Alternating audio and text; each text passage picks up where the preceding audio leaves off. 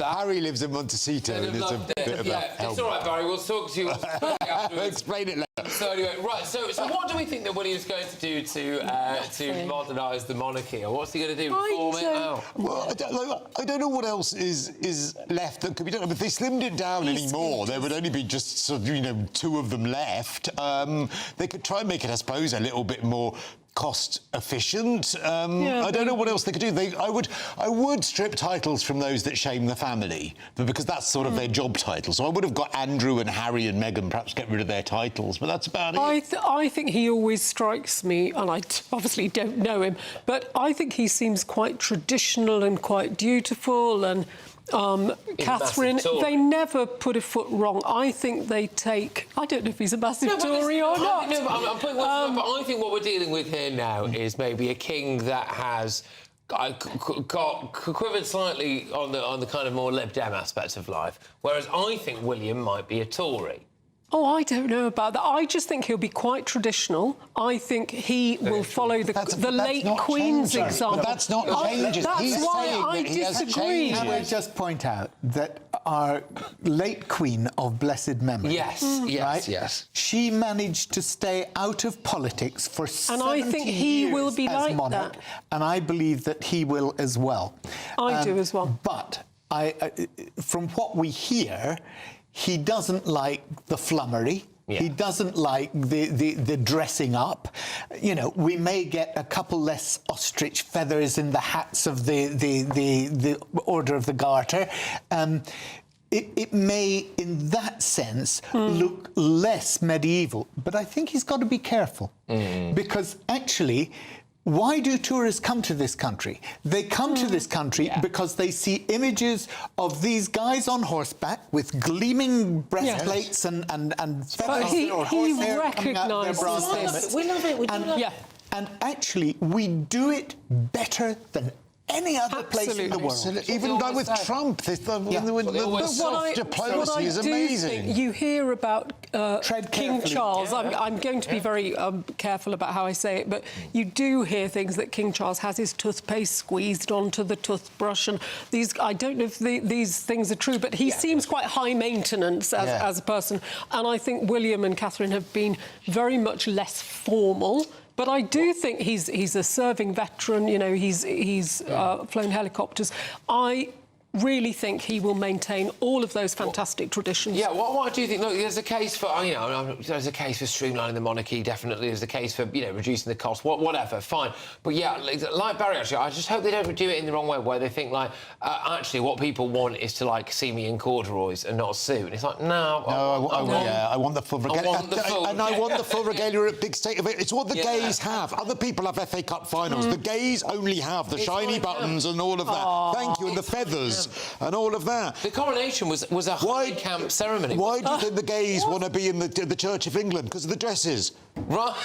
Oh, but Catholicism has the edge. Yeah, it does. It's better. More smells, more bells. Catholicism and that, but yes. William also has a real affinity with Africa.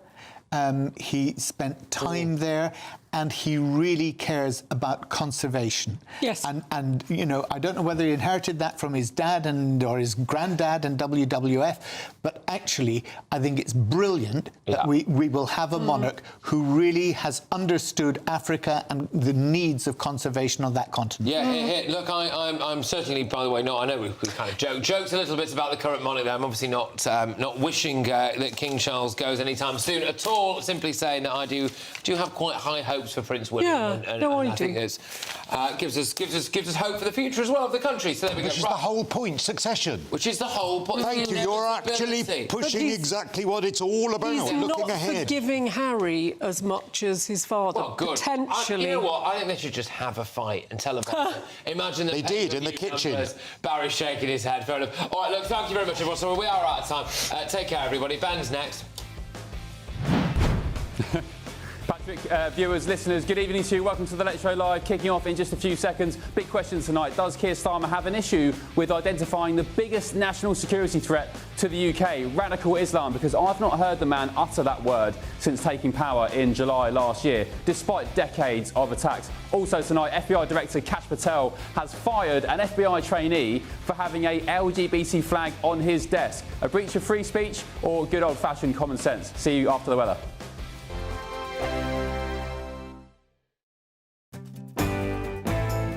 I'm Andrew Pearce. This is GB News, the People's Channel, Britain's news channel.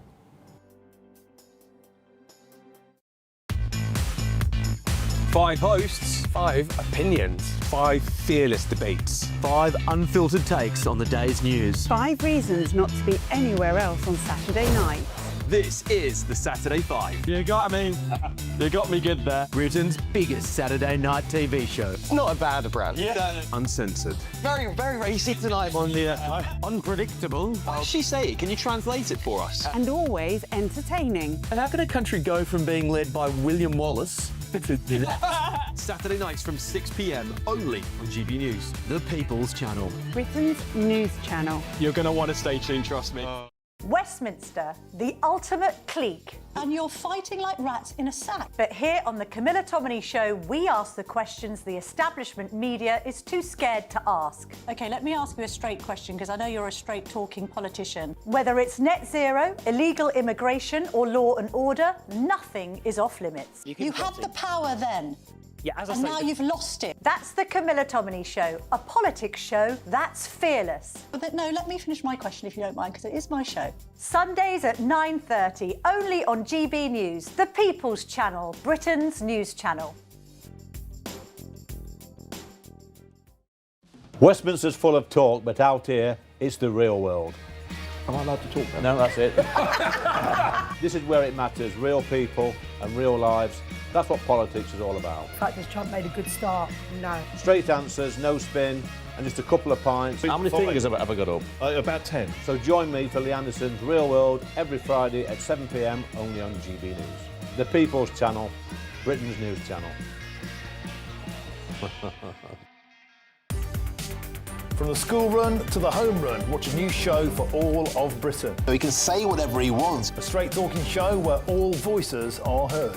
And, you know, when are we going to stop talking about smashing the gangs and actually do it? With the stories that matter from every part of our country. There's a bit of a crash landing there for your Chancellor. Bold, fearless and standing up for you. That's me, Martin Daubney, 3 p.m. till 6 p.m. weekdays, here only on GB News. The People's Channel, Britain's news channel. In the GB Newsroom, we bring you the news as it happens. With our team of dedicated journalists across the UK, we're ready to keep you up to date with what's happening every half an hour, every single day. Bulletins here on GB News, the People's Channel, Britain's news channel. I'm Bev Turner. Thank you for joining us on GB News, the People's Channel, Britain's news channel.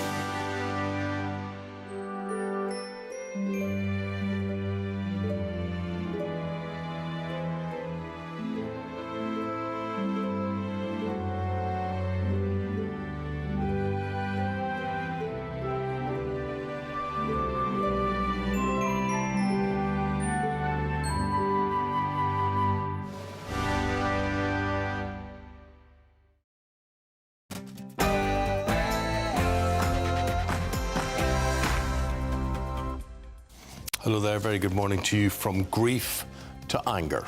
Yes, mourners vent their fury at Deputy Prime Minister David Lammy during a vigil following the Manchester synagogue attack. Our Deputy Prime Minister David Lammy, and before I do, please, Shame on you! Shame on you! Greater Manchester Police have also confirmed that the terrorist Jihad al-Shami was on bail for alleged rape when he carried out the killings. Since the attack, 3 other people have been arrested. And pro-Palestine protesters could face backlash, with the Prime Minister urging people to give the Jewish community time to grieve. Could the hostages be released? Donald Trump says Hamas is ready for a lasting peace and has called on Israel to stop bombing Gaza. Kemi Badenoch announces she would take Britain out of the ECHR if the Conservative Party win the next election, and she's gearing up for party conference. My name is Bouquet. B-U-C-K-E-T. No, it's not bucket, it's bouquet. And tributes are pouring in for the actress Dame Patricia Routledge, known best for playing Hyacinth Bouquet in TV sitcom Keeping Up Appearances. She's died at the age of 96. And as the nation braces for travel chaos, building damage, power cuts, Storm Amy will jettison Britain with 100-mile-an-hour winds, apparently. Is it the death of DIY? More young people, and a few older people, lack basic skills compared to older generations. Does it matter? We'll debate that. Give us your experiences. Let us know what you think throughout the programme. Deeply honoured to have been called to serve as the 106th Archbishop of Canterbury. Well, former Chief Nursing Officer Dame Sarah Mullally has been named as Archbishop of Canterbury. And that, of course, makes her the first woman ever to be appointed to that role in history. Good morning. It's a tale of 2 managers, with Manchester United's Ruben Amorim and Nottingham Forest boss Ange Postecoglou fighting for their futures this weekend. And both City and United will pay tribute to the victims of the synagogue attack in Manchester. Storm Amy continues to make her presence felt. There is still the potential for further damaging gusts of wind through the day today. The winds will ease a little through the night, and tomorrow will be a breezy day, but overall things calming down for Sunday. Join me later for your full weekend forecast. Hello there. It is a Saturday morning, and I am Eamonn Holmes. Yes, and I'm Anne Diamond, and this is GB News Breakfast.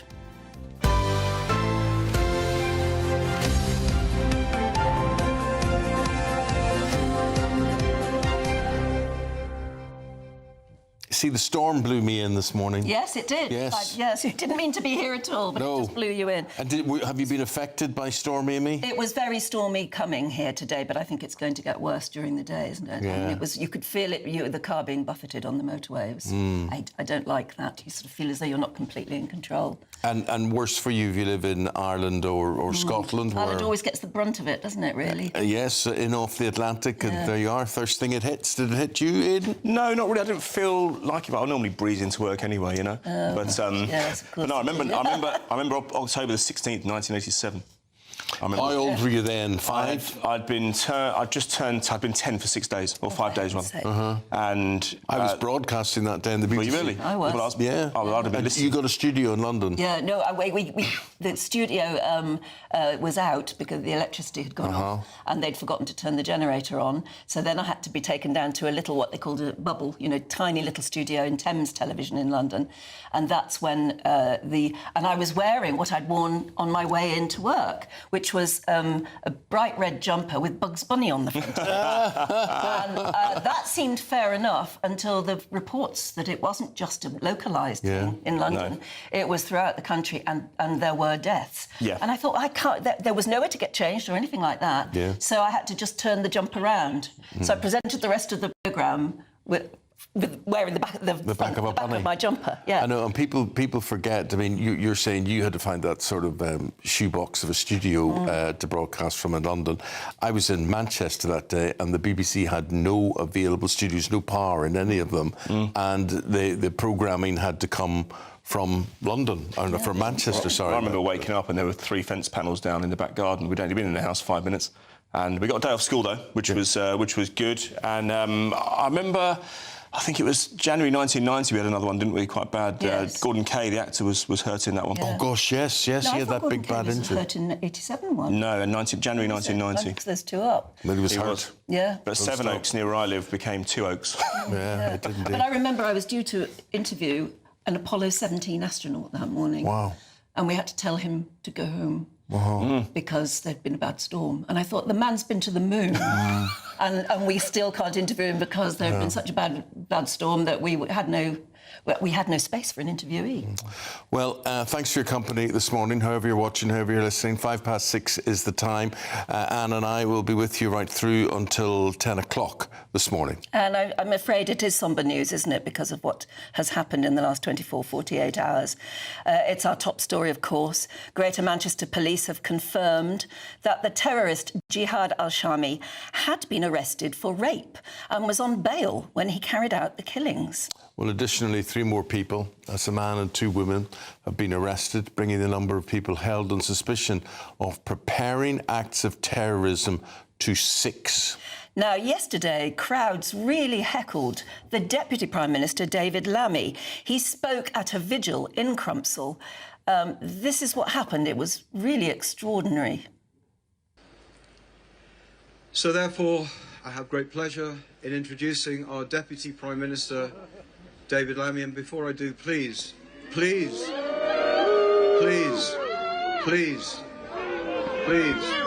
know how we all feel. We know how we all feel. Go to Palestine! Shame on you! Shame on you! Go to Palestine! Leave us alone! Well, as you can see, the Labour Party is still struggling to shake off accusations of anti-Semitism. Let's go live to Crumpsall. Our North West of England reporter, Sophie Reaper, is there this morning. Sophie. Good morning to you both, Eamonn and Anne. We're live here on the scene where about 100 metres behind us, that is where the attack took place at Heaton Park Synagogue just under 48 hours ago now. And of course, Greater Manchester Police are still investigating, although details do continue to emerge. You were saying there, of course, that last night it emerged that Jihad al-Shami, the 35-year-old terrorist that carried out that attack on the synagogue, was on bail for an alleged rape incident at the time. And it's also been reported that bystanders at the time of the attack heard him shouting, "This is what they get for killing our children," which of course has sparked a lot of speculation, perhaps a thinly veiled reference to what's taking place in Gaza right now. And that, of course, is why there was the heckling that the David Lammy received at that vigil yesterday. We also now know, of course, more details about the 2 victims of the attack. We know that Melvin Kravitz, aged 66, he was acting as a security guard for the synagogue at the time when he lost his life. Of course, he and the other victim, Adrian Dolby, aged 53, they've been commended by Greater Manchester Police, particularly Chief Constable Stephen Watson, for their bravery. We know as well now that sad news yesterday that came from Greater Manchester Police that Adrian Dolby was behind the doors of the synagogue attempting to barricade along with his fellow worshippers, trying to stop Jihad al-Shami from entering the synagogue on Yom Kippur. They were barricading the door when armed officers from Greater Manchester Police began firing at the 35-year-old in order to try and bring an end to that terrorist attack when Adrian Dolby was caught in the crossfire, and that is sadly what ended his life. We also know there are 3 people still in hospital. We're hoping for an update from Greater Manchester Police on that later today, as well as further updates on those 6 people who remain under arrest. So we're going to be bringing you updates on that from the scene throughout today. Sophie, great job, well done. It must be so awful to be there at the moment, and you must be able to feel the tension. And we'll get back to you throughout the programme. Thanks very much for joining us. Let's talk now to the chair of the Jewish Representative Council of Greater Manchester, Mark Addlestone, who joins us now. Good morning, Mark. Good morning. Good morning. I mean, there are no words almost, are there? But we do need to say how important it is to pay tribute to those who were so brave, to those who lost their lives, but also to an entire community which is so shaken. Yeah, I mean, the Jewish community is in shock. We're grieving. And there's anger as well, as you saw from the footage of the reaction to David Lammy speaking yesterday. Yeah. And why is that, Mark? I mean, just for people who are sitting saying, why was he received so badly? Is that on behalf of his party, or was that a personal attack on him? It would be a reflection on the fact that Palestine has been recognised unilaterally without any conditions being put on Hamas. And unfortunately, with the conflation of anti-Zionism and Jewish hatred, it just flames the fans and it gives succor to those people who are peddling that narrative.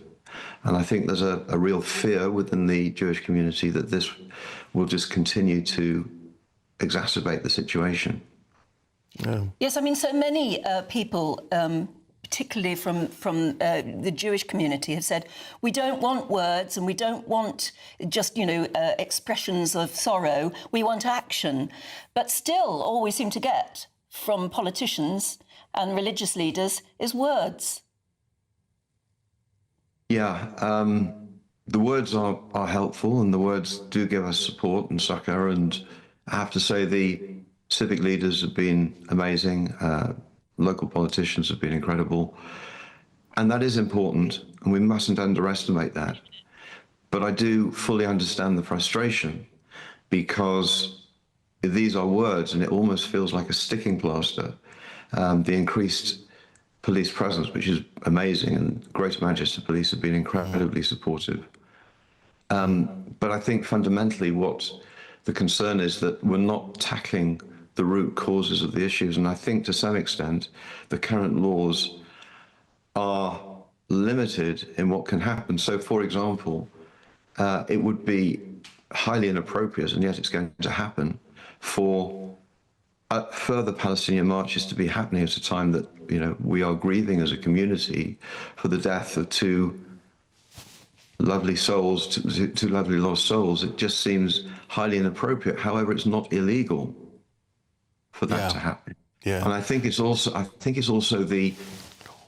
it's just the sheer number of these marches that make it incredibly uncomfortable as a Jewish person to be walking through one's own streets, the city centres of one's own streets, on a Saturday or whenever the marches are taking place. So whilst not illegal, it just feels incredibly uncomfortable.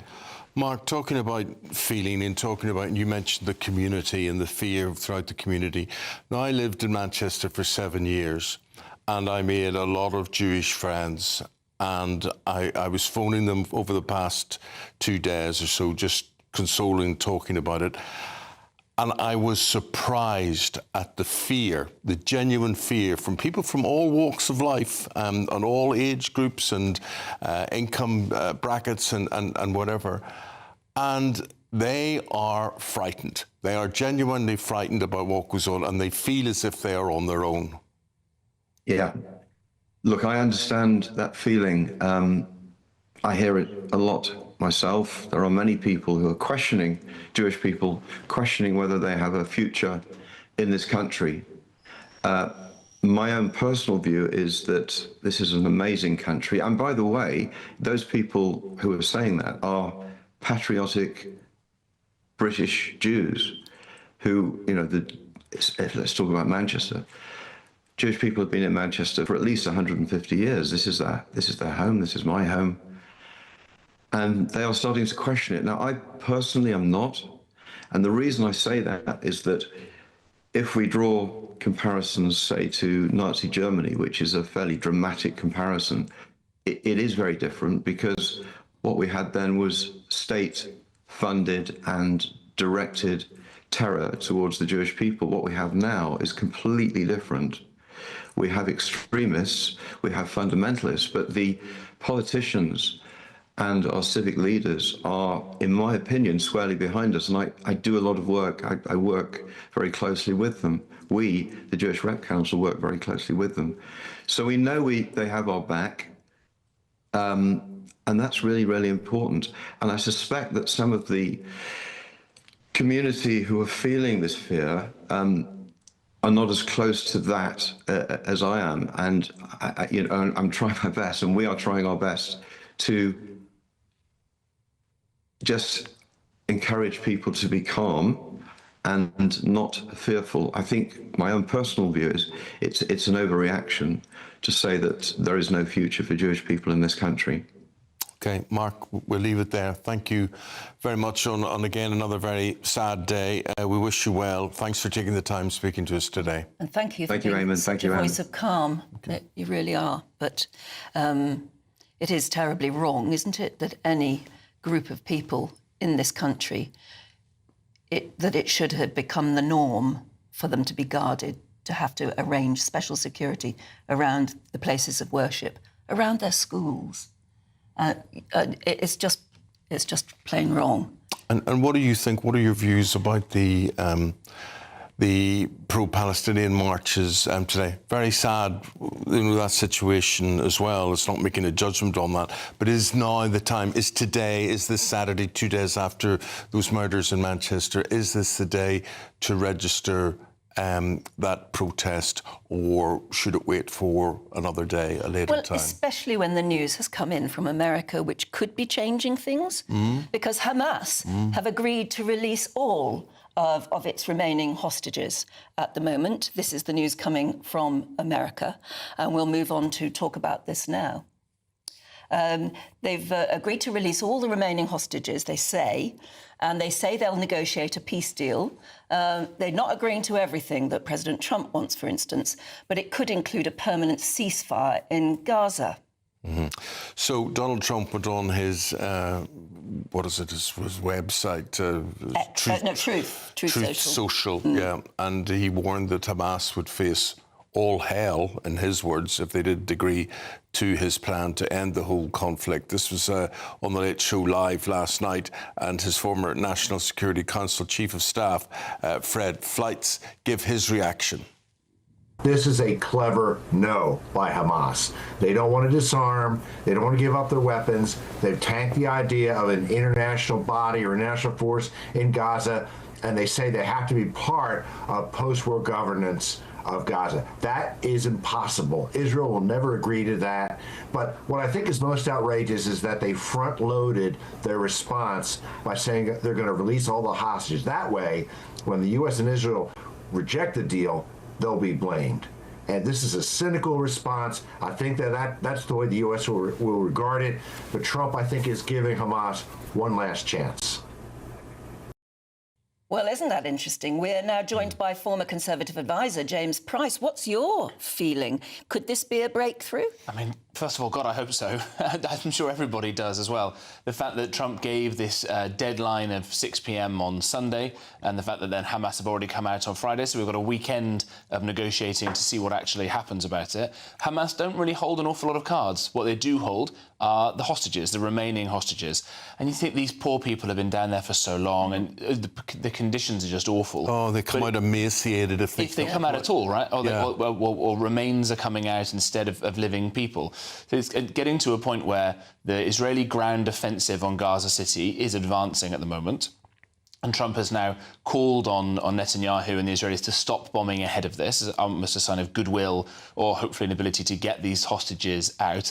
And just that sentence alone is extraordinary, that Trump is able to call the shots so directly now. He's got to say to Netanyahu, which he has done, and we saw earlier this week, that this has gone better for Israel, with the exception of obviously the atrocity itself, than they could have possibly hoped for. Israel was hemmed in on all sides by so many different terrorist actors, mostly funded by by Iran. Well, Iran have not got nuclear weapons or the ability to get nuclear weapons, thanks to the Americans. They've not got Hezbollah attacking them, thanks to their own ingenuity. They've got the Houthis have been massively weakened as well, the militia groups in Iraq, all these other groups as well. And it's only, a small number of Hamas fighters left clinging on to these hostages. And if the deal says that they can get peace and get this over with, not only will obviously that be good for the hostages, not only will it be good for the people in Gaza to start to rebuild and the people in Israel, my God, I hope it's good for people around the world as well, because we've seen, as you've just been talking about, the kind of hatred that this causes all around the world, and we've got to see an end to all of that as well before our own societies start to collapse. And when you think of the beginning of what they're going to build there, what they can build, I mean, you look at that and you look at that rubble and that devastation and all those people fleeing, and you think, how on earth are they going to make any habitat out of this?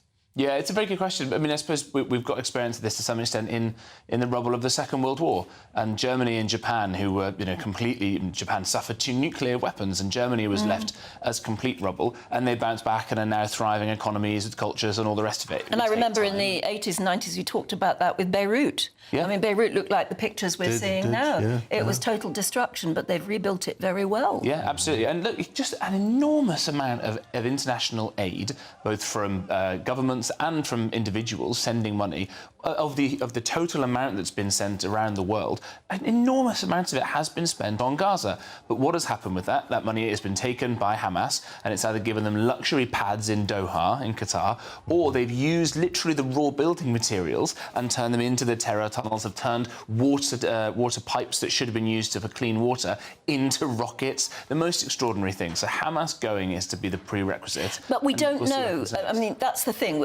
Trump has said that if you've got to stop bombing Gaza now. So it'll be very interesting to see if that happens. But we don't know any of the other details. You can't imagine Hamas just turning around and giving up. Where are they going to go? And will they regroup somewhere? Right. These are all big questions, and Hamas will be making this calculation because we saw what happened with people like Adolf Eichmann, that the Israelis tracked him down, where was it, to Argentina in the 60s. Yeah. And, if I were a member of Hamas, I'm making a calculation of, I'm going to stay down here in this bunker forever and not be let out until maybe a member of the IDF pops his head above me and blows me up, or I try and negotiate some amnesty and get away to, where would it be, to Qatar or to some other country, or maybe some sort of lefty entrepot in South America again, and hope to God that the Mossad don't find me. But those are basically the only 2 options that Hamas have left now. And James, I would be interested just to finish with your views on the protests that are taking place or will take place in London today, and connected to what has happened in Manchester. What we're looking at there in Palestine, the awfulness of it all, without demeaning it in any way, horribleness, but horrible what's happened in Manchester as well.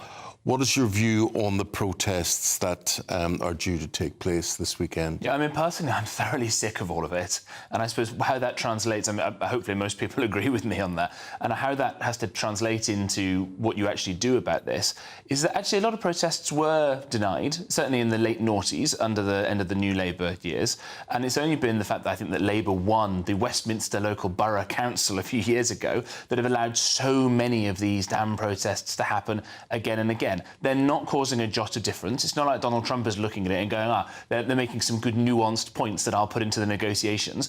All it's doing is raising the temperature and causing more hatred of Jewish people. And who can forget that police officer stopping someone and saying, I'm sorry, sir, you're very visibly Jewish, I'm not going to let you pass. Absolutely disgusting. I don't blame the copper for that, but the fact that he had to do that because otherwise this mob would kick off in the way that it has, and the chanting that we've heard. I know, and you describe as a mob there, but a lot of people would say you're talking about 77-year-old pensioners here protesting their support and their worry about this, what they would term a genocide going on. What would you say to that? Well, so this group that's been proscribed, has been banned, Palestine Action, these are the people that went and smashed up a load of RAF jets, have broken into military sites. In almost any other country in the world, you break into a military site, you get shot. It's absolutely astonishing that didn't happen in this instance. And if you go around backing a terrorist organisation and the law says you cannot support this terrorist organisation and you do it, I've got absolutely no sympathy. Into prison you go. James Price, we'll leave it there. Listen, come back again, talk to us after 7 o'clock. And please do have your say, watching and listening at home. If you have anything to comment or to contribute to this conversation and debate, log it there and we will reflect it throughout the programme. Yes, well, you probably know you're watching GB News Breakfast. It always amuses me when people, anchors, say, you're watching this because don't you know that you're watching it? Because surely you selected it on your telly. Anyway, it is GB News Breakfast with Eamonn and Anne this morning. Time now for our daily reflection. The GB News Daily Reflection. Hi, I'm Brenda, vicar of an Anglican church. There's a story Jesus told of a rich young man who said, "Teacher, what good deed must I do to have eternal life?"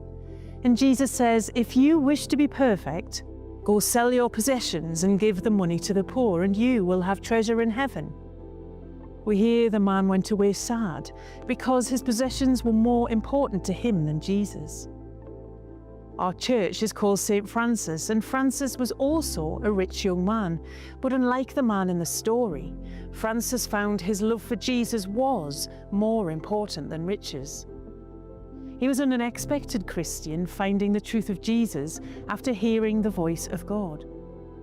Francis realised, though, his riches were a stumbling block to following God's call, so he gave everything away, even his clothes. Francis loved Jesus with all his heart and wanted nothing to be a stumbling block to his faith. He was full of joy and especially loved the poorest, the sick and the unloved, just like Jesus. After giving up his riches, Francis humbly knelt before God and served the poor for the rest of his life, without the distraction of wealth. I sometimes wonder, in this modern world, what things get in the way of us living that perfect life following Jesus? What comforts we cling to that block us living life his way in all its freedom and joy? Amen.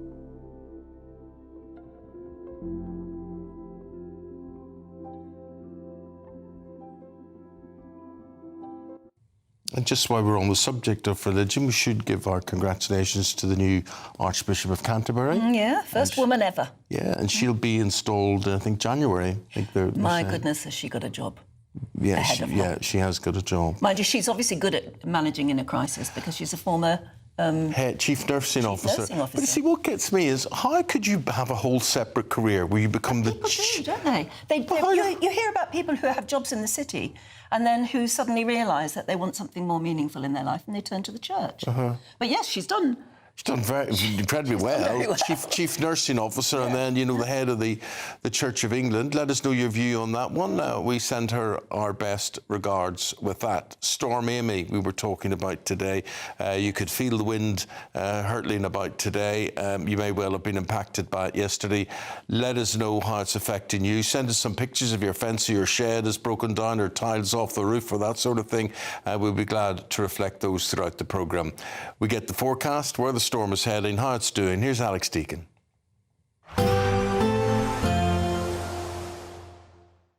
Expect warm spells with the odd rude interruption. Boxed Boiler sponsors the weather on GB News.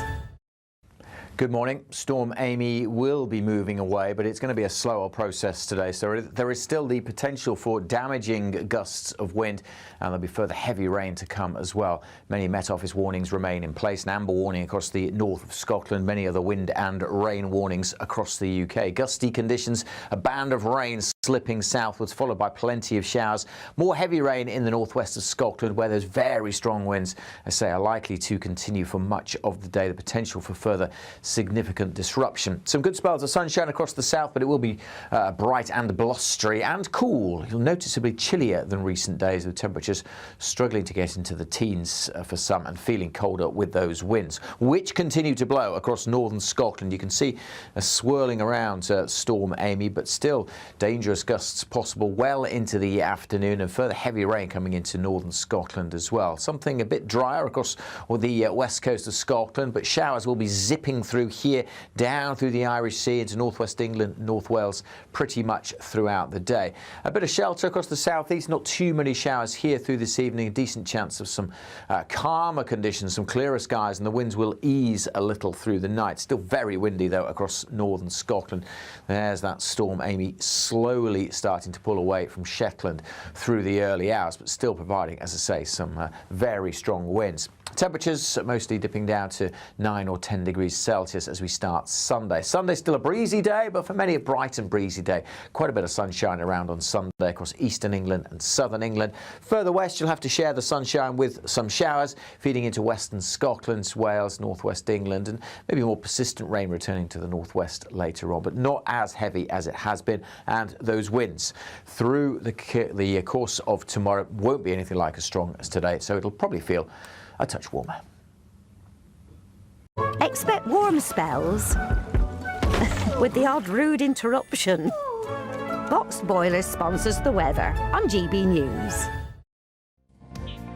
Do stay with us. Still to come, could Ruben Amorim and Ange Postecoglou, have I said that right? Yeah, that's definitely right. Yeah, both of them could get the boot. And that's right as well. Yeah. Aidan will tell us all about it next.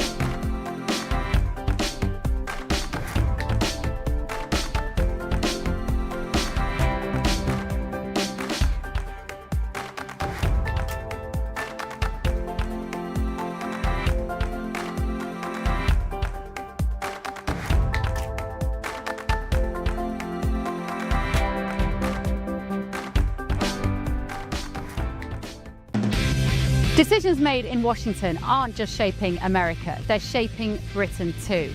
From migration to global security, from crime to health. Whatever happens in the White House today will be felt in your town or city tomorrow. That's why The Late Show is live from Washington, DC. Cutting through the politics to show you what it all means for Britain.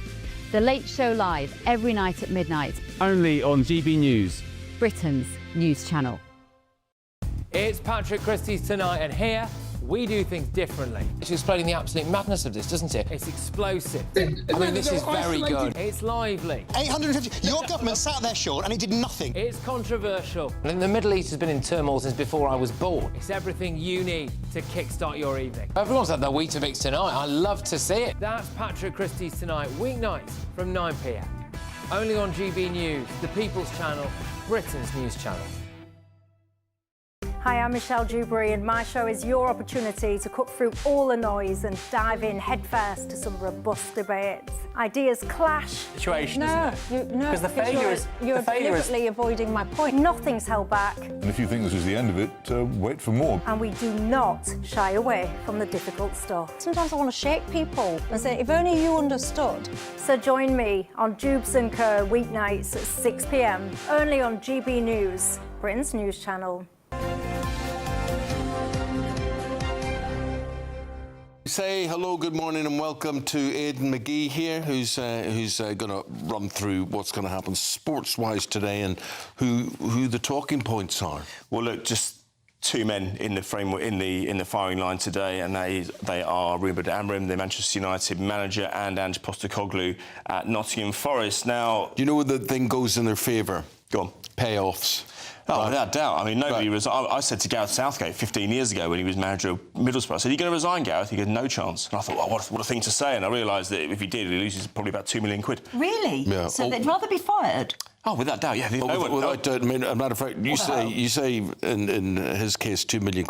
You're talking here at least £20 million yes, in each case. I mean, there was a story last year when Chelsea released their accounts. They still had about 7 or 8 managers on the payroll from years gone by who they were still paying because they don't give them payoffs anymore. They tend to just carry on paying them, put them on gardening leave until they get a new job. That's how the situation with Raheem Sterling has arisen at Chelsea. They don't want to pay him off the rest of his contract because it's worth £325,000 a week. So they're just putting him in the reserves, letting him train on his own to encourage him to get another club. And the idea is that if he cuts his losses and says, right, OK, I've had an offer from another club after three months or whatever, then Chelsea will save in the long term. So they're learning the lesson, but it means that there are some quite unedifying processes going on. But in terms of today, Ange Postecoglou was appointed, 6 games ago. He hasn't managed a win. Some would say it was a very surprising appointment because the previous guy was doing pretty well. He fell out with Nuno Espirito Santo, who's since resurfaced at West Ham.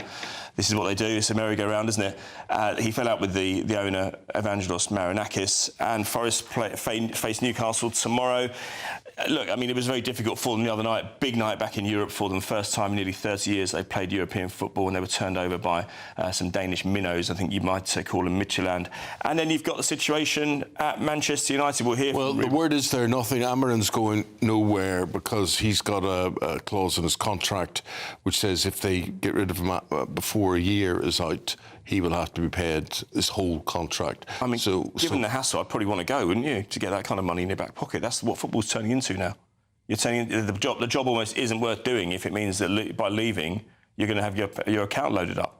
It's ridiculous. But look, you've got... He's not walking away from £20 million. That's what I mean. That's what I mean. Yeah, so basically, I think he's got till the 20th of November or so, and then it'll cost them Well, there was a similar situation 2 summers ago with Erik ten Hag, wasn't there? After they won the FA Cup, they were going to sack him, but they couldn't do it before a certain date in the summer because it meant they were going to have to, reward him in inverted commas with a massive payoff. But listen, Ruben Amorim, 18 matches he's won out of 49. They've not managed 2 wins in a row. Sunderland today at home is crucial. Not an easy fixture at all. Sunderland made a really good start, bucking the trend of promoted side. It used to be an easy fixture. It did. It did. No more. No more, exactly. Yeah. And I want to mention Bournemouth last night, Anne's favourites, because... Well done, Bournemouth. Second in the table. Astonishing. £200 million worth of players they lost in the summer. Kirkes to Liverpool, Dean Housen to Real Madrid. They got this bloke. This guy is scoring goals for them, Antoine Semenyo. I only learned recently, given he's a Ghanaian international, I thought he'd come from overseas. No, Bristol City signed him aged 17 from South Gloucestershire and Stroud College Academy. Well done. He's got to be worth £100 million now. Wow. He scored another 2 goals last night. How long can Bournemouth hang on to him then? Oh, I think he'll do the season, I would think. I mean, Bournemouth's trouble's their manager. Can they hang on to him? He's outstanding. He really is. He must be. They got so much stick for appointing him, you know that. And someone like Ange Postecoglou might look at that today because he had a wretched start. He must think, what's he got that I haven't got? But the American owners, the Trump supporters down there who own the club, they were absolutely adamant that they got the right guy, despite the fact they dispensed with the very popular Gary O'Neill. And he didn't do well in his first 10 games, but they stuck with the process and they're getting the results now. But to lose those calibre of players in the summer and just to have guys ready to step in, normally that process, if you're doing it well even, it takes 4 or 5 months for players to bed in. Sometimes that's a bit too late. They got going from day one. They performed well at Anfield on the first day of the season. They lost 4-2. Since then, it's gone very well for them and well played to them because they're playing in front of crowds of 11,000 people. And it's not easy in that Premier League, let me assure you. So well done. We came from behind against Fulham last night, and they're what, second in the league now? They are indeed, yeah. Heady days for Bournemouth. It is Liverpool. Liverpool, yeah. Who have you got to look forward to from today's fixtures? There's fixtures today and tomorrow. There are indeed. I want to touch on the fact that the Manchester clubs are going to pay tribute in their own way to the synagogue victims in the incident that happened locally early in the week.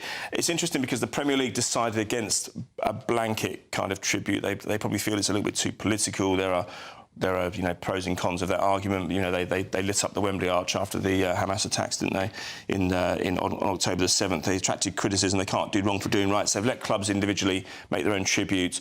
Man United, as we said today, playing at Old Trafford against Sunderland, they're going to wear black armbands. Ruben Amorim spoke about it earlier on in the week as well. And Manchester City play at Brentford tomorrow. They'll pay their own tribute. Good man. Got to leave it there. Thank you very much indeed. We'll see you again 7:20. Indeed. Okay. And now to our giveaway. There's still plenty of time to get your entry in. As you know what it is, the biggest ever now. You've got the I was going to say camper van. That's not posh enough, is it? Motorhome and 30 grand in tax-free cash. Here's how to take part. You're not going to want to miss our greatest Great British giveaway so far. You could bank an incredible £30,000 in tax-free cash to spend however you like. And if that wasn't enough, you'll also get to drive away in this brand new motorhome. With thanks to Marquis Leisure, this brand new 2025 Benimar Primero could be yours. It comes with all the mod cons you'd expect from a vehicle worth over £74,000 and comfortably sleeps 4 people. This prize package is worth over £104,000. And remember, if you can dream it, you can drive it away.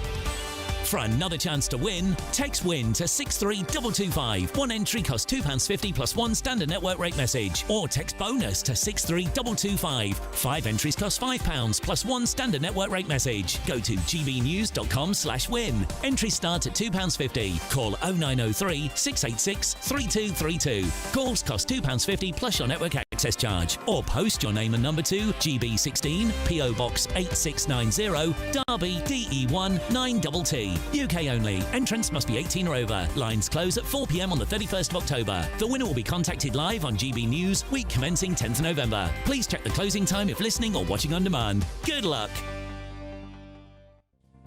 Although imagine having a mobile home, however luxurious. No, I look at it and I want one. No, but in this weather you could be blown away. Well, fair enough. I don't think you would, actually, because they're pretty Do not. I wouldn't like to risk aren't it. Well, put your awning out. No, I wouldn't put the awning out. No, definitely not. No, that got us laughing. And up next in the programme, laughing once a day could cut the risk of what? Anything nasty, probably. We'll find out a bit more about that. And other stories in the papers next with Duncan Barks and Jonathan Liss. Hi there, guys. You're watching GB News Breakfast here on this Saturday morning with Eamonn and Anne.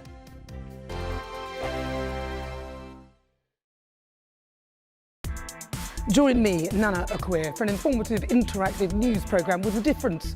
It's fun. No, he didn't say that, though. I'm so surprised. I think there's an element of truth to that. Join me from 3 p.m. every weekend, only on GB News, Britain's news channel. This is GB News, Britain's news channel. For anybody who doesn't know, Huntington's is a rare neurological disorder. It affects the body, mind, and the whole system through a faulty gene passed down through families. And it just causes absolute havoc. And, it affects everything, every part of you, and it's in the most horrendous way. And the knock-on effect of all the families it affects is enormous. It really is. So. Well, as we heard there from the professor, he says this changes everything. Is that how you see this, as a major breakthrough? Absolutely. I mean, this is what we've been hoping for, but we're a pretty realistic bunch as well. But we, I still can't believe it, to be perfectly honest. I keep pinching myself and thinking, oh my God, is this actually happening? Because that's how much it means. It really does. We'll try and do our bit for charities and raise the funds for UCL so they can do these amazing trials and get involved as much as we can, but still. I mean, it's not as straightforward as having an injection or taking a pill. I mean, I've read that it involves an 18-hour operation during which this particular drug is actually injected into the brain and starts to affect the DNA.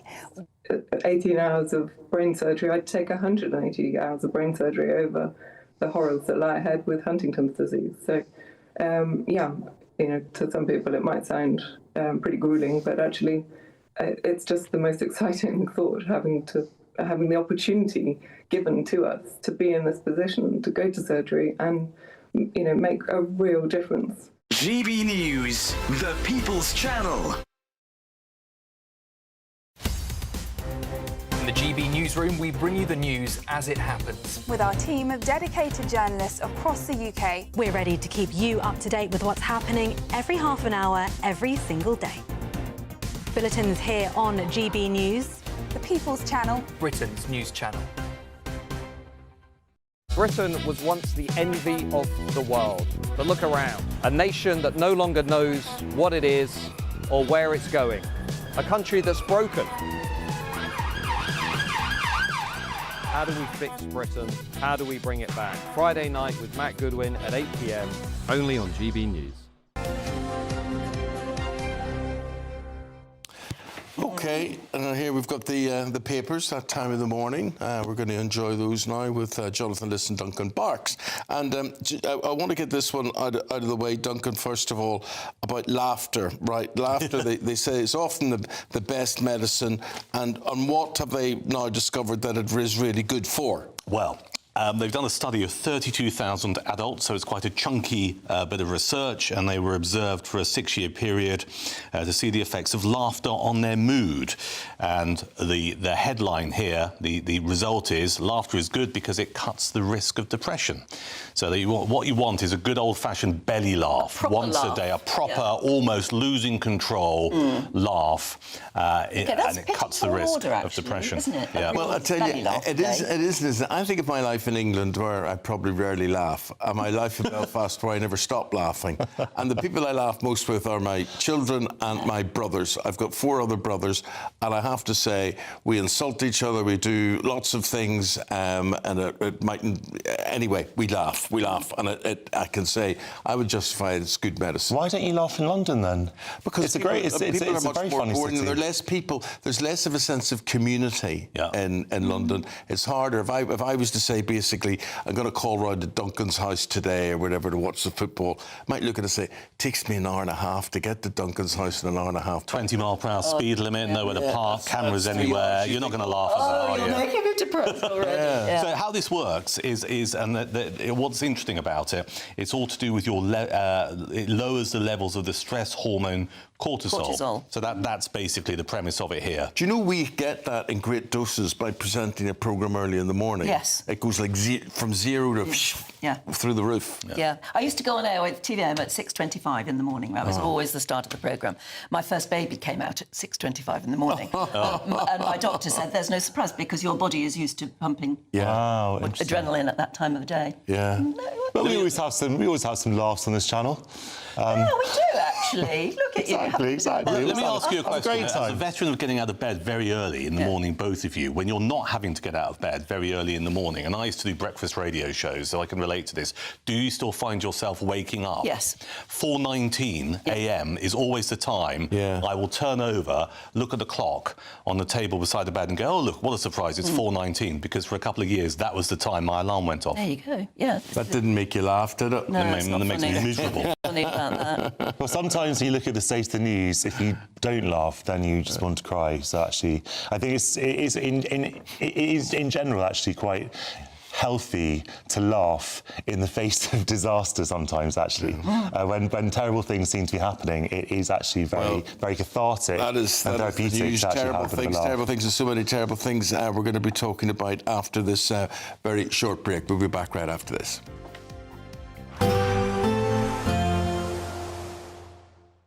Ready to soak up that holiday sunshine? Won't we need some cover? No worries. All sorted. All Clear Travel Insurance sponsors GB News Travel Destinations Forecast. Some very heavy rain across Croatia this weekend and some more heavy downpours likely in southern Italy as well. Generally fine with sunny spells, a bit of a breeze blowing across the Canaries. Sunshine too for the Algarve. Small chance of a shower if you're heading to Barcelona. Certainly some heavy showers over southern Italy, and there's bright colours there suggesting some very heavy rain for Croatia. That should be clearing away as we head into the new working week. So Dubrovnik turning sunnier again for Tuesday. Goodbye. All Clear Travel Insurance sponsors GB News Travel Destinations Forecast. Exciting news. Every Friday, my Patrick Christie's Tonight Show is going to have a twist to it. We're welcoming some special guests. You. That's right, on Fridays I'm going to be doing my show in front of a live studio audience because this show is about you and what you have to say. It's going to be the same big debates, same big topics, same big opinions, but every Friday night at 9 p.m. you are invited to come on down to Patrick Christie's Tonight to be a part of the action. Only on GB News, the People's Channel, Britain's news channel. Hi, I'm Michelle Dewberry, and my show is your opportunity to cut through all the noise and dive in headfirst to some robust debates. Ideas clash. Situation, no, isn't it? No, Because the failure is you're deliberately avoiding my point. Nothing's held back. And if you think this is the end of it, wait for more. And we do not shy away from the difficult stuff. Sometimes I want to shake people and say, if only you understood. So join me on Jubes & Co weeknights at 6 p.m, only on GB News, Britain's news channel. Join me, Nana Akwe, for an informative, interactive news programme with a difference. It's fun. No, he didn't say that, Dave.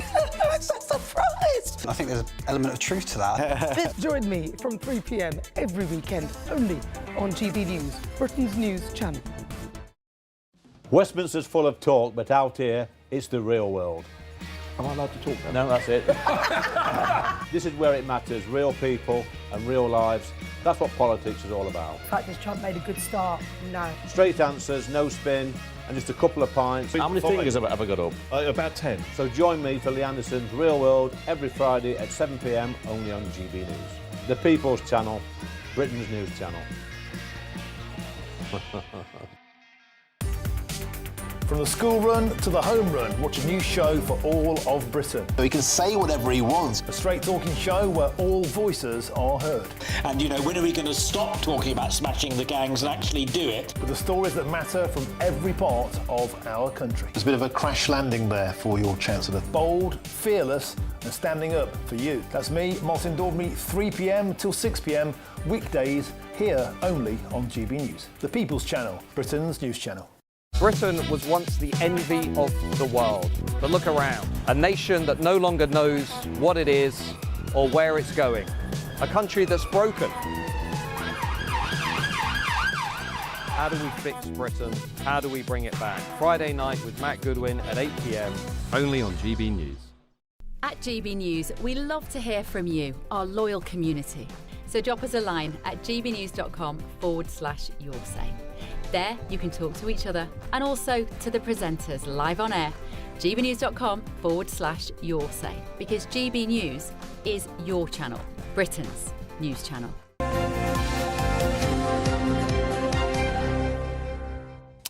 Jonathan Liss and Duncan Barks, and they're reviewing the papers with us this morning. Let's talk about Jonathan, the Foreign Secretary. What is he now? He's the Deputy Prime Minister. Deputy Prime Minister. And Justice Secretary. It's very difficult to keep up sometimes. Yeah, and what they're doing. Anyway, so he tried to address the crowds after the stabbings, the synagogue in Manchester. So he went quite rightly and properly to the vigil in Manchester, and I think improperly. I can understand why it happened. Obviously, these are not views that I share, but there are very, very angry people in Manchester right now, and I understand that. And they heckled him, saying things like "Go to Palestine," and I can't remember some of the other heckles that were made, but basically that you're not welcome here, because these are members of Manchester's Jewish community who feel as though the government has fomented a climate where anti-Semitic attacks become more likely. I think that is wrong. I think it's you respect a senior minister who comes to pay their respects. It should not be a time for politics and for that kind of. But I understand why. I understand why. I'm not going to tell people what they should and shouldn't say. Like, you know, people have a right to express their views. You can understand. Of course, I can understand. I think it was not the appropriate time or place for it. But you know, fair enough. If they come into contact, protests in London. But I also understand that. I also understand why people are saying that. Look, but at the same time, if you come into contact with a senior member of the government and you are very angry about something, then I can understand why you would make your views heard. But just purely objectively, I do not think it is sustainable or justifiable to argue that the government itself, the UK government, has increased an air of anti-Semitism. It's just purely on the terms of the argument, the government has been a staunch and steadfast ally of Israel, much more than a lot of people, myself included, would like. And they've been absolutely clear about anti-Semitic acts since Corbyn left.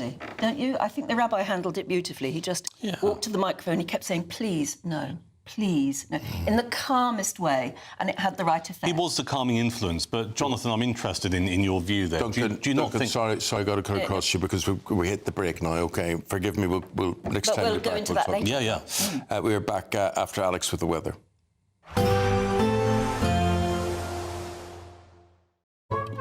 Today's outlook: cool, calm and completely horizontal. Boxed Aircon sponsors the weather on GB News. Good morning. Storm Amy will be moving away, but it's going to be a slower process today. So there is still the potential for damaging gusts of wind, and there'll be further heavy rain to come as well. Many Met Office warnings remain in place. An amber warning across the north of Scotland. Many other wind and rain warnings across the UK. Gusty conditions, a band of rain slipping southwards, followed by plenty of showers. More heavy rain in the northwest of Scotland, where there's very strong winds, I say, are likely to continue for much of the day. The potential for further significant disruption. Some good spells of sunshine across the south, but it will be bright and blustery and cool. You'll noticeably chillier than recent days, with temperatures struggling to get into the teens for some and feeling colder with those winds, which continue to blow across northern Scotland. You can see a swirling around Storm Amy, but still dangerous gusts possible well into the afternoon, and further heavy rain coming into northern Scotland as well. Something a bit drier across the west coast of Scotland, but showers will be zipping through here, down through the Irish Sea into northwest England, North Wales, pretty much throughout the day. A bit of shelter across the southeast, not too many showers here through this evening. A decent chance of some calmer conditions, some clearer skies, and the winds will ease a little through the night. Still very windy, though, across northern Scotland. There's that Storm Amy slowly starting to pull away from Shetland through the early hours, but still providing, as I say, some very strong winds. Temperatures mostly dipping down to 9 or 10 degrees Celsius as we start Sunday. Sunday's still a breezy day, but for many a bright and breezy day. Quite a bit of sunshine around on Sunday across eastern England and southern England. Further west, you'll have to share the sunshine with some showers feeding into western Scotland, Wales, northwest England, and maybe more persistent rain returning to the northwest later on, but not as heavy as it has been. And those winds through the course of tomorrow won't be anything like as strong as today, so it'll probably feel a touch warmer.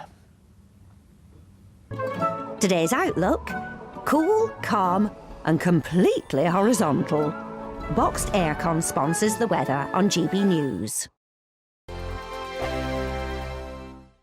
You could bank an incredible £30,000 in tax-free cash to spend however you like. And if that wasn't enough, you'll also get to drive away in this brand new motorhome. This brand new 2025 Benamar Primero could be yours. It comes with all the mod cons you'd expect from a vehicle worth over £74,000 and comfortably sleeps 4 people. This prize package is worth over £104,000. For another chance to win, text WIN to 63225. One entry costs £2.50 plus one standard network rate message, or text bonus to 63225. 5 entries cost £5 plus one standard network rate message. Go to gbnews.com/win. Entries start at £2.50. Call 0903 686 3232. Calls cost £2.50 plus your network access charge. Or post your name and number to GB16 PO Box 8690 Derby DE1 9TT. UK only. Entrance must be 18 or over. Lines close at 4 p.m. on the 31st of October. Please check the closing time if listening or watching on demand. Sunday with Michael Portillo from 11, only on GB News. It's pretty crass and crude in places, but it is basically making fun of Hitler. And it's to sort of a shady shyster producer who politely stups old ladies to get investment money. And he figures out, with the help of a young, twitchy accountant, that if they take a lot of money in, put on a show that's guaranteed to flop, they won't have to repay the money, and then they're going to do a runner to Brazil. And of course, they think that Springtime for Hitler is the ideal show, and the guy that plays Franz, who's the writer of it, has like a sort of tin pot hat and these pigeons that harmonise with swastikas on their back. For me, he kind of stole the show. I thought he was wonderful. But they basically put on this show, and of course it becomes a hit. And people think that it's a satire when they were trying to outrage and horrify people and get the show to close. Because they learned that they could make more money with a flop than they could with a hit. Yes, because they don't have to repay anybody. Yeah. So that was the idea behind all of that. It's wonderfully done. This was at the Menier Chocolate Factory before. I didn't love it quite as much there. I just thought it was a little bit cramped. And this is a show that it's broad. It needs big moments, big swings. I liked it. It's on at the Garrick. It's all the way through till January. I just grinned all the way through. It's brilliantly done. Everyone on stage. Andy Nyman in the lead as Max Bialystock is absolutely sensational, filling very big Nathan Lane and Zero Mostel boots. But I think the whole cast is great. I just think everyone is up there absolutely going for it. And you saw it, no? My mouth was on the floor at some moments. I mean, it is bawdy, it is outrageous. And the show stands up. It's still relevant. It's still, you know, about possibly what's going on in the world everywhere as well, and fascism and dictatorships, but also about the proper use of satire. GB News, the People's Channel.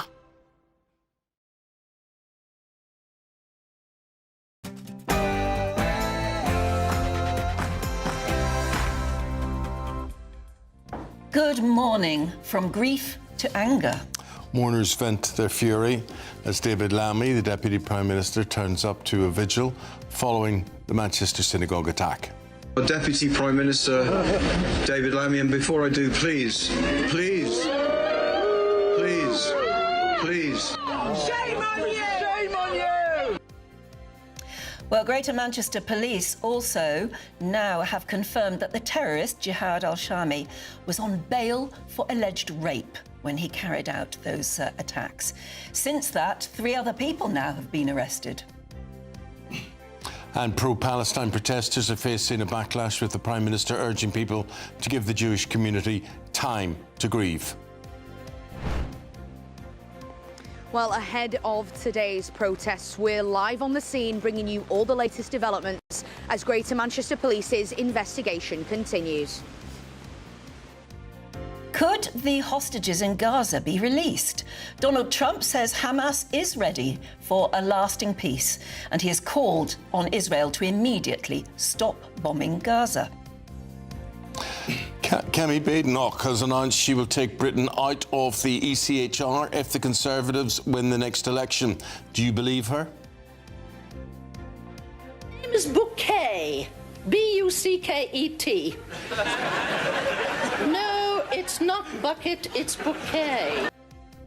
Oh, tributes pour in for the lovely actress Dame Patricia Routledge, known, of course, for playing Hyacinth Bouquet in TV sitcom Keeping Up Appearances. She has died at the age of 96, and a life very well lived, I think. At that, maybe you're experiencing it, the country facing itself for chaos, weather-wise, travel-wise, building damage, power cuts. Storm Amy will jettison Britain with a 100-mile-per-hour explosive weather bomb. And are you any good at DIY? Apparently more young people lack those basic skills. They can't even put up a shelf. Does it matter? We'll be debating that later on in the programme. Deeply honoured to have been called to serve as the 106th Archbishop of Canterbury. Well, that's what she is now, the Archbishop of Canterbury, but she's a former Chief Nursing Officer. She's Dame Sarah Mullally, and she's been named as the new Archbishop, making her the first woman to be appointed in the role to the Church of England's top job. It's a tale of 2 managers, with Manchester United's Ruben Amorim and Nottingham Forest boss Ange Postecoglou fighting for their futures this weekend. And both City and United will pay tribute to the victims of the synagogue attack in Manchester. Storm Amy continues to make her presence felt. There is still a potential for further damaging gusts of wind through the day today. The winds will ease a little through the night, and tomorrow will be a breezy day, but overall things calming down for Sunday. Join me later for your full weekend forecast. Just gone 7 o'clock. You're very welcome, wherever you're watching, wherever you're listening. I'm Eamonn Holmes. And I'm Ann Diamond, and this is GB News Breakfast.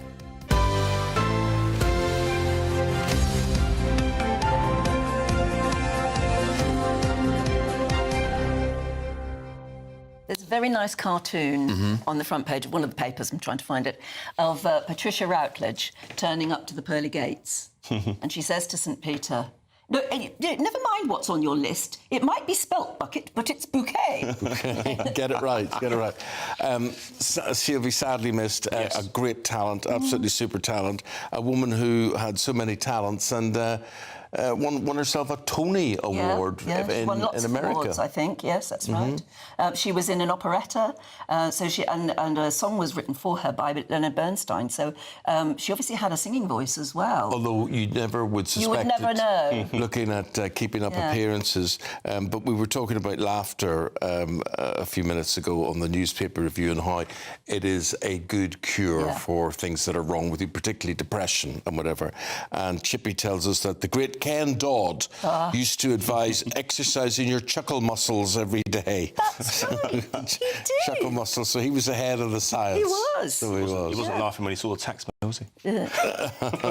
Well, I don't know. I think he had an answer to that as well. Yeah, he did, probably. Yeah, probably. Yeah. And Morecambe and Wise used to sing "Give Me Sunshine," and they were right. Their silly dance when they sang that made you laugh. Yeah. What makes you laugh? What actually gives you a belly laugh? If anyone can have a belly laugh, it's quite a difficult thing. I was watching Dave Allen. I don't know whether you appreciated Dave Allen. Totally genius and a very nice man. Very nice man, but you can see a lot of his stuff on YouTube. I mean, he was quite outrageous, but so funny. I did find him very, very funny, but, you know, I would have been about 10, 11, 12 watching him at that stage, and my parents would forbid him to be switched on the telly at that time. They thought he wasn't politically acceptable. No, because he was anti-Catholic Church. That was the whole... Exactly, that's what I mean, yeah. Well, you see, I was brought up in a Catholic family, but we loved Dave Allen, I'm afraid. He poked fun at the church in the way that families do. Father Ted as well. That was one that poked fun a bit, wasn't it? At the Catholic Church. Yeah, it's true. There have been lots of jokes about the Catholic Church, and they can get you laughing. Sadly, very little to keep you laughing throughout the programme this morning. The top story is Greater Manchester Police have confirmed that Jihad al-Shami had been on bail for alleged rape when he carried out the killings this week. Yes, and additionally, interestingly, 3 more people have now been arrested, bringing the number of those suspected to be involved in some way up to 6. We're now going to show you the crowds yesterday which heckled the Deputy Prime Minister David Lammy during a vigil in Crumpsall. So therefore, I have great pleasure in introducing our Deputy Prime Minister, David Lammy, and before I do, please, we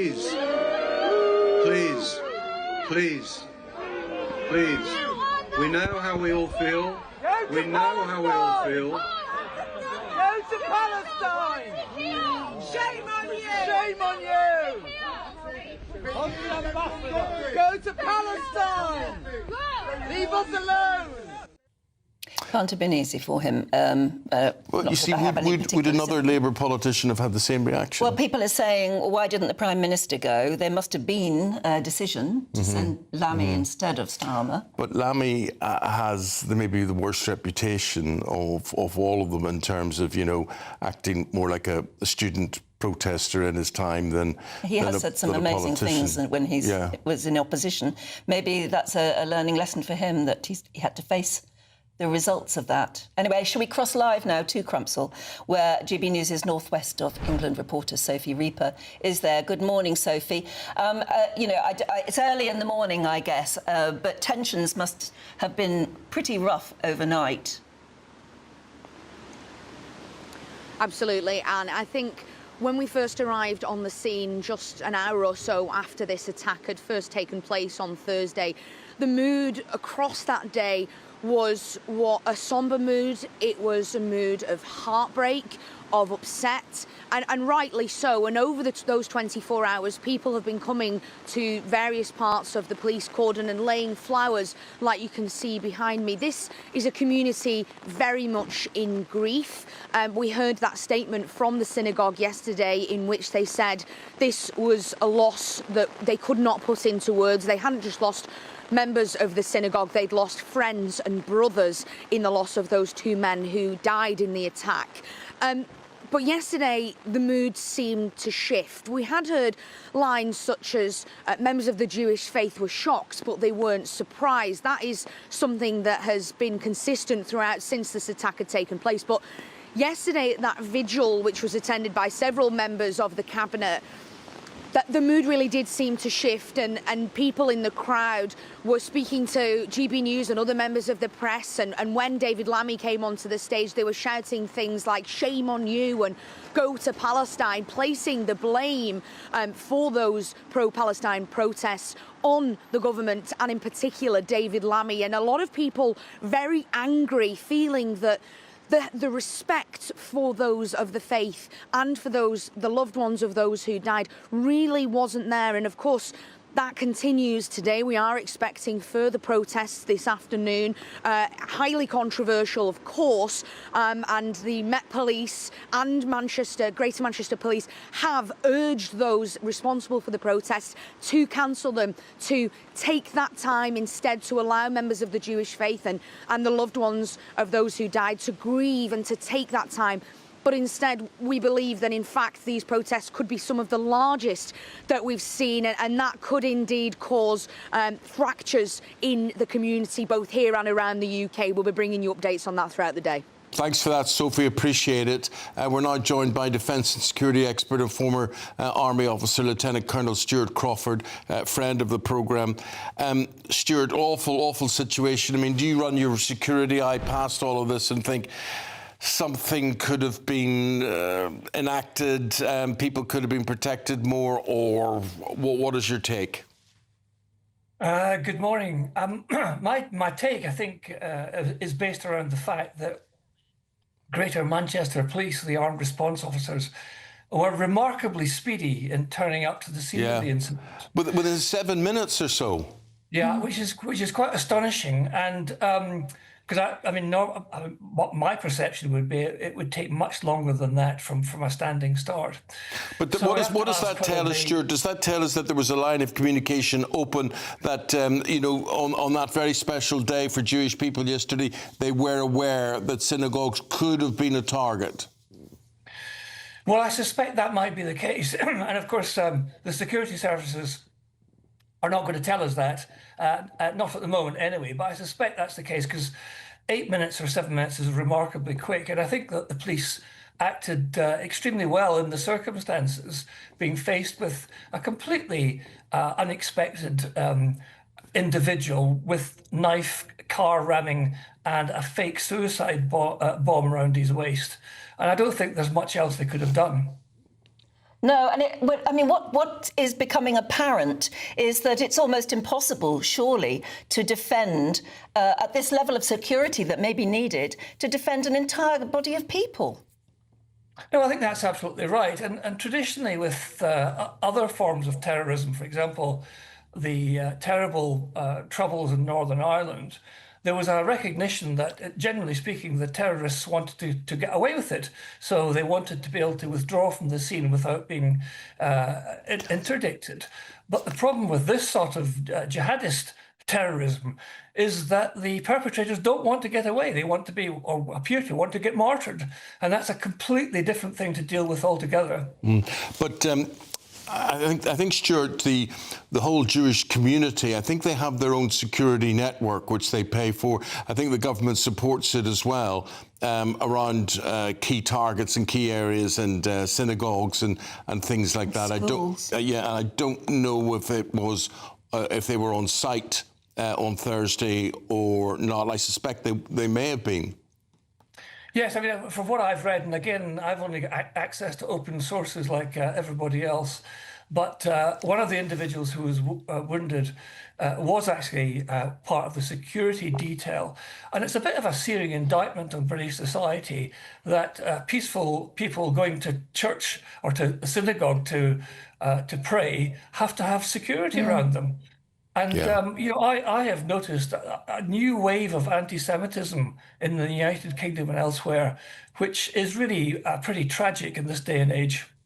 Tragic is the word. Thank you very much, Stuart Crawford. We'll leave it there. Appreciate it. Meanwhile, will what's happened overnight, with what we hear from the States, change things at all, particularly when you're thinking of the pro-Palestine marches that are due to happen all over the country today? Because Hamas have apparently agreed to release all remaining hostages in Gaza, and they have agreed that they will negotiate a peace deal in order to reach a permanent ceasefire in Gaza. Now, this comes after Donald Trump warned Hamas would face all hell, in his words, if they didn't agree to his plan. On The Late Show Live last night here on GB News, his former National Security Council Chief of Staff gave his reaction. This is a clever no by Hamas. They don't want to disarm. They don't want to give up their weapons. They've tanked the idea of an international body or national force in Gaza, and they say they have to be part of post-war governance of Gaza. That is impossible. Israel will never agree to that.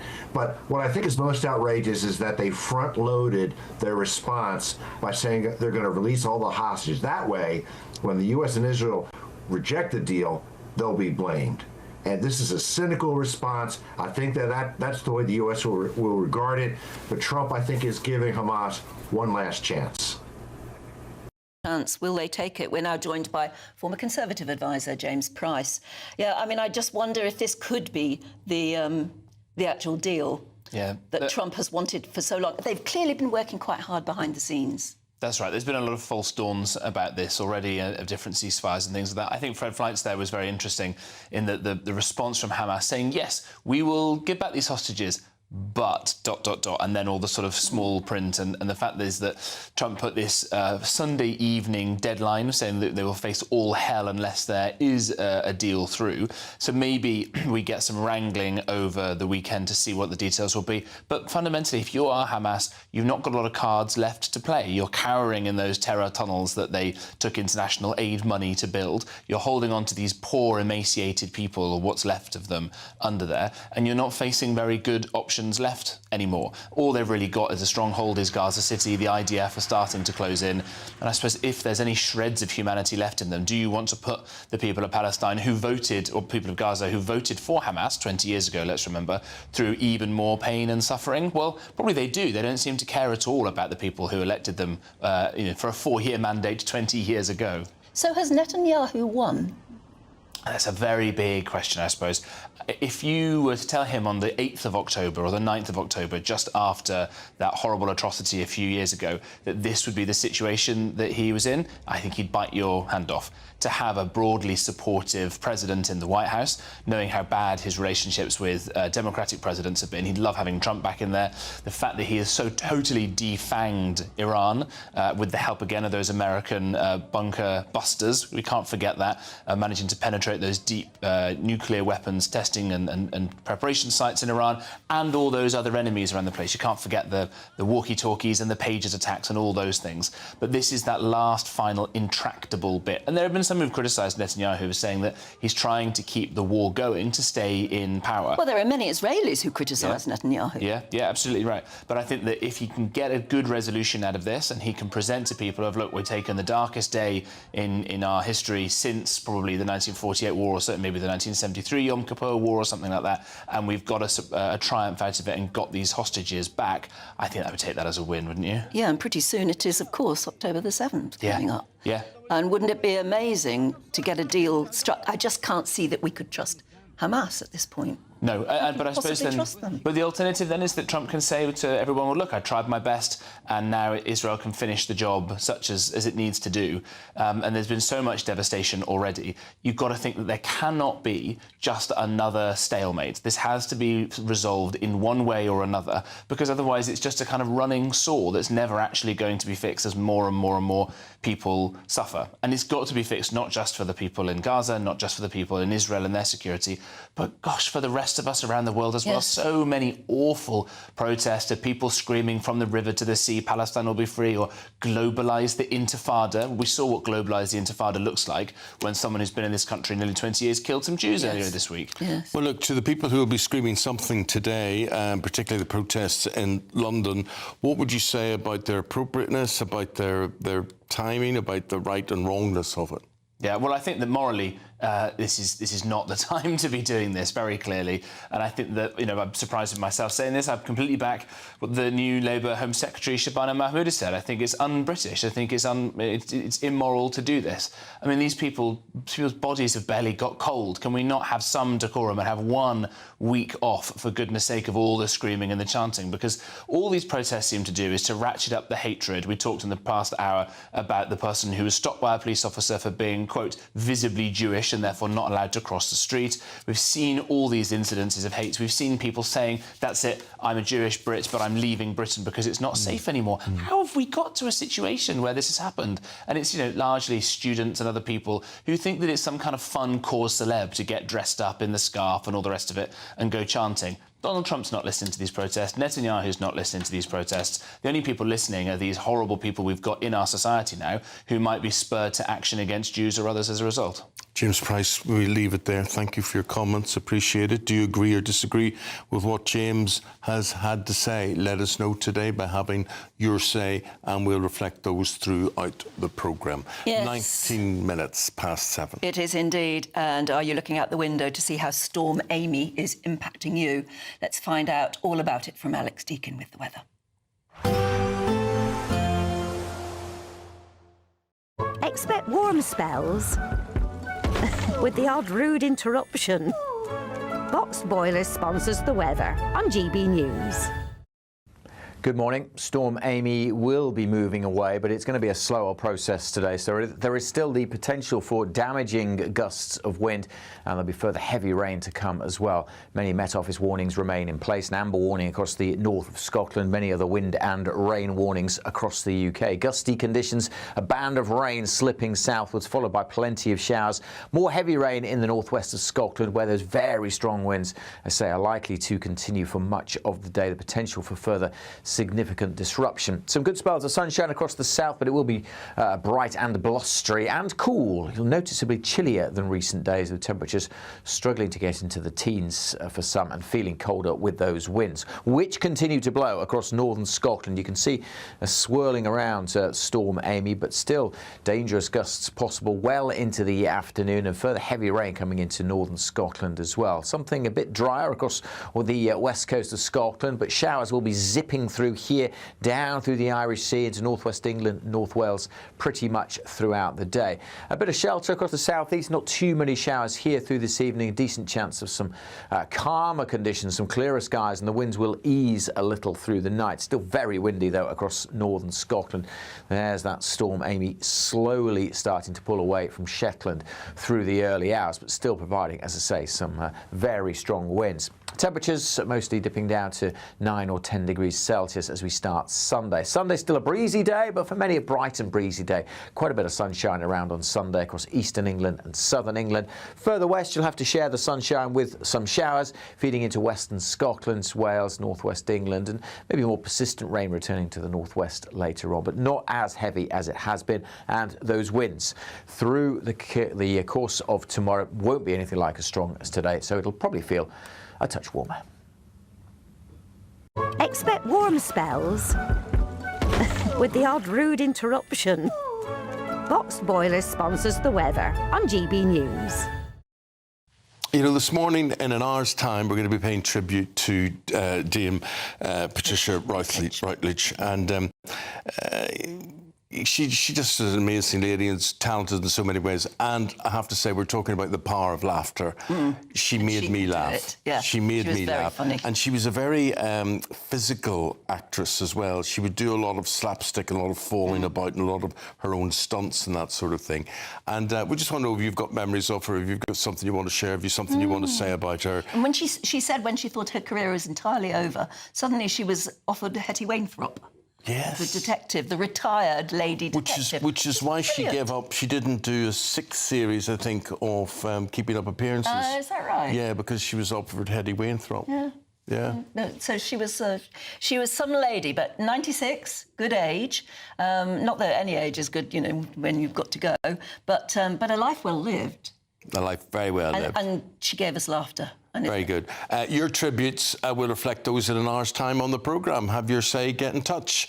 It is now time for us to engage you again with the Great British Giveaway. And my goodness me, it is great. Have a go. This is your chance to win a motorhome and cash in our biggest giveaway to date. Courtesy of Marquis Leisure, you could be the proud owner of this 2025 Benamar Primero. It comfortably accommodates 4 people, comes with integrated bathroom and kitchen areas, has plenty of storage and can be driven on your standard driving licence. Plus, you'll also bank an incredible £30,000 in tax-free cash to spend on anything you like, taking the total prize value of this great British giveaway over a whopping £104,000. Make sure you don't miss out. For another chance to win, text WIN to 63225. One entry costs £2.50 plus one standard network rate message. Or text BONUS to 63225. 5 entries cost £5 plus one standard network rate message. Go to gbnews.com/win. Entries start at £2.50. Call 0903 686 3232. Calls cost £2.50 plus your network access charge. Or post your name and number to GB16 PO Box 8690 Derby DE1 9TT. UK only. Entrance must be 18 or over. Blinds close at 4 p.m. on the 31st of October. The winner will be contacted live on GB News week commencing 10th November. Please check the closing time if listening or watching on demand. Good luck. Coming up, would you ever respect a bloke who can't wield a screwdriver or put up a shelf or something really important in the home? I once broke up with a boyfriend because he was useless at DIY. Oh, terrible. And I just don't have any respect for somebody who can't put up a shelf, can you? See, some people may want to more useful at other things, but for you it was DIY. Yeah. That was it. But we're going to be discussing that next. DIY skills. Does your son, does your daughter carry them well, or is it just not needed? Next.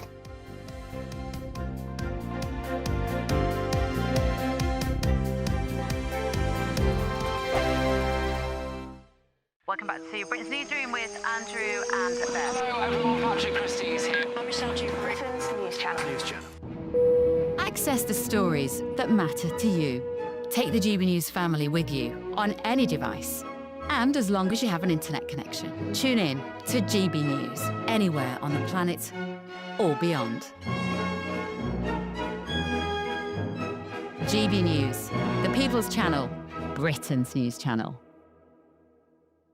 Hi, I'm Michelle Dewberry, and my show is your opportunity to cut through all the noise and dive in headfirst to some robust debates. Ideas clash. Situation, no, isn't it? No, because the failure is you're deliberately avoiding my point. Nothing's held back. And if you think this is the end of it, wait for more. And we do not shy away from the difficult stuff. Sometimes I want to shake people and say, if only you understood.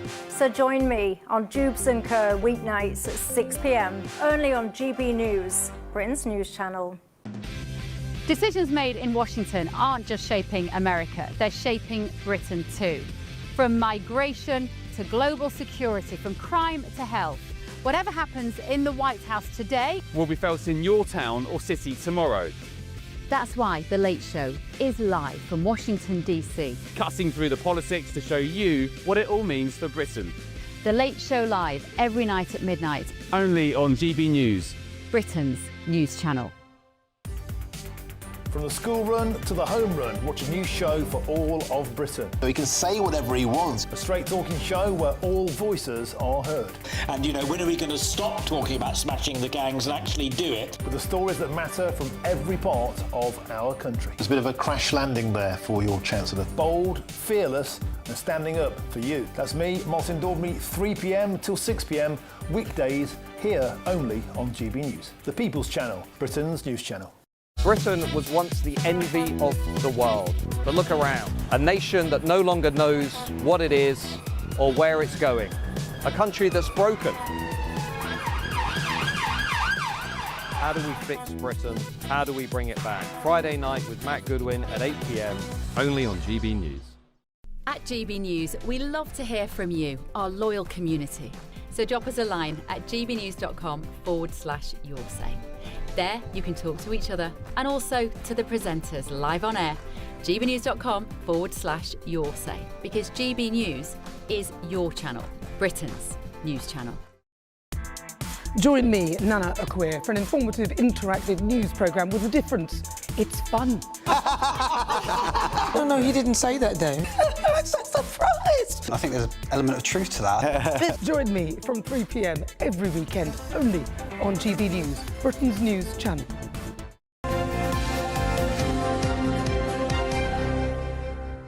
We're going to talk about DIY skills now and who has them and who don't. Yeah. And a lot of people are saying younger generation just don't have them at all. Maybe you don't do it when you're young, but it's when you're older and you've got your own place that you want to, you look at a corner and you think, I need a shelf there, and you think, I'll learn how to do it. And if I don't do it, I'm going to have to spend money in doing it, and I don't really want to do that. Well, don't get a man in, learn how to do it yourself, I say. Joining us in the studio now is Billy McGranagan, and Billy is the CEO and founder of what's called Dad's House. What is Dad's House? Dad's House is a single dad's charity based in London, but we help dads through telephone support throughout the UK, and we established Dad's House in 2008. Now, presumably you founded it because you saw this, that younger people don't know how to do any DIY of their own. I think when it comes to DIY, and this is my best friend. Your basic toolkit. Well, this is so important, and it can save you hundreds of pounds if you can learn how to fix a plug, how to put a shelf up, and just fix things, you know. So what would you have to have in that to ensure that you could do those things? A tape measure and a screwdriver. You know, and that is the basics of fixing. She keeps looking at me, but she knows that I can't do anything, and she keeps You must be able to change a plug. I can't change a plug. I learned that in science at school. Well, that's what some people are pointing out. They're saying a lot of young people don't know how because they've given up doing those practical things at school. You used to get woodwork. But excuse me, can I ask you, do you change plugs anymore today? Are plugs not fused on to the end of everything now? Not everything. No, you can still change a plug. You can change plugs, and we do that regularly. Yeah. You know, when an iron or a toaster, you know, and a lot of times it's just a fuse. But the point is, when I was younger and when we used to get thrown out in the house in the morning, 9 o'clock, you know, we'd go out with 2 spoons, a puncture outfit, and that's it. You know, and we learned how to fix things as we went along. Well, you usually learn things off older people, say your mum or dad. So is what you're doing with this club, is it a club, basically, a movement, a charity? A charity. Is you're getting older men who do know how to do something to teach the younger ones? Well, a lot of the kids want to learn, but they've no one to show them, and they have to use their initiative. They have to apply themselves. And I think when it comes to older dads, they want to teach younger guys how to fix things. They'll paint and decorate, you know, and go back to fixing the basics and put the shelf up. Yeah. And what does that do, Billy, in terms of, I mean, the practical thing, I totally understand. Do you think it has something to do then with our personality, our confidence? I mean, how we deal with day-to-day life? It is, because it's a matter of having a social network. You know, and that is really important, and to be confident in trying to fix something or asking for help. Where if you call a maintenance guy up to fix something that's going to cost you £150, £200, where you get a little tape measure, you get a screwdriver, you save yourself that. But Billy, where I would fall flat there is confidence. I mean, I may be able to put a plug on the toaster and whatever it is, but then I'd think, what if it blows up? Is it going to blow up? Did I do that right? I wouldn't worry about that, because it's not going to blow up the house. It'll fuse, you know. Yeah. So some of it is trial and error. Gary's been in touch. He says, I can't change an electric plug, but my wife can. I can sew a button on, but my wife can't. She adores football and hates shopping. I love shopping and hate football. So is it just a male thing? No. I mean, I've always done the DIY. Yeah. A lot of women do it. Annabelle, she does everything in our house, you know, and I put a toilet roll holder up and she pulled it down. I was gutted. I was devastated. And that was 6 years ago. You know, she's never forgiven me. And I put a shelf up and I'm subsequent. And I try as well. I'm not an expert, you know, but I'll try anything, you know, and that's the beauty of that. So then give me into your mindset as to why you wanted to try to set up this charity. Oh, well, single dads, there's very little support for dads, and there's over 3 million single dads in the UK. you know, at see the children at any given time, and over 500,000. Tell you what, they learn a few DIY skills and they'll start to be useful to the women who might be interested in them. Our last project... She said in a very old-fashioned way. Our last project was ironing classes. Ironing? Yeah, yes. Just the practicalities. Yes. Do you know the best thing about ironing you could possibly do is to pay someone?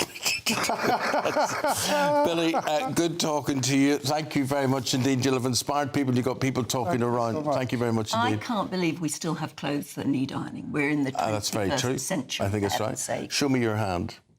What? So you've got builder's hands. Look at you, we're joking. Look, my hand is the same. My hand is the same size as your hand, and your hand's a small hand there. Now these hands, it's like feel my hand. It's like a baby's bottom, right? It's never done a day's work. Never done a day's work in his life. And I'm not proud of that. I have 4 other brothers, and they can do anything and everything. Why didn't I get that gene? I don't know. Maybe it's a gene, or maybe you just were. Maybe you weren't trusted with the jobs. They thought, oh no, don't give that job to Eamonn. He won't. That's true. We used to go out with my father. My father was a carpet fitter, and he would say, "Right, come on." He would take 2 of us out with him or so to help him lift things about, whatever. And he continually threw me off the job. Well, there you are. Carpet fitting is hard. Because I was useless. I've tried that, and it really is difficult. You shouldn't be trying Plastering is hard. I've tried that, and I've really skilled messed art. it up. Skilled art. Totally skilled. Right. Let us have your thoughts. Learn a skill at school. That's what we should. No, I agree. There's lots of things we should do which are useful at school as opposed to useless things. Coming up to 25 to 8. Hello, a very good morning to you. Thank you for your company today. Jude Bellingham is out of the England squad. Why is he not there? Well, Aidan McGee will tell you right after this.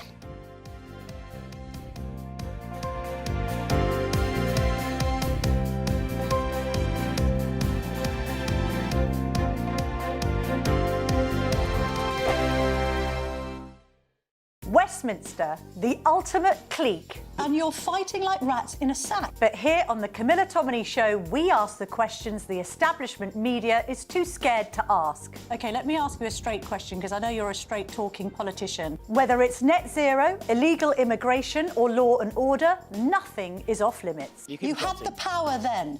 Yeah, as I and say, now you've lost it. That's the Camilla Tominey Show, a politics show that's fearless. But no, let me finish my question if you don't mind, because it is my show. Sundays at 9:30, only on GB News, the People's Channel, Britain's news channel.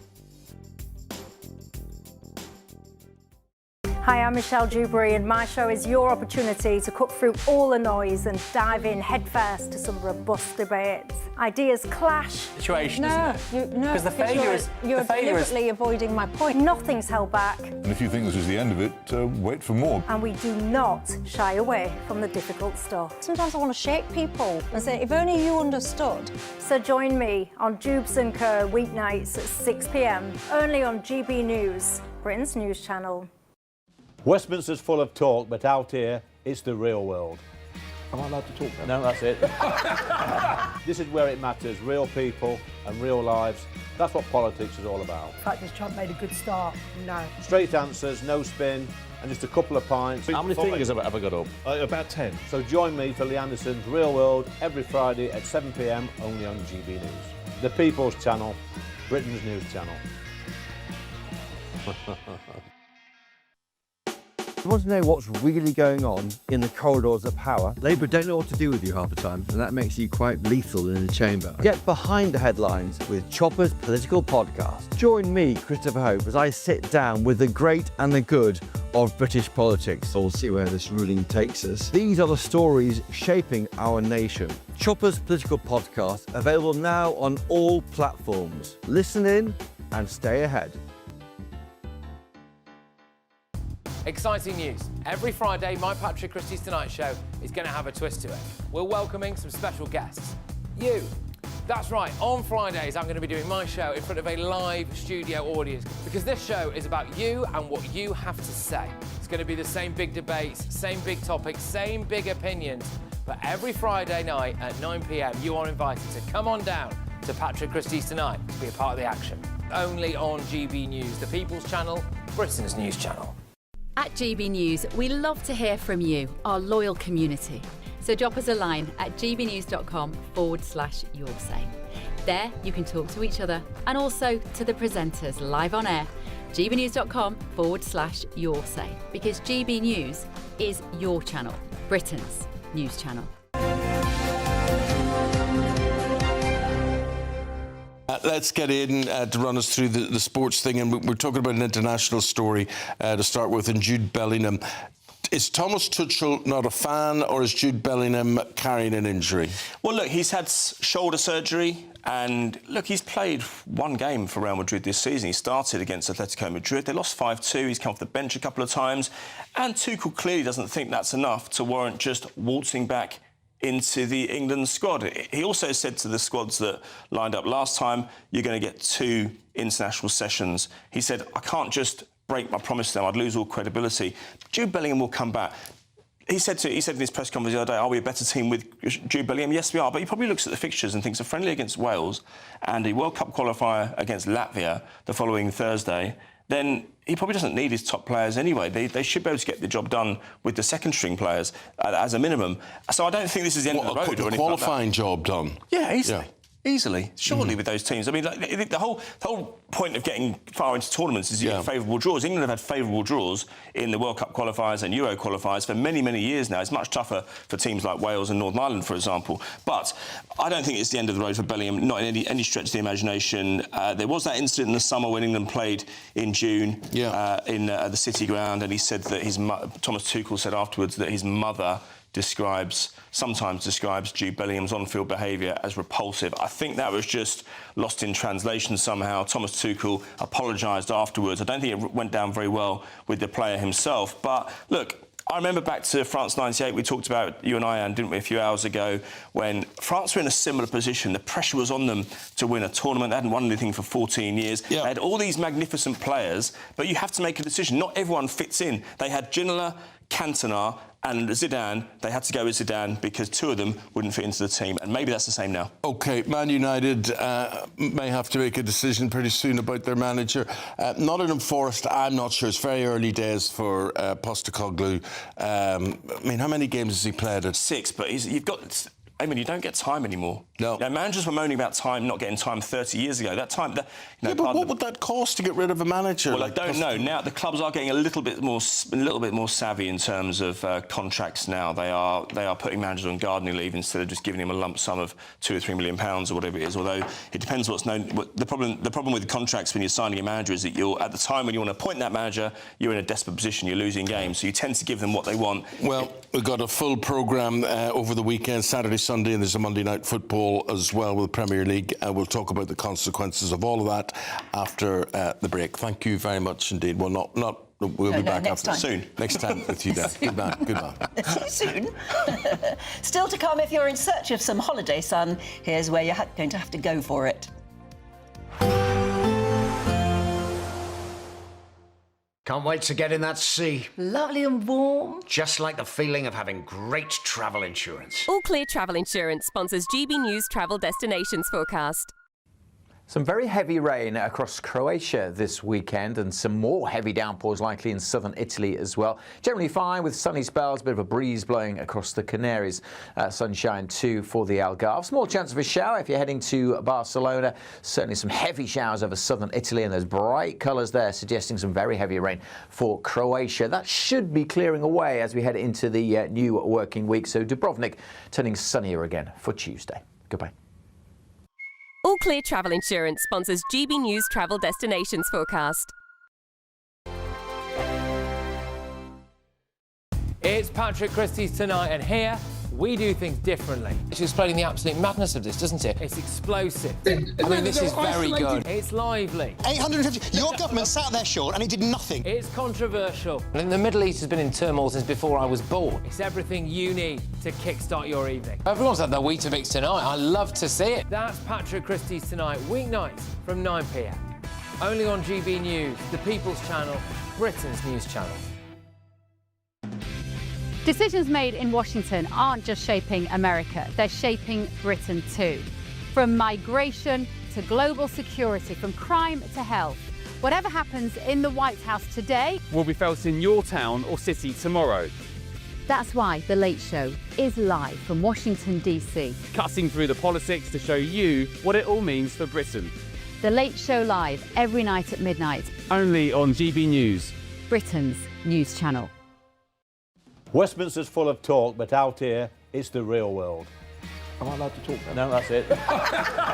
This is where it matters. Real people and real lives. That's what politics is all about. In fact, has Trump made a good start? No. Straight answers, no spin, and just a couple of pints. How many fingers have I got up? About 10. So join me for Lee Anderson's Real World every Friday at 7 p.m. only on GB News. The People's Channel, Britain's news channel. You want to know what's really going on in the corridors of power? Labour don't know what to do with you half the time, and that makes you quite lethal in the chamber. Get behind the headlines with Chopper's political podcast. Join me, Christopher Hope, as I sit down with the great and the good of British politics. We'll see where this ruling takes us. These are the stories shaping our nation. Chopper's political podcast, available now on all platforms. Listen in and stay ahead. Britain was once the envy of the world. But look around. A nation that no longer knows what it is or where it's going. A country that's broken. How do we fix Britain? How do we bring it back? Friday night with Matt Goodwin at 8 p.m. only on GB News. At GB News, we love to hear from you, our loyal community. So drop us a line at gbnews.com/yoursay. There, you can talk to each other and also to the presenters live on air. gbnews.com/yoursay, because GB News is your channel, Britain's news channel. Join me, Nana Akweer, for an informative, interactive news programme with a difference. It's fun. No, you didn't say that, Dave. I'm so surprised. I think there's an element of truth to that. Join me from 3 p.m. every weekend, only on GB News, Britain's news channel.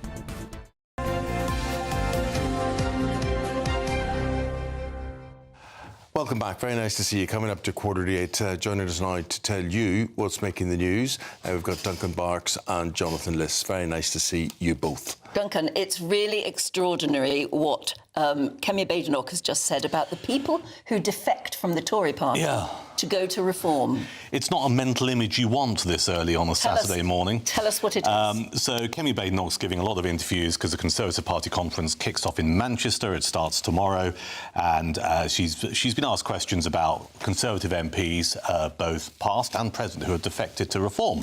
And she's talked about the defectors are just a notch on Farage's bedpost, which is conjures up an interesting all kinds of mental images. It's relevant because I think we have seen over the last several weeks a number of Conservative Party members, including most recently Danny Kruger, who is the MP for East Wiltshire, crossed from the Conservatives to Reform UK. So there is this view that Reform UK, who like a stunt or two, maybe Sunday, tomorrow or Monday, when the Conservative Party conference is underway, may unveil another defector. It's highly possible. Most recently, apart from Danny Kruger, there's a former Conservative MP called Sarah Atherton, who was the Defence Minister. She's joined Reform UK, basically saying that this is the party who believes in defence and investing in our armed forces. So it'll be really interesting to see what happens. I think this coming conference for Kemi Badenoch is make or break for her. Unless she can actually rally her troops, chuck some red meat to Conservative Party members, get her MPs on side and actually articulate a message to the electorate. This is what the Conservatives are about, so give us another chance. If she can't do that, I think the Conservative Party is in serious trouble. And this particular story in the Mirror today cites a bit of polling that says that 21% of voters no longer think the Conservative Party will be a serious political force in 10 years' time. All right, that's only 1 in 5, but there is a view out there that unless they sort themselves out and really articulate the message. Doug, could I just, I mean, without going into policy and everything, I'm just talking about basic profile. And Jonathan, we just don't see enough of this woman. I mean, I think we see plenty of her, to be honest. I think, I think that obviously the problem she has is that people are not listening to the Conservatives, but actually it's an advantage for her as well, because as soon as she opens her mouth, people seem to like her even less. This woman has 2 major problems. One is her personality, the second is her policy platform. And I think you need both. How did she win the because there are no decent alternatives. Jenrick is oil in a suit, and he went from being Robert Generic to being sort of Nigel Farage light. Voters see through that stuff. If they want Nigel Farage, say what you like about Nigel Farage, and my goodness, I do. He generally does believe this stuff. He's been sort of banging this drum for 30 years.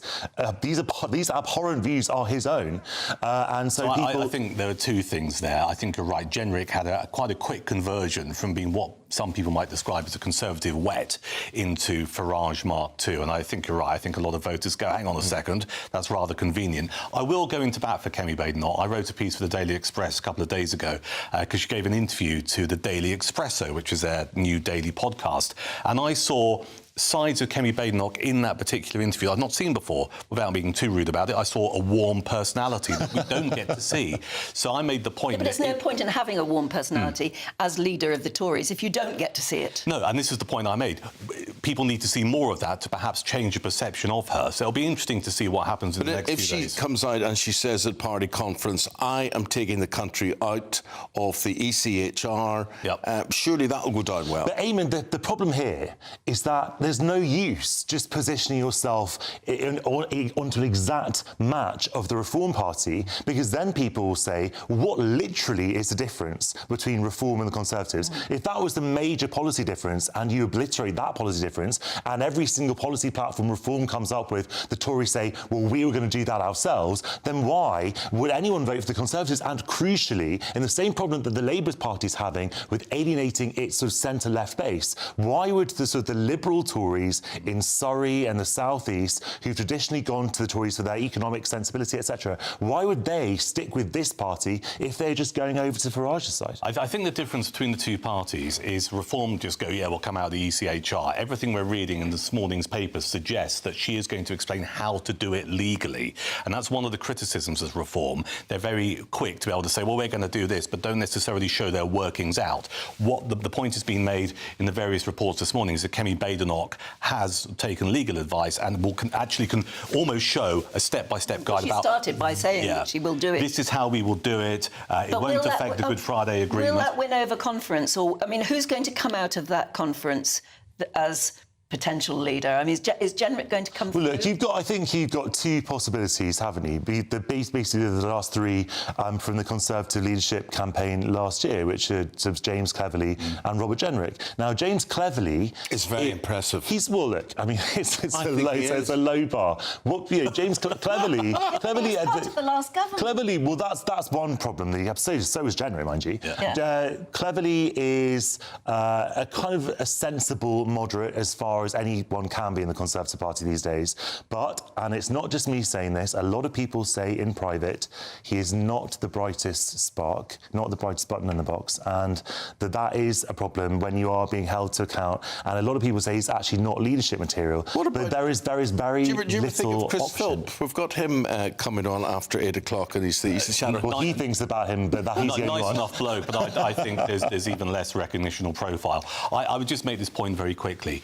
The general public, the electorate, looked at the Conservative Party last year and just thought, we're giving up on you. 3 Conservative Prime Ministers in 5 years is a joke. Now, I understand people's criticism of Kemi Badenoch, but if the Conservative Party and MPs who are thinking, let's give Robert Generic a try, think that's a solution, the electorate will just go, you're changing your leader again, right? This is just chaotic. And he polls even worse than Badenoch. And the flip side is, though, to that is, well, can anyone be any worse than Kemi Badenoch given the polls at the moment? That's a counter-argument. We'll find out. That's not why you vote for No. I mean, that's the problem, is that a lot of people who absolutely hate this present government blame it on the Tories. Well, absolutely. It's their fault. Well, absolutely, because and a lot of people are saying, well, we don't like this government, but I have never heard a single person say that they regret kicking out the Tories, and that is complete kryptonite for them. The Tories say it. Well, exactly. The Tories say they deserve to lose, which they did. Before we do run out of time, I don't want to... What about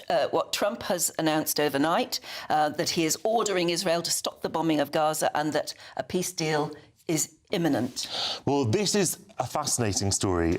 Someone was saying that Trump is so desperate for a Nobel Prize that this actually might be sort of perversely quite good for the world. Now, I am delighted if the war ends. Obviously, I don't care about Trump's ego as much as I care about stopping the suffering in Gaza. And a lot of, there is sort of chatter in America that Netanyahu did not want this. Netanyahu's career depends on continuing this war, and he didn't want Hamas to say yes, which is why he was sort of making all those comments in Hebrew and saying that he actually would never support a two-state solution, even though the agreement lays a pathway for that, etc. So if he is forced to stop this war, because the only thing that can ever stop this war is the United States president telling him to, then I'm all for it, but we'll need to see the small print. OK. Yeah, I think I agree with that completely. Okay. Yeah, and I think Trump has played, despite some people finding his tactics a bit blunt, he may well have played a blinder here. Duncan, just to finish with, we're going to go to Humberside Airport, and I didn't know this existed. I didn't know this was here.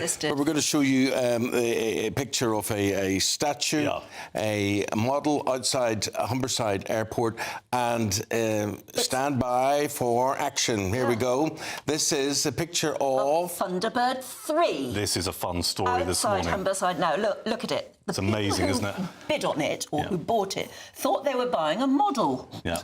A small one. A small one. It turns out to be sort of life-size. That is 18 metres. Yeah. So they bid for it. They turned up in a Land Rover to pick up what they thought was a miniature, almost dinky toy-sized model, and it turned out to be like that. And the people went, no, you need to go home and get a lorry. Yeah. What do you do with it? Well, they parked it outside. How much money do they spend on it? It's brilliant. We don't know the figure, but I think it's great. And this is all to do with the celebration of Thunderbirds, the television programme, 60th anniversary. Years old this last week. 30th of September 1965. Who flew Thunderbird 3? Anyone know? Oh, was it John Tracy? It was definitely a Tracy brother, wasn't it? It was Alan and...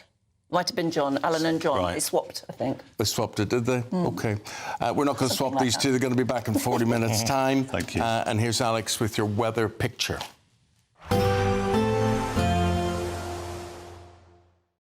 Today, clouds overhead, total zen within. Box Solar sponsors the weather on GB News.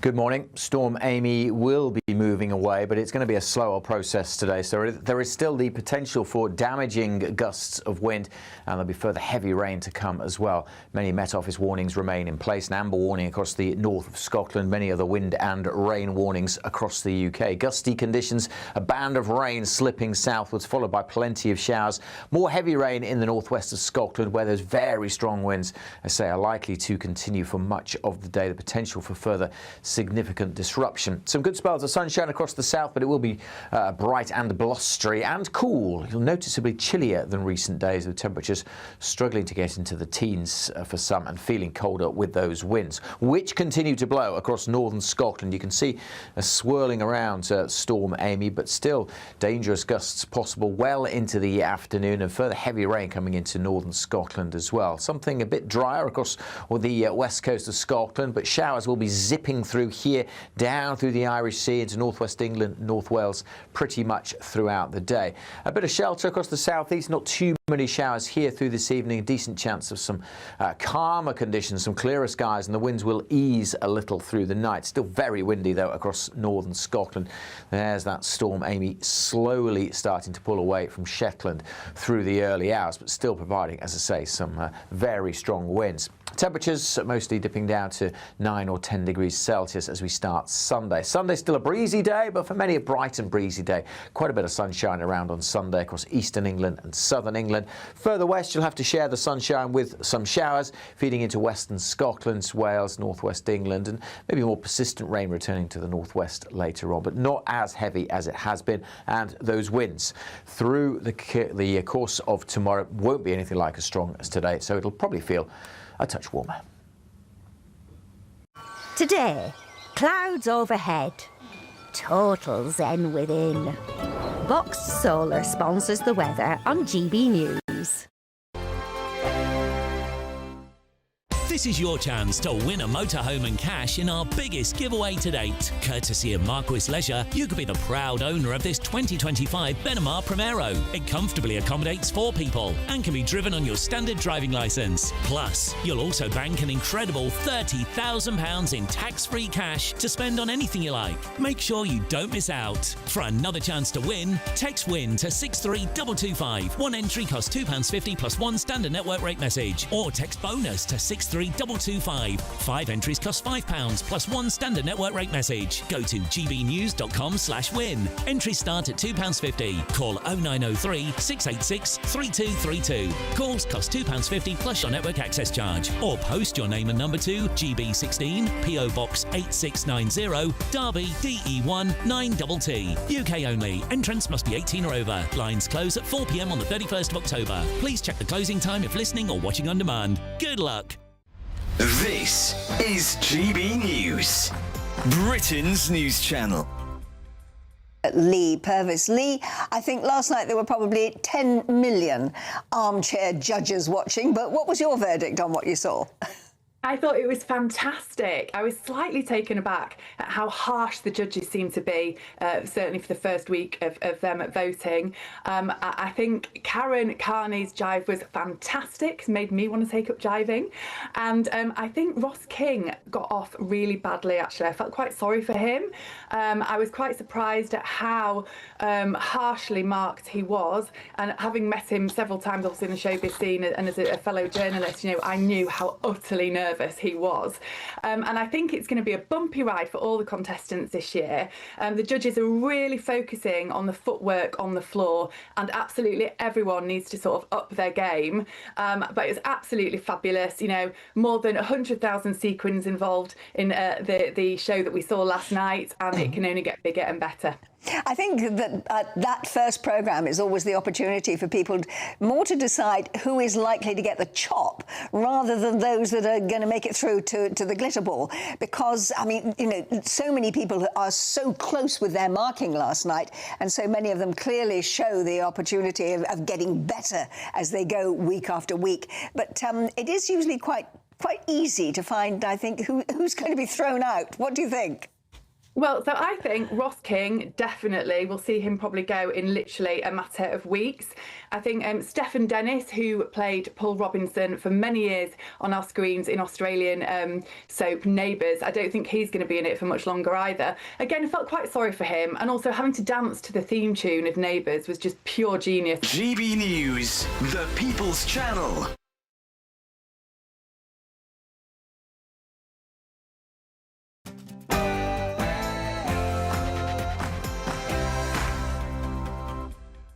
Hello there, very good morning to you. From grief to anger. Mourners vent their fury at Deputy Prime Minister David Lammy during a vigil that followed the Manchester synagogue attack. Our Deputy Prime Minister David Lammy, and before I do, please. Shame on you! Shame on you! Greater Manchester Police have also confirmed that the terrorist Jihad al-Shami was on bail for alleged rape when he carried out the killings. Since the attack, 3 other people have been arrested. And pro-Palestine protesters are facing a backlash, well, could be, with the Prime Minister urging people to give the Jewish community time to grieve. Ahead of those protests today, this is a community feeling heartbreak, but also anger. We'll have all the latest from Manchester.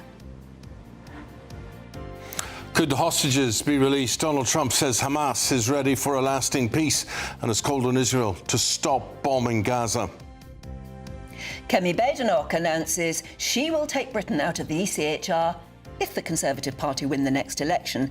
She's gearing up for a party conference, which sort of starts tomorrow. My name is Bouquet. B-U-C-K-E-T.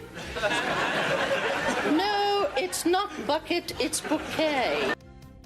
Heartfelt tributes pouring in for the actress Dame Patricia Routledge, known for playing Hyacinth Bouquet in TV sitcom Keeping Up Appearances. She's died at the age of 96. And And as the nation braces itself for travel chaos and building damage and power cuts, Storm Amy is going to jettison Britain with 100-mile-an-hour winds. Is it the death of DIY? We've been talking about this morning. If you're a young person, do you lack basic skills compared to older generations? But the big question is, does it really matter? Keep sending in your views. Deeply honoured to have been called to serve as the 106th Archbishop of Canterbury. Well, that's former Chief Nursing Officer Dame Sarah Mullally, and she has now been named as the Archbishop of Canterbury.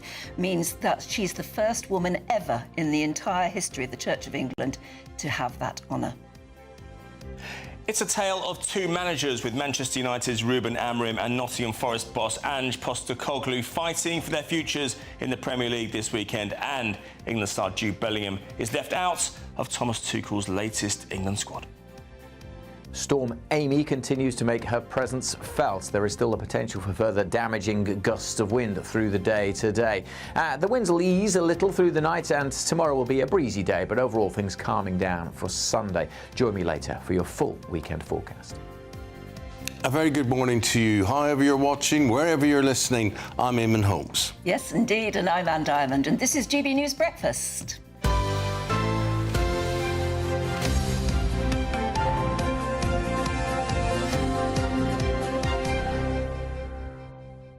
OK, here's a little question for you to get everything going.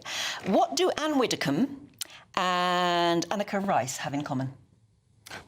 They share a birthday. They do share a birthday. Do they? Happy birthday. I didn't mean to spoil that on you. Happy birthday to both of you. Very good. Yeah. Very so good. Anneka Rice is 67 today. I can't believe What that. is she? What is she? 67? Yeah, Anneka is. And Anne Widdecombe, go on. How old do you think Anne Widdecombe I think 72. Mm-hmm. 77. No, you're nearer. 78. Doing well today. But there you are. Happy birthday to both of them. Very good. Characters, really. And if it's your birthday today, have a good one, Yeah, because you have a good one. it's a good day to be wrapped up and stay inside. Thunderbird pilots. Yes. Thunderbird 1 was Scott. Thank you Yes. very much to Gary for sending this in.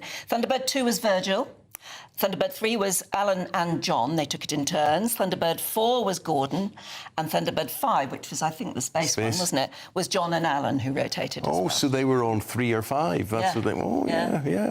FAB. Oh, FAB, absolutely, yeah. Not sure what FAB stood for, but it was fab anyway. Thunderbirds are brill. I don't know. It was just because everybody used to say fab then, didn't they? Yeah. I still say no. Here's a top story this morning. Greater Manchester Police have confirmed that the terrorist Jihad al-Shami had been on bail for alleged rape when he carried out the killings this week. Yes, additionally and interestingly, 3 more people have been arrested, bringing the number of those suspected to be involved in some way up to 6. Well, yesterday crowds heckled Deputy Prime Minister David Lammy during a vigil in Crumpsall. So therefore, I have great pleasure in introducing our Deputy Prime Minister, David Lammy. And before I do, please,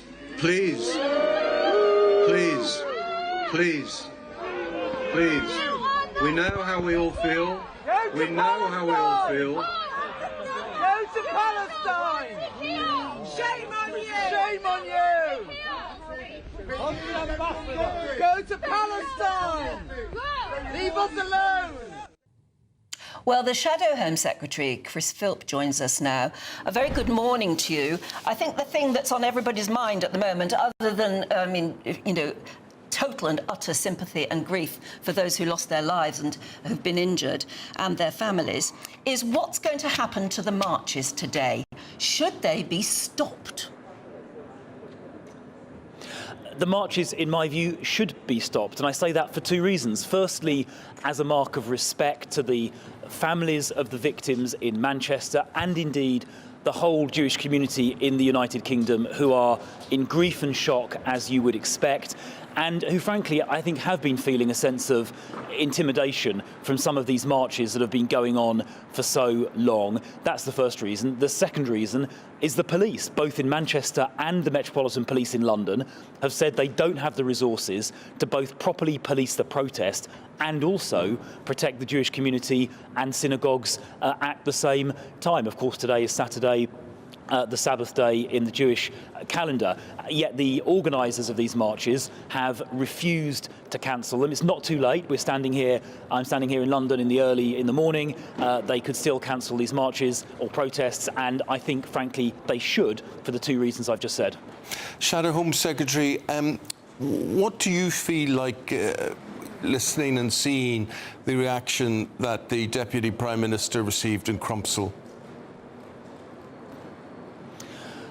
Well, obviously the Jewish community are very, very angry and very hurt and feel that anti-Semitism in this country is not being fought in the way that it should. I spoke 2 or 3 weeks ago, or maybe 4 weeks ago, at a rally organised by the Campaign Against Anti-Semitism in central London. 70,000 people attended that rally because they feel so strongly about the anti-Semitism which they experience. No government minister appeared on that platform to speak to the UK's Jewish community, which I think was terrible. I also think that there is increasingly an atmosphere of intimidation directed at the Jewish community, which we need to do a lot more to combat. People in positions of leadership, including the government. We also see extremism. Obviously, the terrorist murder on Thursday morning was the most extreme form of extremism, but we do see hundreds of cases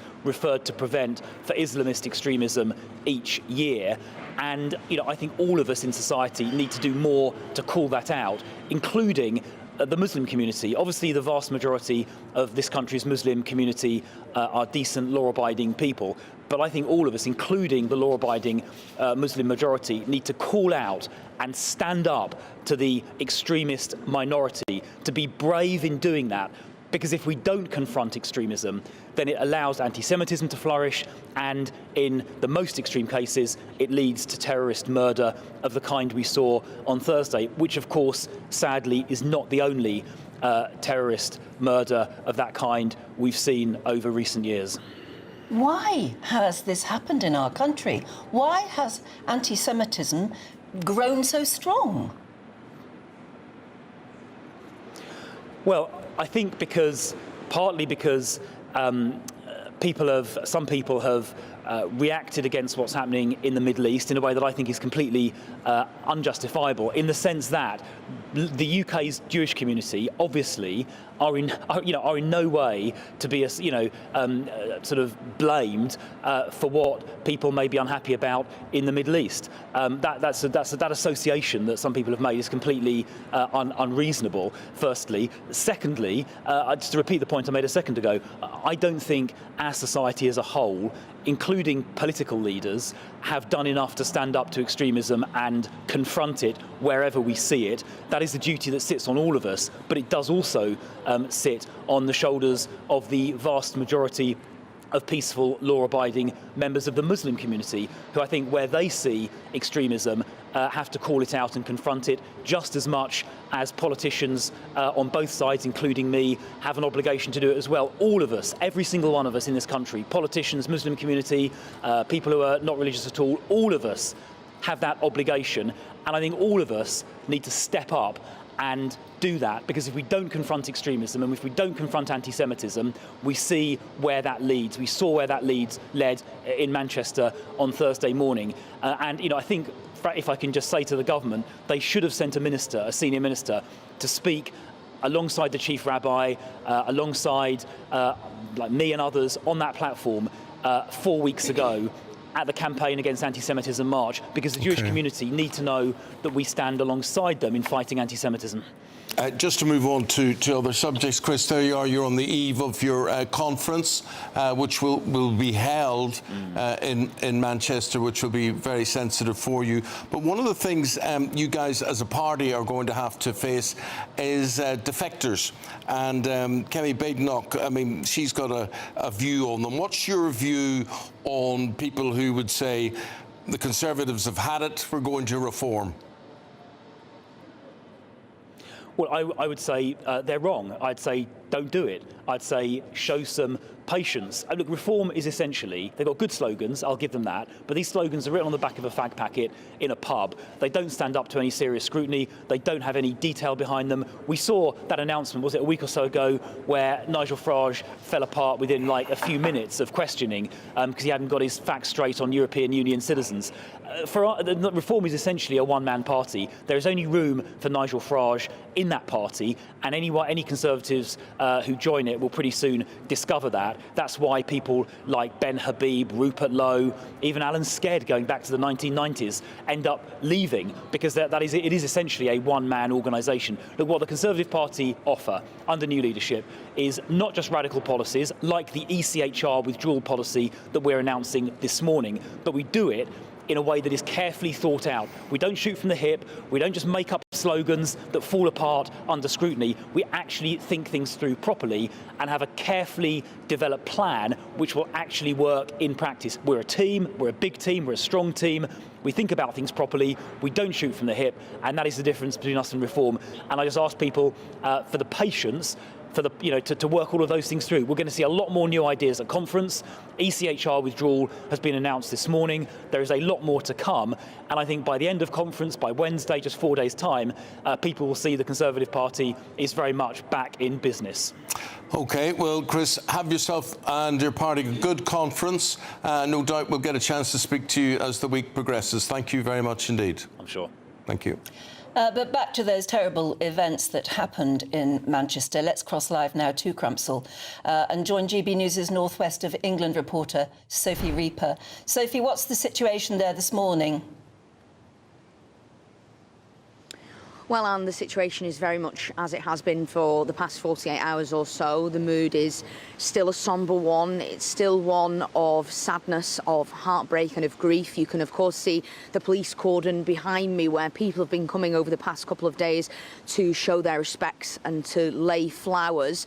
Of course, overnight we heard from counter-terrorist police confirming that the devices worn by Jihad, the terrorist that carried out that attack, that was not a viable device. They also said that he may have been influenced by extreme Islamist ideology. That was Lawrence Taylor, the head of counter-terrorism policing, speaking last night. We also heard, of course, last night that the terrorist who carried out the attack, it's reported that as he approached the synagogue, he shouted, "This is what they get for killing our children."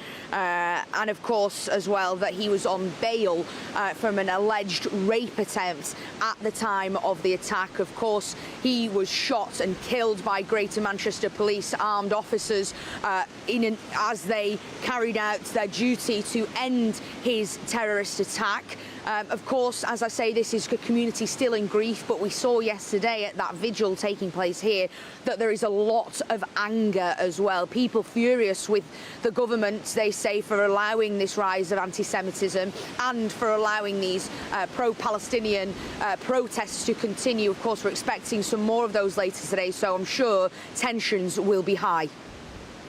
Appreciate it. Thank you very much. And now on to the news that may change things. Came from the States overnight. Hamas have apparently agreed to release all their remaining hostages and negotiate a peace deal in order to reach a permanent ceasefire in Gaza. Well, this comes after Donald Trump. He warned Hamas would face all hell, in his words, if they didn't agree to his plan to end the conflict. And on The Late Show Live last night here on GB News, President Trump's former National Security Council Chief of Staff gave his reaction. This is a clever no by Hamas. They don't want to disarm. They don't want to give up their weapons. They've tanked the idea of an international body or international force in Gaza, and they say they have to be part of post-war governance of Gaza. That is impossible. Israel will never agree to that. But what I think is most outrageous is that they front-loaded their response by saying that they're going to release all the hostages. That way, when the U.S. and Israel reject the deal, they'll be blamed. And this is a cynical response. I think that's the way the U.S. will regard it. But Trump, I think, is giving Hamas one last chance. Let's get the views now of American political analyst Nora Lee Knotson on this. Nora, where are we at? How would you sum it up? I think it's a triumphant day, really, for humanity, for the Middle East. You see this as the end? It is triumphant. If you listen to what Trump said, he said this is about unity, there will be fairness for all. He called it unprecedented. And we are expecting Hamas to release all 48 hostages. We believe there are 20 alive and 28 that are dead. They will release them once it's safe.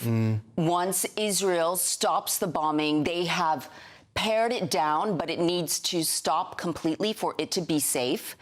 And Trump thanked all the countries that were instrumental to putting this unprecedented peace deal together, which was Jordan, Egypt, Qatar, Saudi Arabia, Turkey. As we saw, Trump had a red line when Benjamin Netanyahu wanted to annex the West Bank. He said no. Trump has been instrumental. But we've seen Donald Trump be over-optimistic before, following the Alaska summit with Putin. He really did think he could trust Putin at one point, and he thought that could be the end, and it wasn't. I mean, how can he be quite... until something happens, how can we believe that this is actually going to be the end? I understand what you're saying, but he had Putin on side. He didn't have Zelensky on side. Here, he's got Israel, the leader of Israel, on side, and he's got Hamas on side. Would you trust? Would you trust him? Has he got Netanyahu on side? Well, as we know, Netanyahu has agreed with caveats,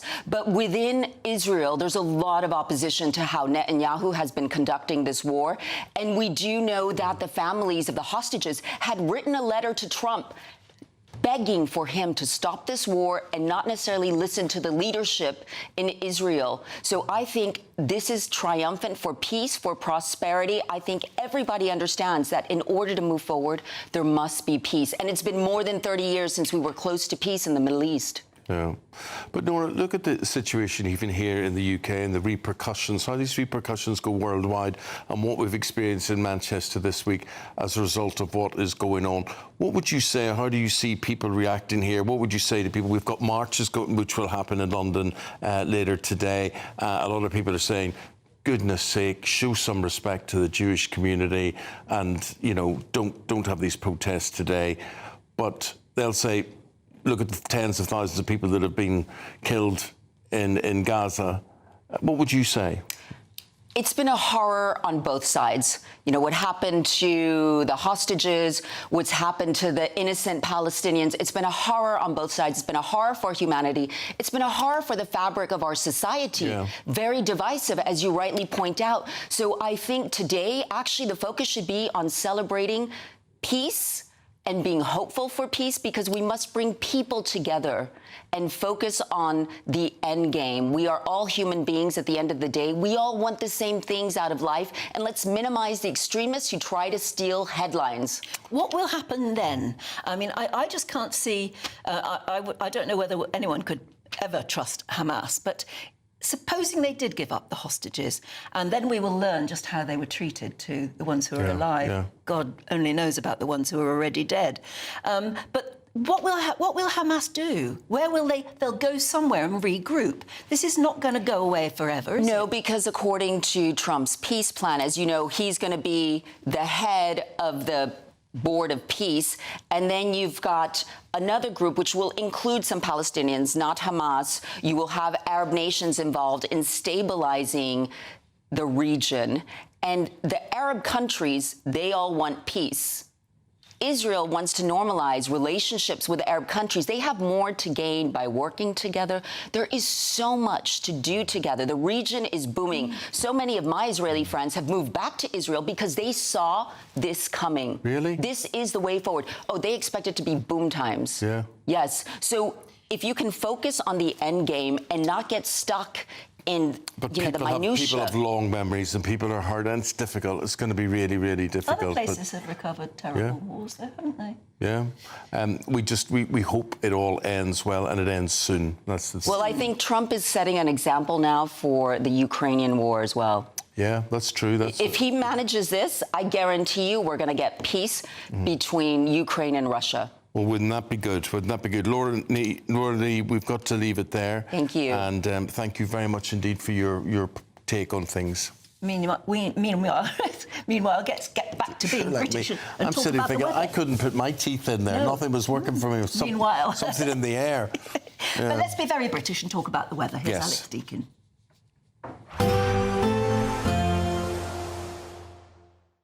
Expect warm spells with the odd rude interruption. Box Boiler sponsors the weather on GB News. Good morning. Storm Amy will be moving away, but it's going to be a slower process today. So there is still the potential for damaging gusts of wind, and there'll be further heavy rain to come as well. Many Met Office warnings remain in place. An amber warning across the north of Scotland, many other wind and rain warnings across the UK. Gusty conditions, a band of rain slipping southwards, followed by plenty of showers.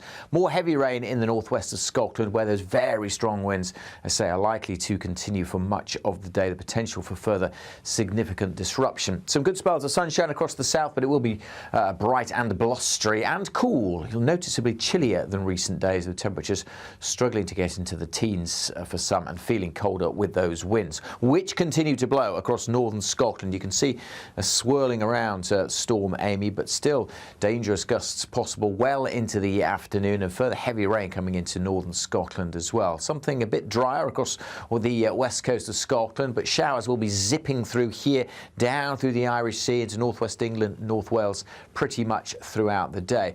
A bit of shelter across the southeast, not too many showers here through this evening. A decent chance of some calmer conditions, some clearer skies, and the winds will ease a little through the night. Still very windy though across northern Scotland.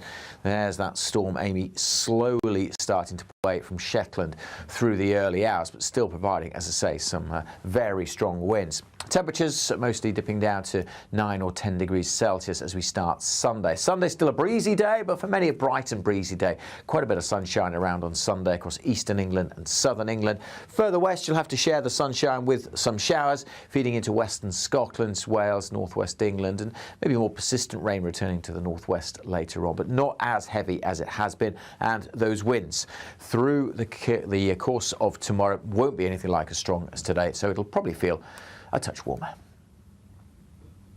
Expect warm spells with the odd rude interruption. Box Boiler sponsors the weather on GB News. You know what I was just thinking this morning? No. I was thinking there's still plenty of time, if you haven't entered the Great British Giveaway, to get your entry in. And why should you do that, Anne? Because it's a blinking great motorhome. 74 grand, apparently. Absolutely. And you get 30 grand in tax-free cash Not in too your bad. pocket. Yeah. Here's how to try and get it for you. You're not going to want to miss our greatest Great British giveaway so far. You could bank an incredible £30,000 in tax-free cash to spend however you like. And if that wasn't enough, you'll also get to drive away in this brand new motorhome. With thanks to Marquis Leisure, this brand new 2025 Benimar Primero could be yours. It comes with all the mod cons you'd expect from a vehicle worth over £74,000 and comfortably sleeps 4 people. This prize package is worth over £104,000. And remember, if you can dream it, you can drive it away.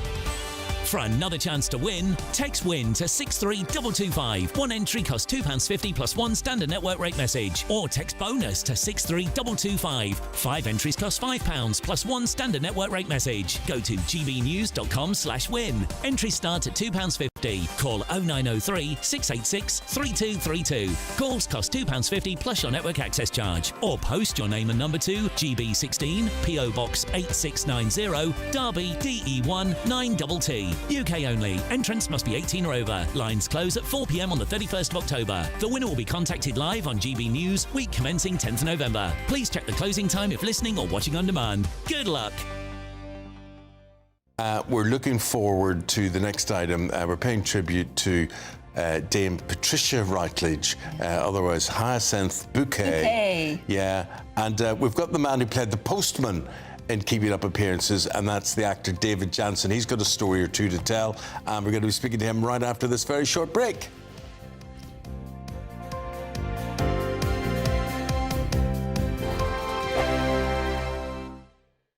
Hi, I'm Michelle Dewberry, and my show is your opportunity to cut through all the noise and dive in headfirst to some robust debates. Ideas clash. Situation, No, isn't it? no, Because the failure is you're deliberately avoiding my point. Nothing's held back, And if you think this is the end of it, wait for more. and we do not shy away from the difficult stuff. Sometimes I want to shake people and say, if only you understood. So join me on Jubes & Co. weeknights at 6 p.m, only on GB News, Britain's news channel.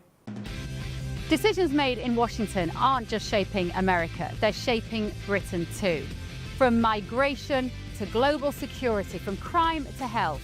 Whatever happens in the White House today will be felt in your town or city tomorrow. That's why The Late Show is live from Washington, D.C. Cutting through the politics to show you what it all means for Britain. The Late Show live every night at midnight. Only on GB News, Britain's news channel. Westminster's full of talk, but out here, it's the real world. Am I allowed to talk No, now? that's it. This is where it matters, real people and real lives. That's what politics is all about. In fact, has Trump made a good start? No. Straight answers, no spin, and just a couple of pints. How many fingers have I got up? About 10. So join me for Lee Anderson's Real World every Friday at 7 p.m, only on GB News. The People's Channel, Britain's news channel. You want to know what's really going on in the corridors of power? Labour don't know what to do with you half the time, and that makes you quite lethal in the chamber. Get behind the headlines with Chopper's Political Podcast. Join me, Christopher Hope, as I sit down with the great and the good of British politics. We'll see where this ruling takes us. These are the stories shaping our nation. Chopper's Political Podcast, available now on all platforms. Listen in and stay ahead. Britain was once the envy of the world. But look around. A nation that no longer knows what it is or where it's going. A country that's broken. How do we fix Britain? How do we bring it back? Friday night with Matt Goodwin at 8 p.m, only on GB News. At GB News, we love to hear from you, our loyal community.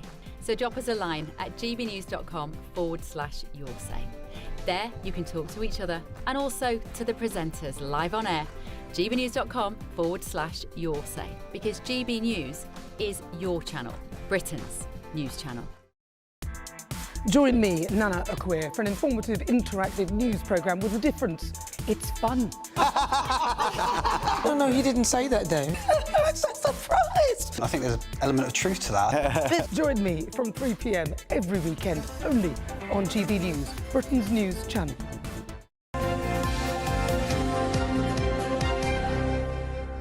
Oh, this is the part of the programme I really wanted to do today, because this is tribute. This is to somebody who had real talent and was a feature in so many of our lives, and that is Patricia Routledge, Hyacinth from Keeping Up Appearances. Hyacinth Bouquet. Bouquet. Not bucket.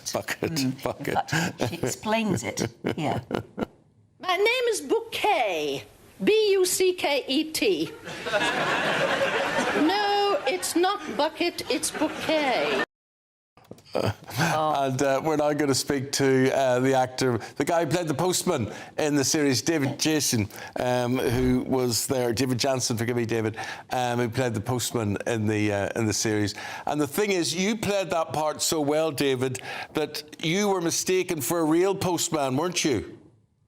I was. Yeah. Yes, I was. How did you know that? Because I was watching a documentary last night, and there was, you told us the story of it. Tell us the story of what would happen. There you were acting out the scene, and what happened? Yeah. Well, it was one of the scenes where I think the postman was at the beginning of the episode. So it started. So in order for them to roll the introduction credits and everything at the beginning, I started a long way away at somebody's drive.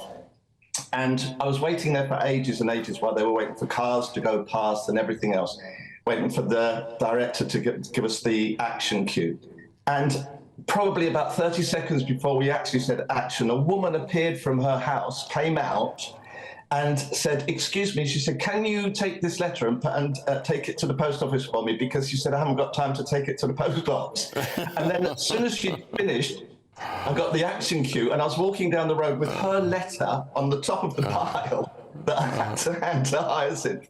So I was walking down the road trying to shuffle them around and not drop the letters and everything else as we kept on going, right until we went right up to the door. And because that was the long shot. When we got to the front and I rang on the door and they said cut, and I just burst out laughing and I showed Pat had opened the door and I said, I've got a letter for you, and it's a genuine letter. I said, but afterwards, can you please somebody take it to the post box for me? Brilliant, brilliant. And I know in the Yeah, so I 80s was mistaken for her actual postman. Yeah, well, there you go. I mean, what an honour.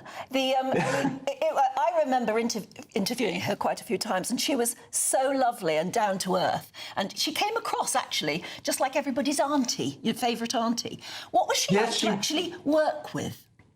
She was lovely. I mean, she really was. I came into it in the third series, so there were already 3 series in by then, and because it was a huge success, obviously, there'd been a couple of previous postmen. And so when I arrived on the set, Pat was actually sitting in the drive there was a couple of chairs there going through her lines. So I just ambled up to her and said hello and introduced myself. And she went, oh, how lovely, do sit down. And I sat down and we had a little chat about, about the postman and what we were going to do with the scene and everything else. And we were just sort of talking for a little bit. And then I got up and left and went back to the crew. And they came up to me and they said, oh, my God. They said, what were you saying? What were you talking? She said, Pat doesn't talk to anybody before we start filming. And I thought, well, I'm off to a good start then, aren't I? But she was lovely, absolutely lovely. And you could tell she didn't talk to anybody because she was becoming that character. You could see this evolving into Hyacinth, and she believed she was her, and she was different. She was different. Oh, she was marvellous. And, I think if you look at the early things, like when the Talking Heads and things that she did with Alan Bennett and all of that, you can see a sort of embryonic Hyacinth in there. But when she did Kitty for Victoria Woods, I'd seen on TV, I think that's the closest you will see to Hyacinth before Pat really got hold of it. And I think even Alan Bennett said about that and said that she was outrageous as Kitty. But what she did, but Pat, she loved characters. She was a real enthusiast. She was a great observer of people, and you could see everything working. I think the extraordinary thing is when you read up about her, something I didn't know about it is that she was a classically trained singer.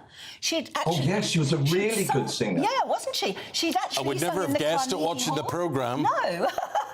Well, no, but do you know, but she's she's got great musicality. And Pat actually said, comedy has a rhythm.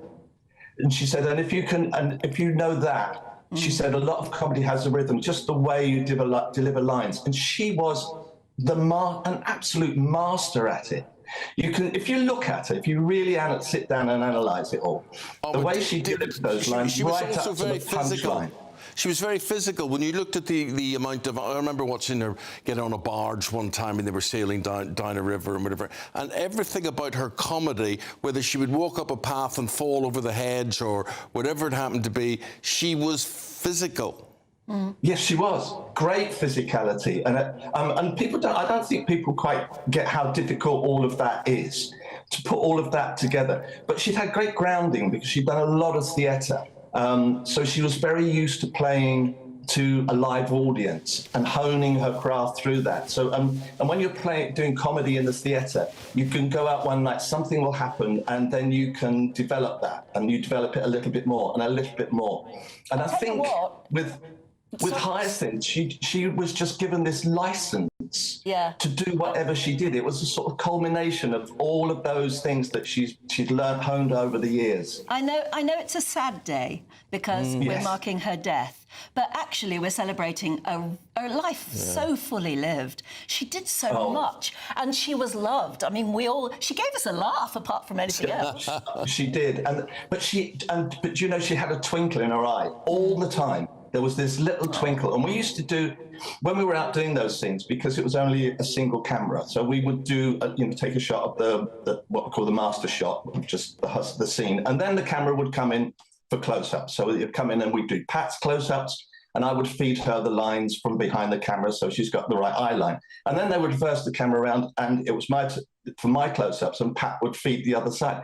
But because I'm looking straight at her, she was very naughty. She used to have this little twinkle in her eye that she just, and a little smile in her face and everything. And at times, it was so difficult to keep a straight face.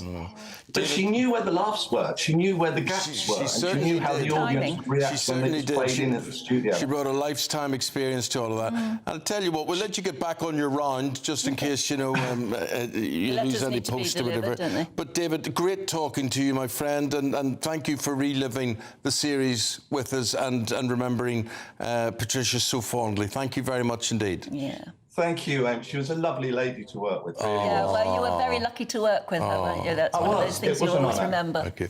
Well, the interesting thing is they modelled her on the royal family, so the Queen Mother. And so her dresses and her hats, they went to the milliner, is that what they called? Milliner, yeah. Who made the Queen Mother's hats. No. And the Queen Mother let her know that she knew this, so she spotted this. And the Queen liked the programme as well, and you saw her there with the then Prince Charles, now King Charles.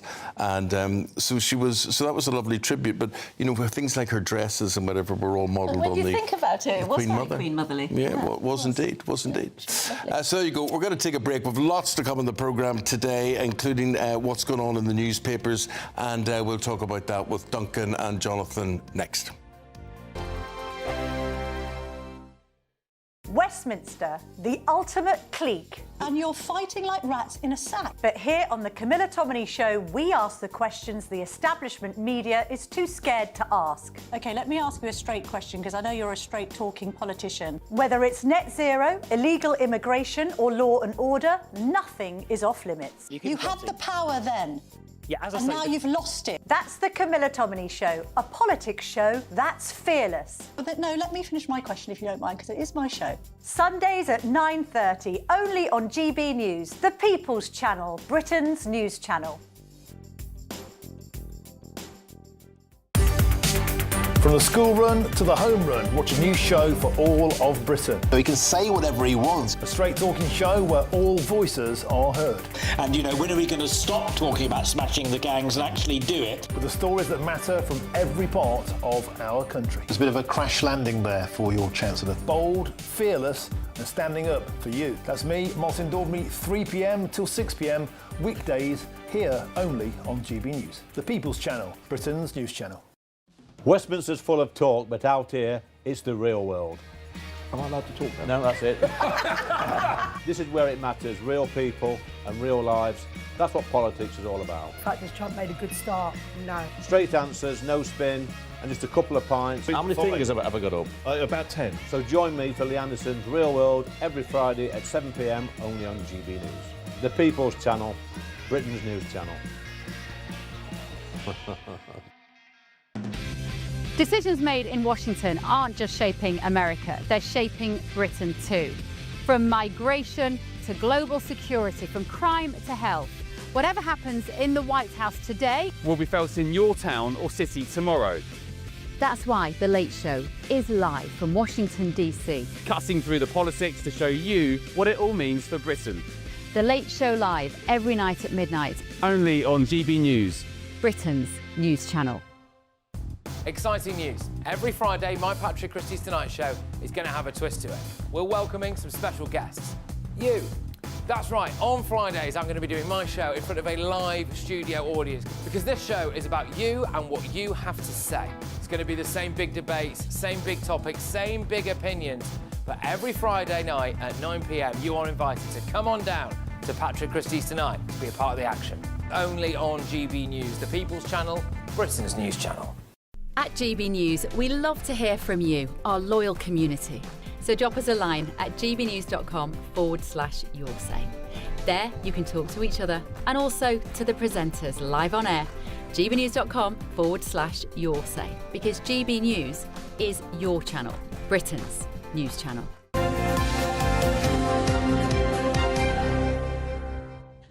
We were just sitting in the break and reminiscing with Jonathan and Duncan, who are reviewing the papers for us today. And Duncan, being Duncan, come up with a Patricia Routledge story, which he hasn't told us, but he's going to tell us now. Well, you see, so I hang my hat these days in Chichester in West Sussex, and I have done for the last 20, 23 years. So that's where I live.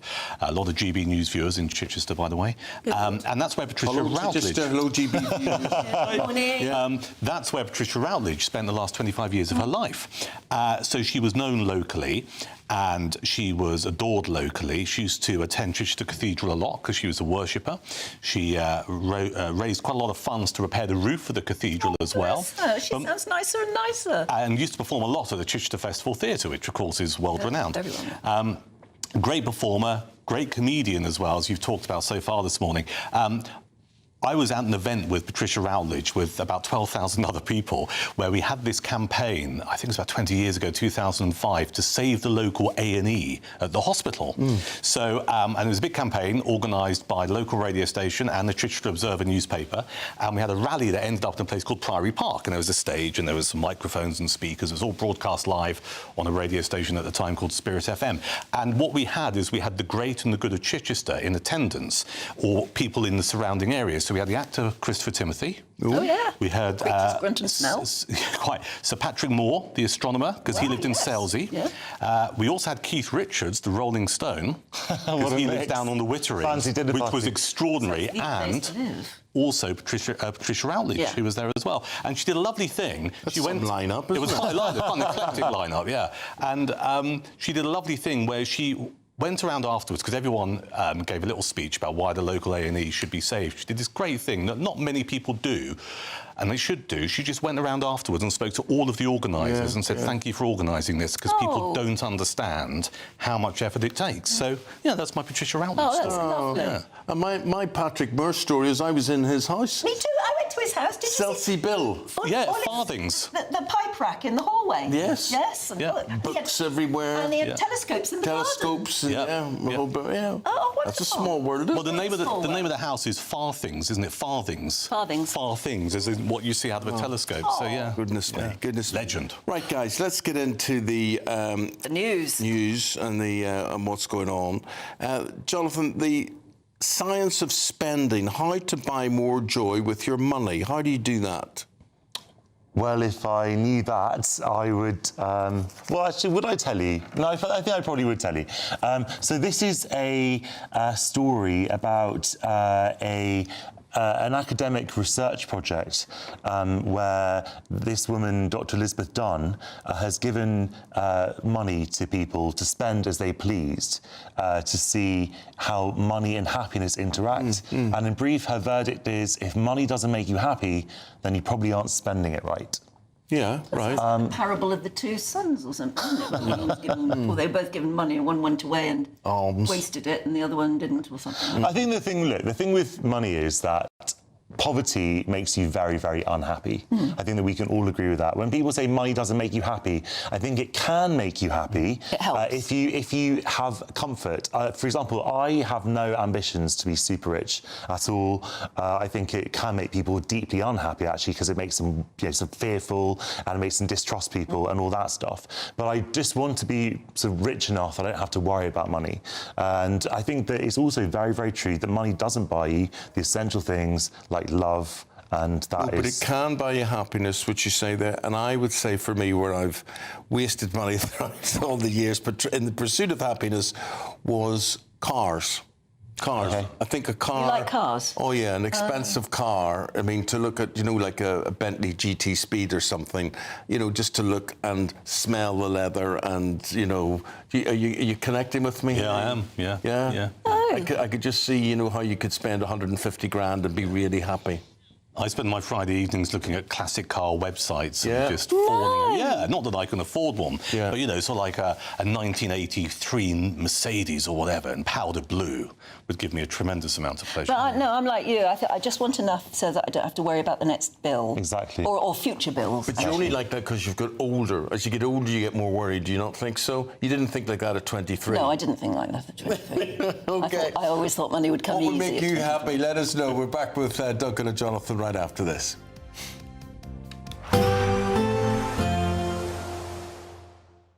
Dinner under the stars tonight? That reminds me of our travel insurance. You mean all clear skies? All Clear Travel Insurance sponsors GB News Travel Destinations Forecast. Some very heavy rain across Croatia this weekend and some more heavy downpours likely in southern Italy as well. Generally fine with sunny spells, a bit of a breeze blowing across the Canaries. Sunshine too for the Algarve. Small chance of a shower if you're heading to Barcelona. Certainly some heavy showers over southern Italy and those bright colours there suggesting some very heavy rain for Croatia. That should be clearing away as we head into the new working week. So Dubrovnik turning sunnier again for Tuesday. Goodbye. All Clear Travel Insurance sponsors GB News Travel Destinations Forecast. Hi, I'm Michelle Dewberry and my show is your opportunity to cut through all the noise and dive in headfirst to some robust debates. Ideas clash. Situation, No, Because the failure is... You're deliberately avoiding my point. Nothing's held back. And if you think this is the end of it, wait for more. And we do not shy away from the difficult stuff. Sometimes I want to shake people and say, if only you understood. So join me on Jubes & Co weeknights at 6 p.m, only on GB News, Britain's news channel. From the school run to the home run, watch a new show for all of Britain. So he can say whatever he wants. A straight talking show where all voices are heard.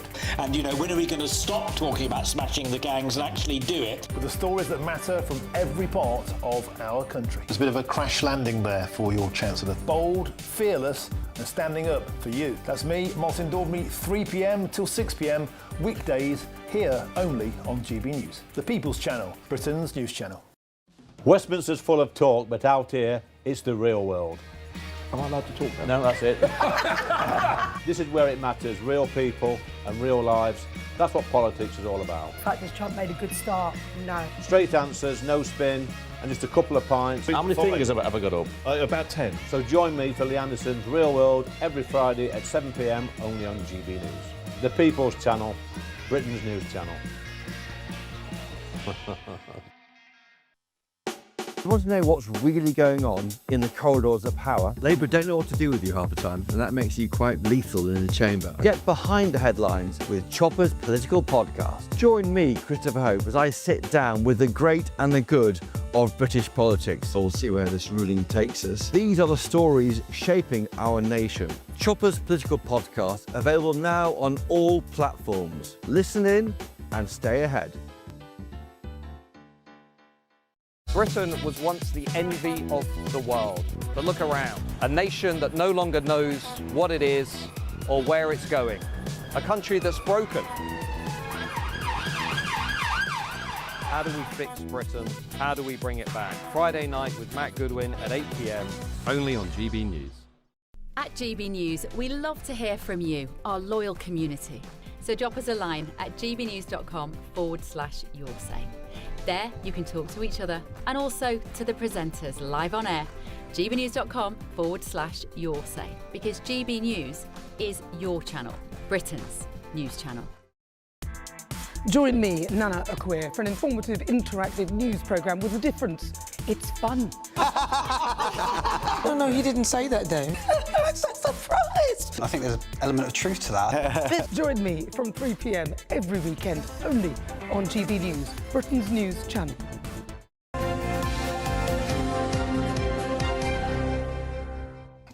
With Duncan and Jonathan, we're now going to talk about the Chinese spy trial. But do you reckon, Duncan, this trial has been sabotaged?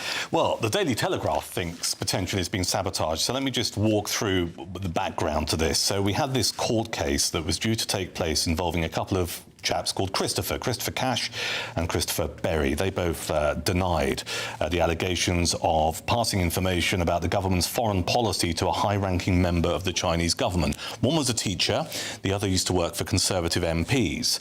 This was due to go to court, and the Telegraph is saying that the case collapsed because ministers, Labour ministers, withdrew a star witness who was to testify that China was an enemy of the UK. So the Telegraph and the Conservative Party this morning are making hay out of this, going... So the charges depended on their being this proof star witness who was prepared to say that they were giving secrets to an enemy of the UK. Yeah, but it appears that this particular witness no longer was going to appear, so therefore the word enemy would not be used. Now, this gets us into all kinds of areas because there are Conservative politicians like Ian Duncan-Smith who for many years have talked about China being a hawk and we ought to be really careful about what we do with them. There are politicians in this country who are against the idea of China having what's described as a mega embassy in London, which has been bubbling away for months. So, as I say, the Conservatives this morning are just going, hang on a second, why has this happened? But Jonathan's got an interesting take on this. Well, just in the sense that the Official Secrets Act 1911 was the law under which these two men were charged. And in the interim, that law has been repealed.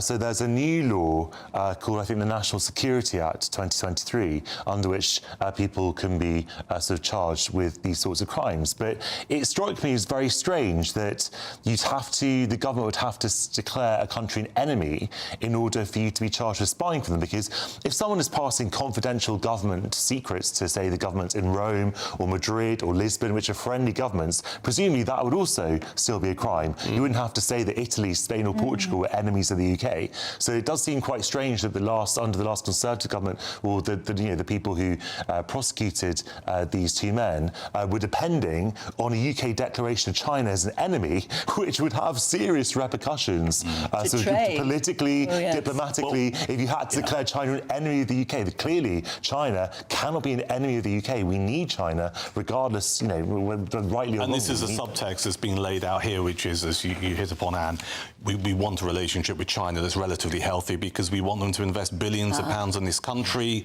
And they're going to be the next superpower. You can't be an enemy of China. If we want them to be a friend of the country, we've got to read this right of reply here. In regards to the Chinese spy trial, yes, Order Q, wake up, please. Yes, a government spokesman has said. You see, the Order Q found that so interesting she nodded off. The individuals will not face trial given the seriousness of the allegations. The decision not to proceed with prosecuting under the Official Secrets Act was made by the Crown Prosecution Service entirely independently of government. There we are. But it basically means the trial has collapsed. Yeah, it has. And the other thing... Right, now, listen, we have to mention the new head of the Church of England, Sarah Valley. Jonathan, what do you think of this appointment? I think it's wonderful that in the space of 30 years, you've gone from the first ordination of women in the Church of England to having a woman as Archbishop of Canterbury. If you sort of asked anyone 30 years ago such thing could be possible, we'd probably have said, not in our lifetime. So I think it's remarkable What progress. amazes me is 30 years ago, this woman was a nurse. She then became the chief nursing officer in England. Yeah. How the heck do you then swap that to become... Extraordinary talents. Never let it be said that you can't have more than one career, Eamonn. People can reach the heights in two careers. They're in the middle of one career, but then they get the light. I mean, it's quite a career shift. I think she's got many challenges ahead. I mean, we know that certain African priests don't like the idea that, one, she's a woman, and two, for example, she supports same-sex blessings. They don't like that. So she's got her work cut out here. But the fundamental point is that in the Anglican Communion, they have their own head. So it's not as though she is governing over all of the different branches of the Anglican Communion, but clearly there is a risk that some branches will break away. But ultimately, this is a matter of the Church of England. Some really decent leadership, because I think the Church of England needs it. Yeah, absolutely. Well, you two go in peace to love and serve the Lord, and you'll be back again in about 45 minutes' time. Look forward to that. Okay, but right now, let's concentrate on Storm Amy, because she's hotting up.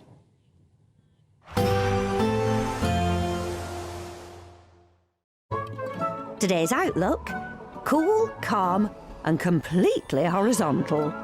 Boxed Aircon sponsors the weather on GB News.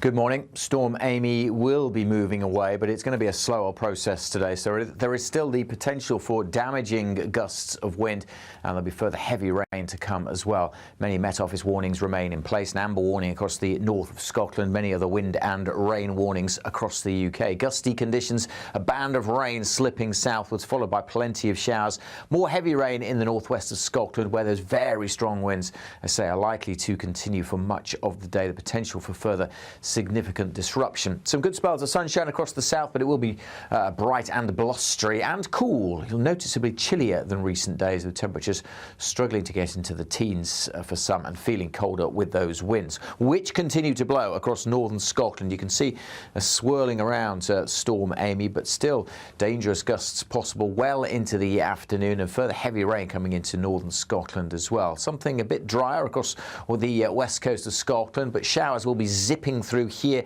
down through the Irish Sea into northwest England, North Wales, pretty much throughout the day. A bit of shelter across the southeast, not too many showers here through this evening. A decent chance of some calmer conditions, some clearer skies, and the winds will ease a little through the night. Still very windy though across northern Scotland.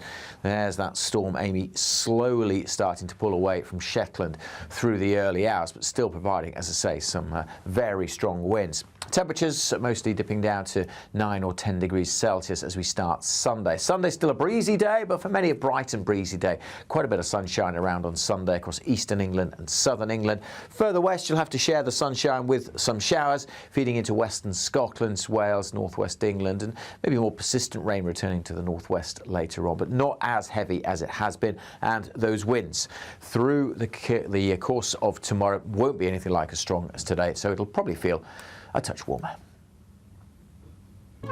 Today's outlook: cool, calm and completely horizontal. Boxed Aircon sponsors the weather on GB News.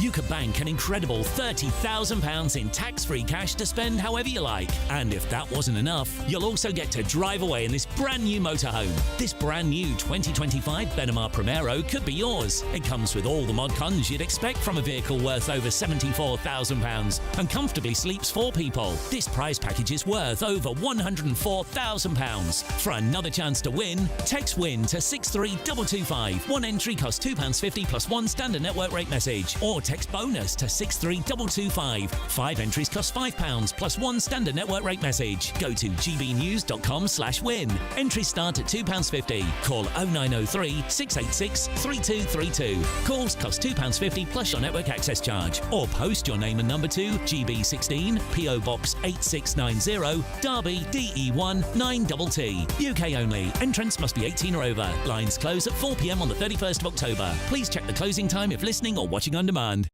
I'm Michelle Dewberry, and I'm not here to tell you what to think. I'd much rather hear what you have to say. So, send in your opinions to gbviews@gbnews.com. Keep them clean, and you never know, I might read them out. With my panel here on Jubes & Co, we debate, we get stuck into the issues of the day on a show where all views are welcome, especially yours. GB News, the People's Channel, Britain's news channel. This is GB News, Britain's news channel. We've been here for a few hours now, and every hour there's just more and more people here coming to celebrate Gibraltar's National Day. You can see all around, it's a sea of red and white, people dressing as the flag. We've got huge flags up, including this massive Union flag, as you can see there, with the Gibraltar flag right in the middle of it. Everybody here today telling us all how proud they are to be Gibraltarian and how proud they are to be British. And one of those is Simi. Simi, you're Gibraltarian, you were alive at the time of that referendum. Oh yeah. You know, why is today so important? Because it's important because we don't want to be any other nation. We've been brought up British. English is our main language everywhere, and our second language is Spanish. So we're very proud of being British and everything that's British with it. You know, the monarchs and the political parties, everything. And tell us about this rosette as well. This rosette used to belong to my father, my late father, and he used to wear this on National. This was done on National Day, and I wear it so that my father is close to my heart. For him, it was a very big day. Perfect. Thank you so much, Simi, for talking to us. And just as you can hear from Simi there, just the sense of how important today is for all these people here celebrating being British. GB News, the People's Channel.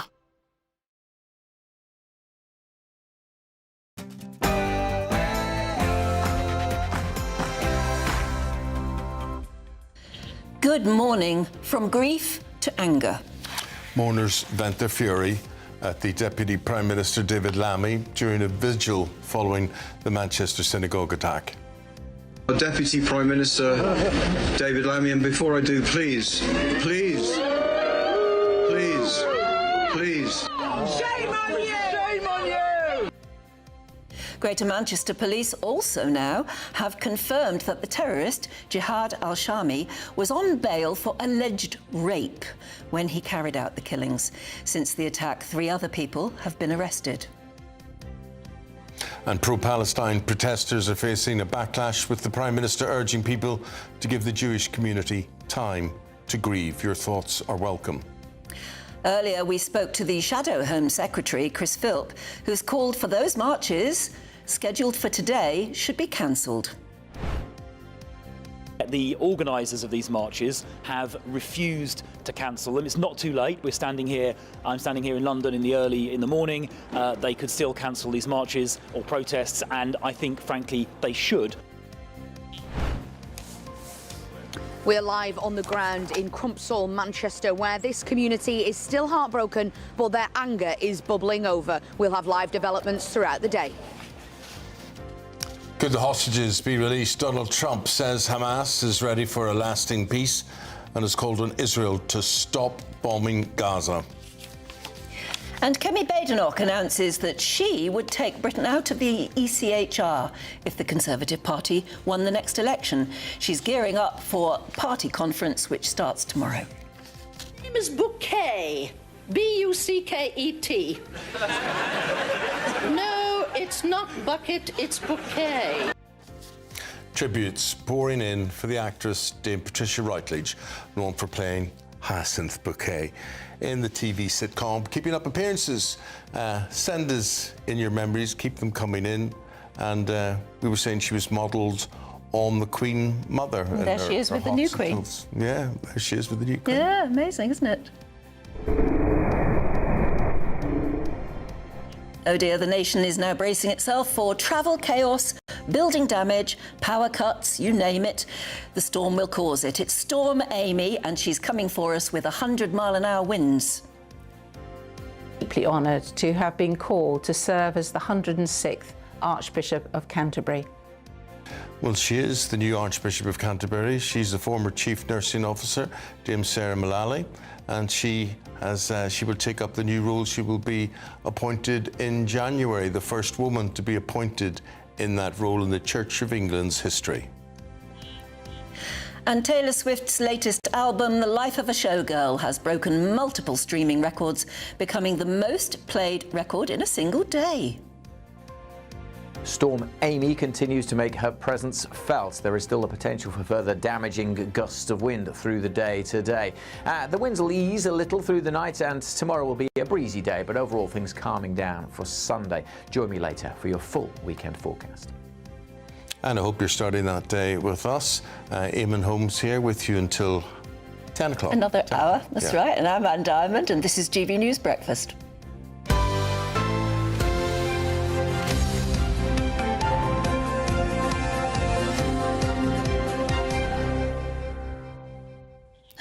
It's nice that I don't feel sad about Patricia Routledge. Isn't it funny? It's somebody who retires and you don't think about them for a while, and then you hear that they've died, and suddenly you feel a loss, don't you? Oh, absolutely, and it's been even though you didn't know her well. It's been a week of deaths and funerals for me. The lady who could talk to chimpanzees, Jane. Oh, Jane Goodall. Goodall, what yes. an amazing. Oh, I mean, wonderful. I think the most impressive individual I've ever met. And you know, she had a dignity. Even as she grew older, she seemed to grow more beautiful, actually. Yeah. She had a beautiful face. And more confident and authoritative. She had a message to tell about animals. And then she would talk. She would simply talk to a chimpanzee. It was like, I was lucky enough, I knew her for over 10 years. And did you know her that well, did you? Yeah. And she could just turn and basically talk to a chimpanzee. And it was amazing. And it's a Dr. Dolittle thing that I think one day we will all be able to talk to our cats and our dogs and our parrots and whatever it happens to be in that way. I absolutely agree with you there, because they've just made this discovery about whales, that the whales that blow circular bubbles, and everybody just thought it was just something they did. But now scientists, because they're really looking at it properly now, and they're actually discovering that whales, they do it when they see humans, and they are trying to communicate with us. Gosh. And and for hundreds of years, maybe, we've been looking at and even fishing for whales. And actually, all this time, they've been trying to communicate with us. And anyone who owns a dog or a cat for a long time, you know there's more to them than just animals. Yeah. They are trying to communicate. And the master communicator, John Stapleton, his funeral service this week, and a joint one for him and his wife Lynn. Yeah. And it was full of love and joy and happiness, and it was very, very nice, but sad. But there we go. That was it. But I keep saying it was the same with John and with Lynn. Actually, Lynn Foldswood, his wife, is that.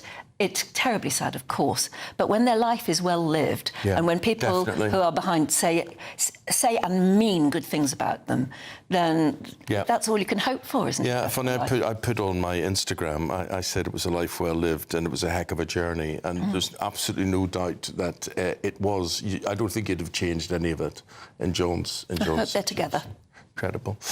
Right, OK, 6 minutes past the hour of 9 o'clock. The story that we've been concentrating on for the past couple of days, Greater Manchester Police have confirmed that the terrorist, Jihad al-Shami, had been on bail for alleged rape when he carried out those killings in Manchester on Thursday. Yes, very interestingly, 3 more people now have been arrested, bringing the number of those suspected to be involved up to 6.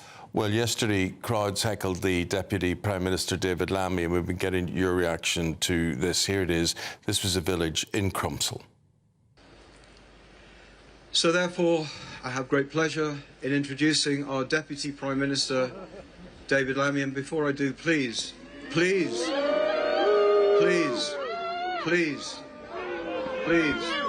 know how we all feel. We know how we all feel. Go to Palestine! Shame on you! Shame on you!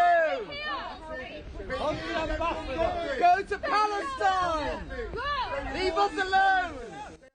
Well, let's cross live to Crumpsall. GB News' North West of England reporter Sophie Reaper is there. Sophie, are the police saying anything more about these other arrests and what they could possibly be about?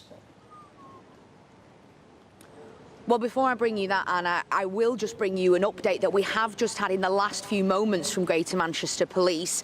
They've given us an update. What we initially believed was that Melvin Kravitz, the 66-year-old man who was killed in the attack, that he was the security guard at the synagogue. That was what we initially were told by Greater Manchester Police, but they've put out an update in the past few minutes where they've said, they've corrected themselves to say that actually he was one of the worshippers at the synagogue, not one of the security guards. They also added that 2 security men who were acting as security at the synagogue remain in hospital with car impact injuries and stab wounds, respectively.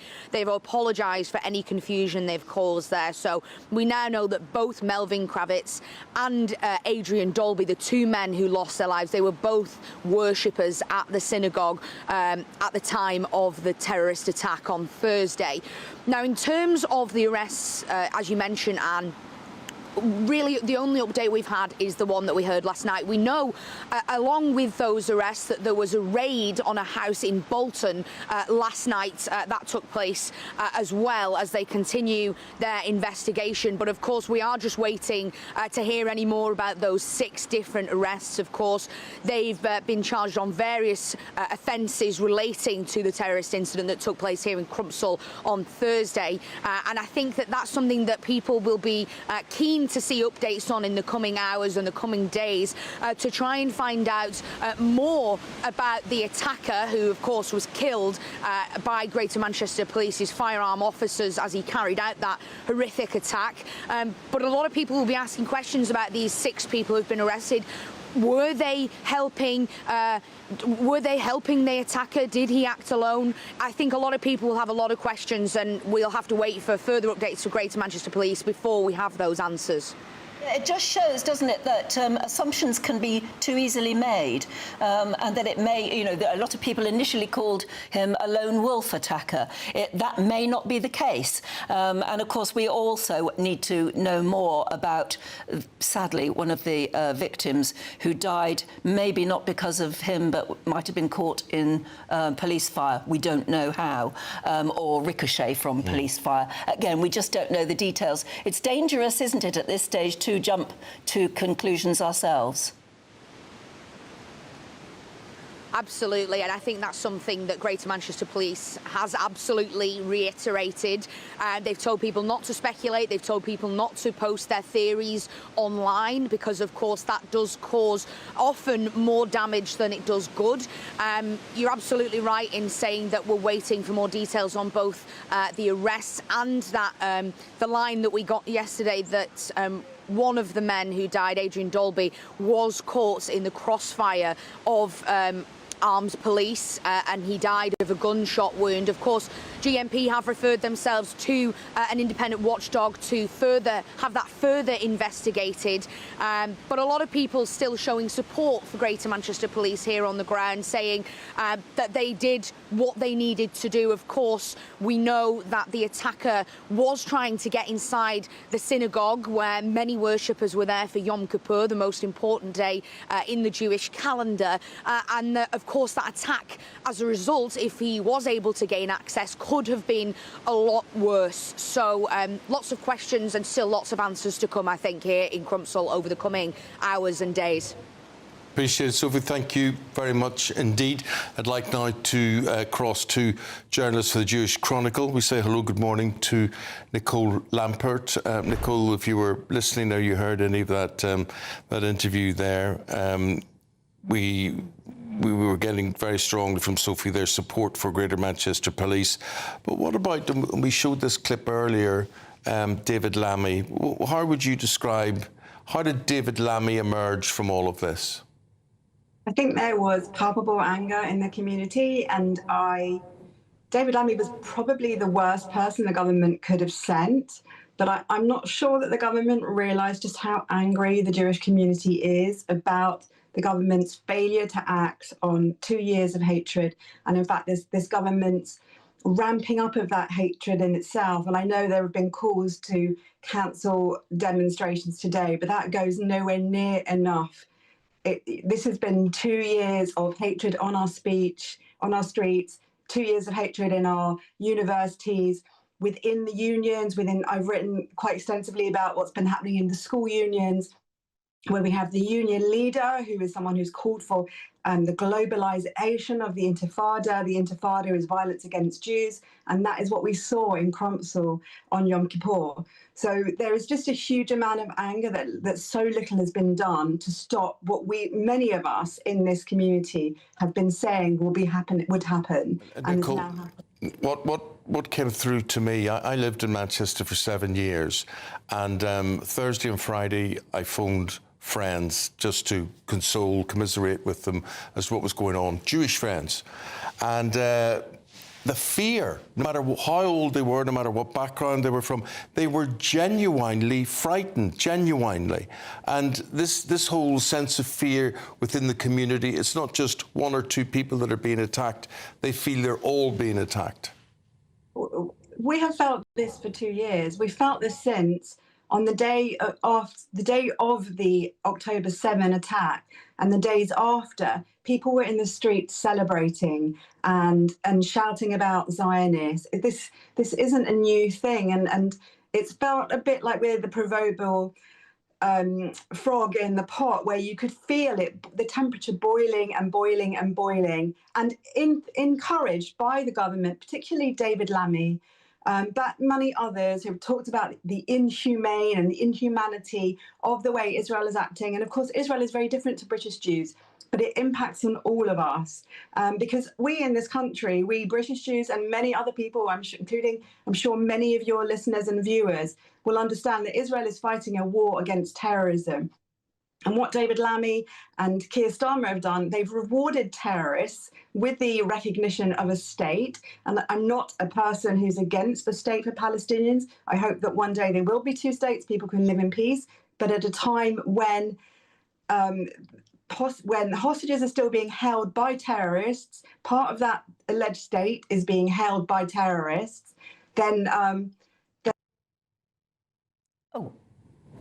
Oh, looks like We the seem to picture's have frozen. lost her. Yeah. We'll try and get that that was back. Nicole Lampert there. Nicole think what- writes for the Jewish Chronicle. What I was going to say to her as well is that just the conversations I've had over the last 24 hours or so is that people who are non-Jews, I don't think have fully realised the sort of state of fear that Jews have been living in for quite a long time. That's almost the norm for them, that schools have to have security around them. That synagogues, have to have high fences and security people working. And school kids who, if you go to a Jewish school, you don't wear a uniform that shows that you're Jewish. Women just wearing their jewellery don't let the Star of David, if it's hanging around their neck or something like that, they actually deliberately wear a high collar so that it can't be seen, so they can't be identified as Jewish because they feel that automatically makes them a target. And that's in Britain nowadays. Well, I remember growing up... Shameful. Going to school. Yes. And you were frightened of wearing your school uniform in case you were identified, and yet we were punished both ways. You would have been beaten up or whatever because you were identified with a particular school or a particular religion, but also then your school punished you, and believe me, in those days we were punished pretty badly if you didn't wear your tie or you didn't wear your college badge. But did they not, the school didn't understand that the reason you were doing it? Listen, I know read that. my autobiography. There's a story which I tell, which is basically a very, very short story, not now because it can be a very long story. I'm on a bus, the bus is hijacked, a terrorist gets on with a mask, balaclava and whatever with a machine gun, and then two guys come on with the petrol bombs and they tell us all to get off. They get off, they fire the petrol bombs, the bus goes on fire. I run down to school, and the biggest sin you could commit at my school, St Malachy's College, was to be late in the morning, right? And I'm running up the driveway, and at the top of the driveway is the president of the college, and he's a priest in all his gowns and everything, and he's reading his morning matins, his morning prayers, and I'm the last one. So I get to him, the second bell rings, and I'm late for class now. And I go, and he's standing reading his morning prayers, and I go, Father, I'm really sorry, I said, but I was on that bus, and the bus explodes, goes up. What? Yeah, it explodes, right? So it explodes, and all the smoke and fire and everything, and I said, but it's okay, Father, I'm all right, I'm okay, everything's okay. He didn't look up, and he just went, detention.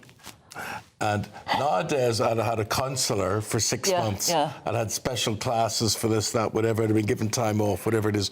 But that was, the idea was, what goes on out there does not affect you in here. You cannot let it affect you. And that's unbelievable, That was it. But intolerance, I mean, you could now see somewhere in Northern Ireland, thankfully, a lot of that intolerance has gone away. Not all of it, but, you know, things are better. They're definitely better. But religious intolerance, you know, people will look back, instead of not tolerating each other, to understand each other, to relate to each other, and to respect each other. Do you know the best thing I ever did? I used to present a show called Songs of Praise. Yes. Right, on BBC. And it showed me, as a Belfast Catholic, how to respect other religions, how there was so little really difference between them, and that was a great healer, a great educator with what you actually had to do. Were they worried about you being a Belfast Catholic boy presenting Songs of Praise, BBC? No. It was a good programme. Yeah, still is. Still is. It's still there. Is it still there? It's still there. Sunday afternoons, 3 o'clock. My goodness me. Yeah, that's it. So there we are. 18 minutes now past the hour of 9 o'clock.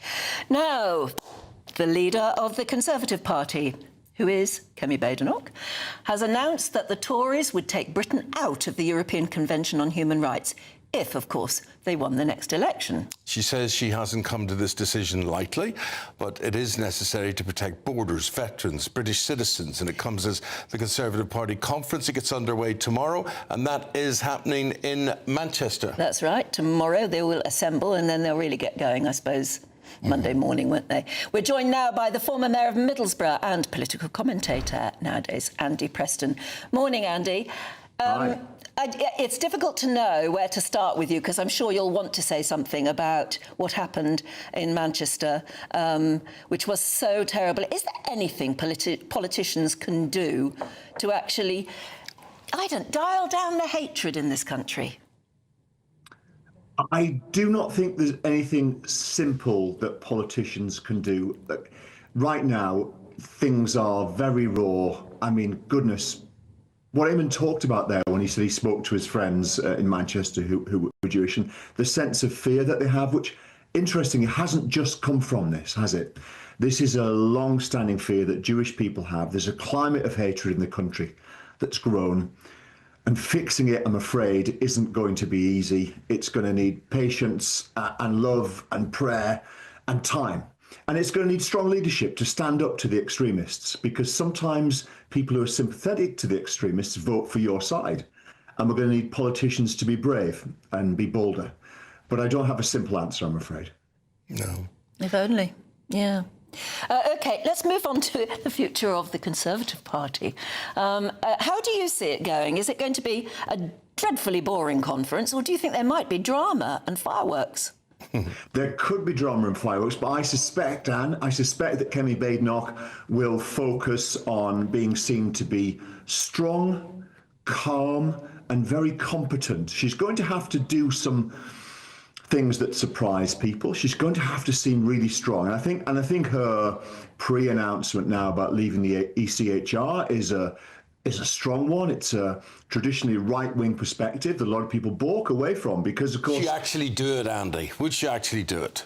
I believe she would, Eamonn. Yes, I believe she would. And I think that public opinion is turning, because ECHR, we grew up with its protections and respecting it, and rightly so, because it bans torture. It gives people the right to life. It gives everyone a guarantee of fair trial. And those things are obviously very precious to us and all similar nations. But in recent years, it's been abused. We've seen hate preachers who hate our country, who hate Jews, who hate our way of life, being unable to be deported, and other people too. Do you remember the headmaster, Philip Lawrence, who was murdered at the school gates by an Italian man? He was unable to be deported because of his right to a family life. So it's really clear that the ECHR, which came in for fantastic reasons and brings precious benefits that we treasure, is also being abused. So we need to remove ourselves from it, in many people's opinion, and we need to reinstate the core values that we all love. And doing that will take time, but I believe the public will be for it. We've got to be careful, haven't we? We've had so many comments in this morning that I sort of hesitate to read out because they could be dangerous. But people say, I've been asking, if Hamas are going to be beaten in Gaza, if this President Trump deal goes ahead and is successful, where do Hamas go? And people are saying, oh, for God's sake, don't let them into Britain. How careful must we be about who we now import? We've got to be incredibly careful, Anne. I think that from a humanitarian perspective, we have to find a way of offering support to anybody who's fleeing terror. We have to try and support people here and internationally who are in strife and turmoil and being persecuted, but we have to protect the people who live here first. So that means we need some kind of offshore processing. And I think that almost nobody is against that. And what I don't understand is that the public are for it. So why isn't Keir Starmer and why aren't Labour pushing harder for this? It's a win-win. It won't cost any money. We're spending billions already. It will deter many of the boat people who are crossing and terrifying the life out of people on the south coast and beyond.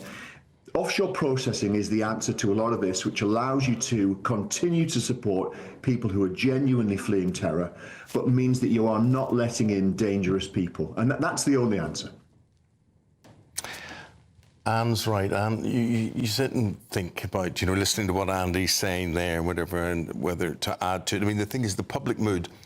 Keir Starmer has not got his finger in the pulse of the public mood. He's all for... I think, in a way, Starmer wants to show, we're all friendly, we're all huggy, and we welcome everybody. We want you here, but we want you here as well. Yeah, we're not excluding you, we're not excluding you. No, he wants to be everybody's friend. And the thing is, Andy, at some stage, you have to turn around and say, I'm not everybody's friend.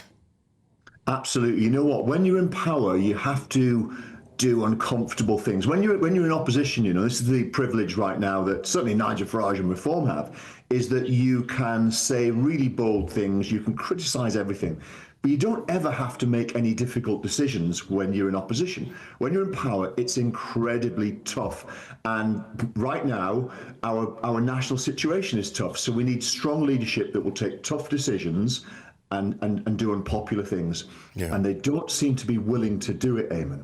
Okay. And I think that's why public anger and ire is rising, and Starmer's personal popularity is imploding. Yeah. Andy, are you going to conference?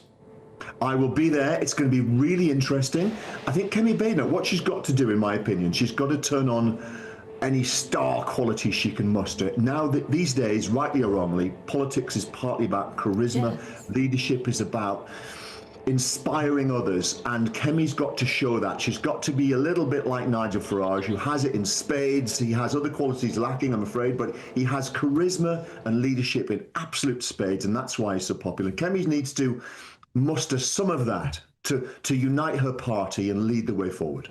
Okay, very good talk. Did you have a good conference, Andy? Thanks for speaking to us today. Thank you. Right now, let's find out more about Storm Amy. Here's Alex Deakin.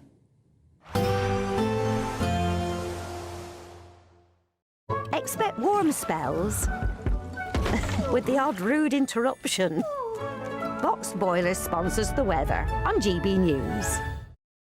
Good morning. Storm Amy will be moving away, but it's going to be a slower process today. So there is still the potential for damaging gusts of wind, and there'll be further heavy rain to come as well. Many Met Office warnings remain in place. An amber warning across the north of Scotland. Many other wind and rain warnings across the UK. Gusty conditions, a band of rain slipping southwards, followed by plenty of showers. More heavy rain in the northwest of Scotland, where those very strong winds, I say, are likely to continue for much of the day. The potential for further significant disruption. Some good spells of sunshine across the south, but it will be bright and blustery and cool. You'll noticeably chillier than recent days, with temperatures struggling to get into the teens for some, and feeling colder with those winds, which continue to blow across northern Scotland. You can see a swirling around Storm Amy, but still dangerous gusts possible well into the afternoon, and further heavy rain coming into northern Scotland as well. Something a bit drier across the west coast of Scotland, but showers will be zipping through here, down through the Irish Sea into northwest England, North Wales, pretty much throughout the day. A bit of shelter across the southeast, not too many showers here through this evening. A decent chance of some calmer conditions, some clearer skies, and the winds will ease a little through the night. Still very windy though across northern Scotland.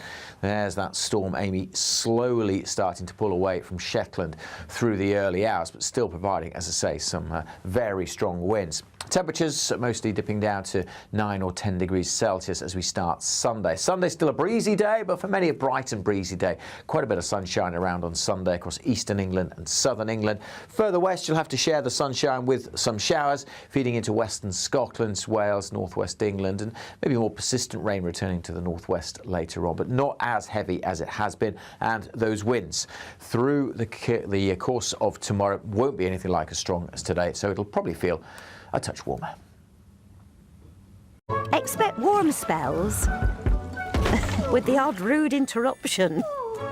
Boxed Boilers sponsors the weather on GB News. OK, it's giveaway time. There's still plenty of time to get your entry into the biggest one ever done. Yeah. That's the £74,000 motorhome. Made up of 30,000 quid in cash. There is that motorhome, which is a big one. And here are the details you'll need if you want to have a go. Good luck. This is your chance to win a motorhome and cash in our biggest giveaway to date. Courtesy of Marquis Leisure, you could be the proud owner of this 2025 Benamar Primero. It comfortably accommodates 4 people, comes with integrated bathroom and kitchen areas, has plenty of storage and can be driven on your standard driving licence. Plus, you'll also bank an incredible £30,000 in tax-free cash to spend on anything you like, taking the total prize value of this great British giveaway away over a whopping £104,000. Make sure you don't miss out. For another chance to win, text WIN to 63225. One entry costs £2.50 plus one standard network rate message. Or text BONUS to 63225. 5 entries cost £5 plus one standard network rate message. Go to gbnews.com/win. Entries start at £2.50. Call 0903 686 3232. Calls cost £2.50 plus your network access charge. Or post your name and number to GB16 PO Box 8690 Derby DE1 9TT. UK only. Entrance must be 18 or over. Blinds close at 4 p.m. on the 31st of October. The winner will be contacted live on GB News, week commencing 10th November. Please check the closing time if listening or watching on demand. Good luck. Look, just an indication of what's coming up. We're going to deal and reflect this storm, Amy, and how it's affected you. It's affecting most of the country in one way or another. One man has died, thousands of you without electricity. And of course, if you're without electricity... You're not watching. You're not watching. You might be able to listen on the radio. Yes. Or in the car. Or something. Anyway, John Hammond, he's a man that knows all about the weather, and he's coming to talk about what's going on there. And we will see you right after this short break. Please stay with us. Westminster's full of talk, but out here, it's the real world. Am I allowed to talk then? No, that's it. This is where it matters. Real people and real lives. That's what politics is all about. The fact is Trump made a good start. No. Straight answers, no spin, and just a couple of pints. How many fingers have I got up? About 10. So join me for Lee Anderson's Real World every Friday at 7 p.m. only on GB News. The People's Channel, Britain's news channel.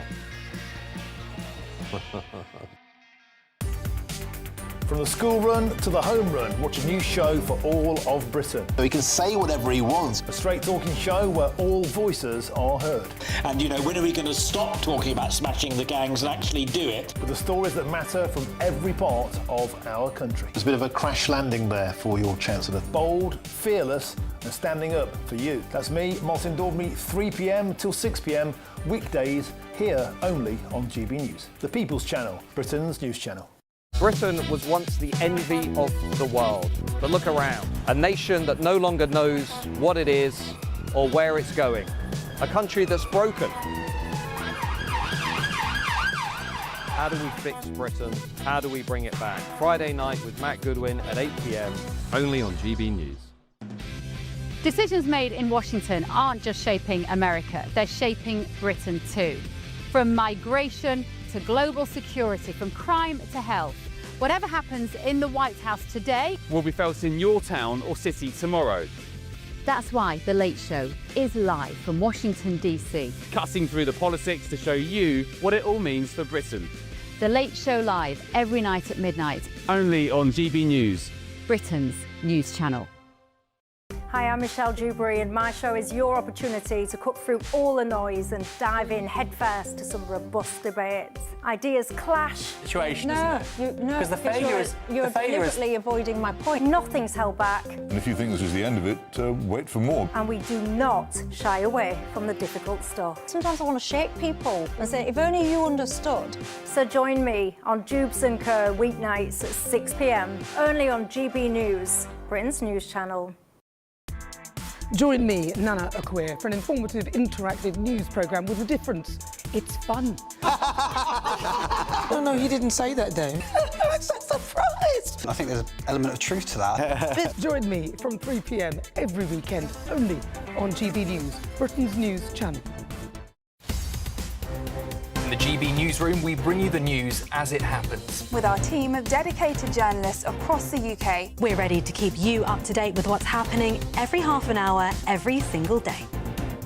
Bulletins here on GB News, the People's Channel, Britain's news channel.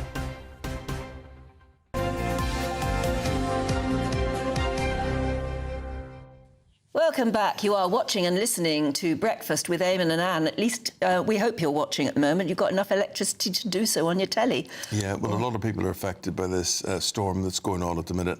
And a man has died in a weather-related incident in Donegal during Storm Amy.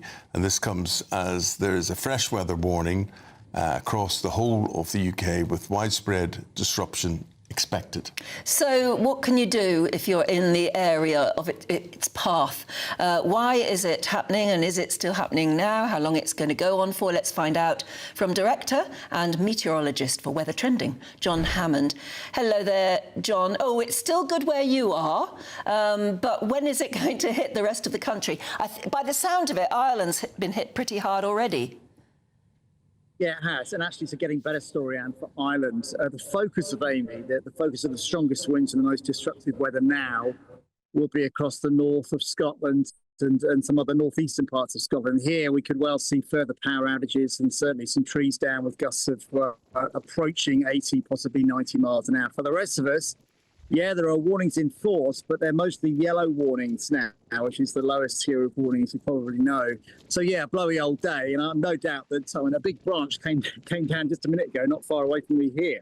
So there will be some branches down. There will be some travel disruption. There'll be big waves, as you're seeing on the screen now, but slowly but surely the worst of the gusts will begin to subside. There'll still be some heavy rain around, so locally there'll be some flooding, but I think the main takeaway this morning is that for many, the worst has already happened, except for the northeast of Scotland, where you've got a very stormy day to come. And here I'm expecting further damage and destruction and possibly a risk to life. So yeah, an improving story, but it's only a slowly improving story through the rest of the day. So if you've got plans, you've got travel plans, then be aware there could be some disruption. Your journey might take a lot longer than it usually take. And yeah, for those who unfortunately haven't got any electricity, although the engineers were well warned in advance because Amy was named a couple of days ago, so all the warnings were out there, and a lot of the sort of government agencies were well aware of this storm coming in. So hopefully that will help in the process of mending those electricity pylons. And the power outages will not last all that long, but it's a sort of clearing up process during the course of today. Yeah, and what about the weather? Will it clean up and clear up or not? What's going to happen there? Well, at the moment, Eamonn, it's a very unstable atmosphere, as we call it, which means the cold air is flooded down from the atmosphere, from the Arctic, and that allows the air to sort of surge up in bubbles of instability, which means 1 minute might be calm, as it is right now. It's quite calm, but then you get a huge gust of wind, which can quite unexpectedly, topple a tree down. So a very unstable atmosphere in the wake of Amy. But actually, Eamonn, over the next week or so, the weather's going to improve quite steadily. And through next week, I think a lot of dry weather, a lot of calm weather. I mean, given that it's October, they'll bring its own hazards with fog. But strong winds, at least for the next week or two, will have gone away and things will settle down. And we'll see a different side to autumn. Autumn, of course, can chuck up all sorts of weather. Wind and rain, yes, but also mists and mellow fruitfulness. And I think we're going to get more of the mists and mellow fruitfulness over the next couple of weeks, thank goodness. Well, at least we can see where you are. You get a bit of sunshine, and I just think seeing the sun is so important. Eamonn and I were talking earlier about it. You need to see the sun, even if it's winter sun. It's nice to see it, isn't it? OK, we'll leave it there. Let's keep our fingers crossed for everybody. At least it's a Saturday, so maybe there won't be the big commute to work. And because driving along the motorway this morning, it felt very, very blustery, nasty, and you just think only takes a branch to come sweeping at you. And well, you make sure you're not blown away, drive you off the road. Thanks very much. Thank you. Cheers. Absolutely. Cheers. Right, we've got lots to look at now with Jonathan and Duncan. They'll be back in just a couple of moments to go through everything in the newspapers. That's next. Britain was once the envy of the world. But look around. A nation that no longer knows what it is or where it's going. A country that's broken. How do we fix Britain? How do we bring it back? Friday night with Matt Goodwin at 8 p.m. only on GB News. GB News Breakfast. Every day from 6 a.m. The cost of parking, it's increased by, wait for it, 500%. And they've done that overnight without consultation, right? Yeah. So it now costs £4.85 an hour. Right, and what's that going to do? It's going to stop people visiting. And it's not easy to get around York, I have to say. One road in, one road out type thing, congestion around the place. Yes, there's car parking spaces, but Goodness me. I mean, this is obviously very, very controversial. These are the sort of taxes, indirect taxes, that come on all of us. It's now going to cost us so much money just to get there, just to see there. Tell us more. That's right, Eamonn, and the City of York Council have introduced this to try and reduce congestion, to try and get more people on buses, more people cycling to go shopping. But of course, that infrastructure hasn't been put in place. There's not been extra buses put on. There's not been extra bike racks for people to park. And certainly when you're doing a shop, a lot of the shops here are greengrocers, butchers. How are you going to carry all that on a bike? I'd like to introduce you to Karen now. She's just come to pay for parking, expecting that it was going to be 80p. How do you feel when you've just seen this price rise today? I am really annoyed. I've come out with enough money to pay basically for 2 hours. I'm having my hair done, which then, knowing now that this is, say, triple what it would have been, then my online payment isn't working. So I'm effectively not able to pay, which is really, really, really annoying. GB News, the People's Channel. At GB News, we love to hear from you, our loyal community. So drop us a line at gbnews.com/yoursay. There you can talk to each other and also to the presenters live on air. gbnews.com/yoursay, because GB News is your channel, Britain's news channel. Join me, Nana Akweer, for an informative, interactive news programme with a difference. It's fun. No, he didn't say that, Dave. I'm so surprised. I think there's an element of truth to that. Join me from 3 p.m. every weekend, only on GB News, Britain's news channel.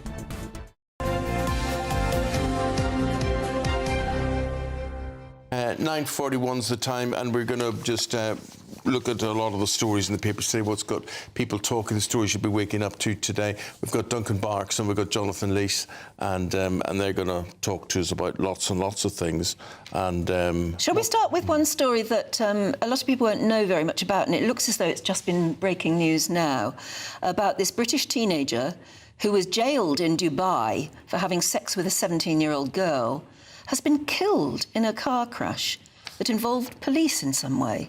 This is killed in London, was he? In London, not? yeah, just months after being set free from Dubai. And this is such a tragic story. So I think a lot of people may have seen and followed the story last year, where two teenagers had a holiday romance in Dubai. One was 18, one was 17. Obviously, that would have been completely legal in this country. In Dubai, the age of consent is 18. And until recently, actually, unmarried couples weren't actually allowed to have sex in Dubai, but the law has since changed. So it would have been legal if she had been a few months older. Her mother discovered it, was very angry about it, and then when they got back to the UK, reported it to the police in Dubai. So she was, the girl wasn't arrested, but the boy was. He went to jail, was sentenced to jail for... He was still in Dubai? He was still in Dubai on his holiday with his family. He was sentenced to jail. This poor kid, just on his A-levels, was sent to jail, and there was a lot of kind of a petition to get him released, because David Lammy, the then Foreign Secretary, was his constituency MP in Tottenham. And finally, he received a royal pardon by the Emir of Dubai in July, and just 3 months later, he's been killed in a car crash. So that's deeply, deeply tragic. Absolutely tragic, absolutely tragic. Goodness me. It says here he died at around 1 a.m. on Friday after a car he was a passenger in failed to stop when being blue lighted by the Metropolitan Police.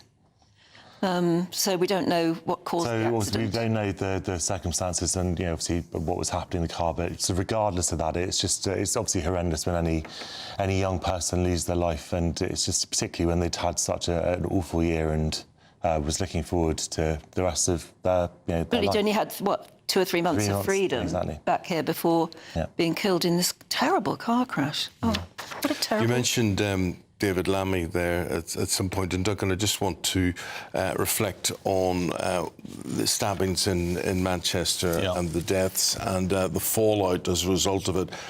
How do you think David Lammy has emerged from this, and what lessons should he take away? I think it's really difficult because if he hadn't attended, he would have been criticised for not attending. He did attend.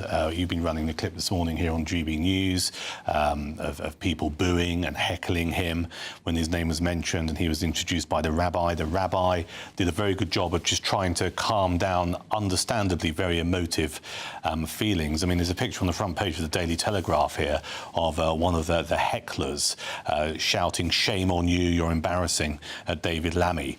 I think, sadly, given the tragic event that happened in Manchester, there are people, or rather he has to accept that there are people in this country who see his government as perhaps allowing a climate of, I'll use the word hate, to fester in this country with the marches that have been happening most weekends in London and elsewhere.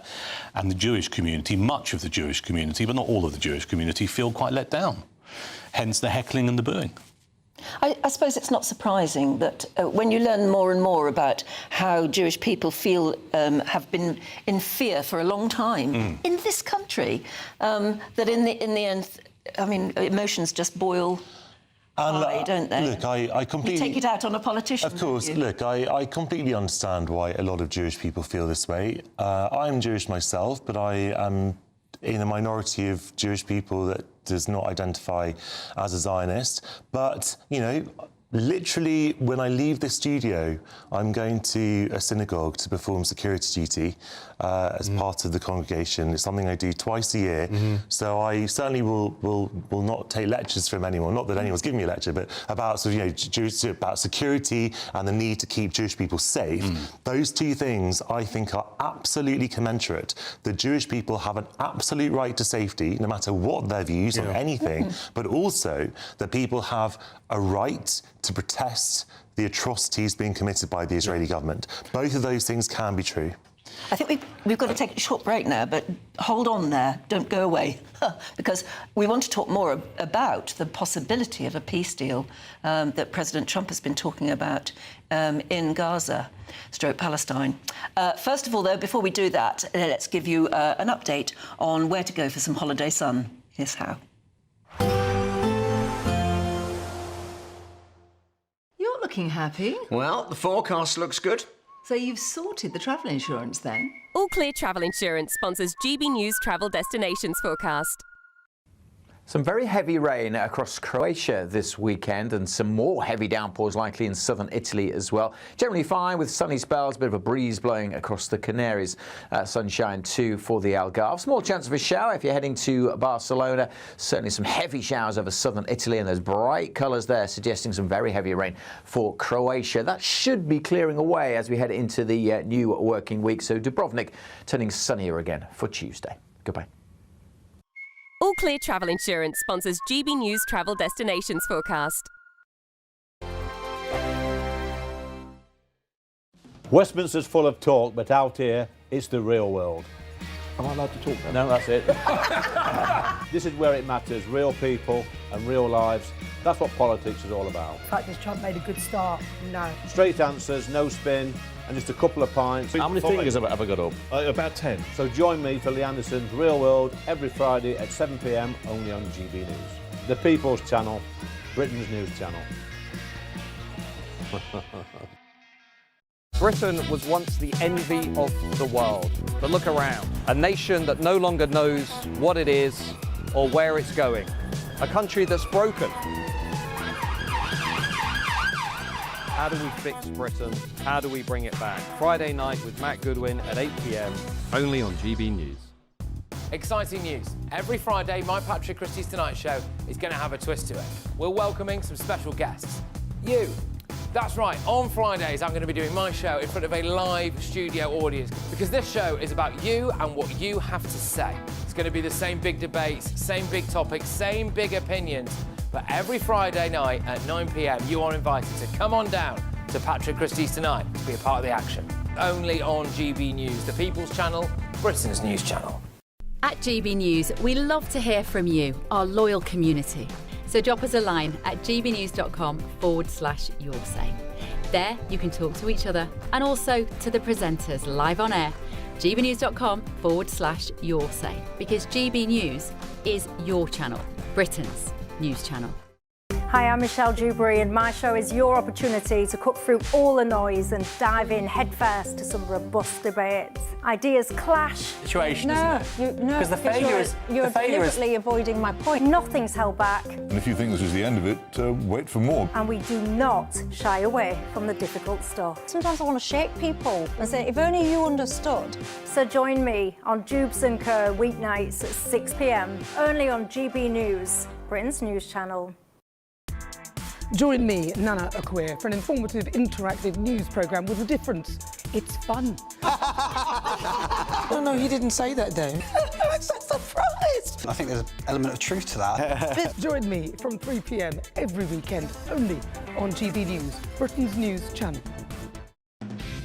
Decisions made in Washington aren't just shaping America, they're shaping Britain too. From migration to global security, from crime to health. Whatever happens in the White House today will be felt in your town or city tomorrow. That's why The Late Show is live from Washington, D.C. Cutting through the politics to show you what it all means for Britain. The Late Show live every night at midnight. Only on GB News, Britain's news channel.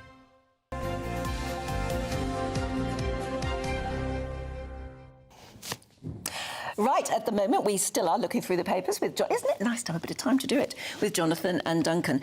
Wanted to talk about the marches today. Yeah. Who wants to kick it off? I mean, should they go ahead? Should they be banned? Or should they do the decent thing and just say, not this weekend? Well, I'd make a couple of observations. I think, personally, I don't think it should go ahead today out of respect for what happened in Manchester, though I do respect people's right to protest, right? I think that's a good thing in this country. But I think this is about taste and I think it's about decency. And I know Jonathan has a view and rightly wants to make the point about why people are protesting today, because things have kind of merged. But also, I mean, yeah, other things have happened. You've got Trump saying overnight that there could be a peace deal in Right, Gaza. so this is, but here's the thing.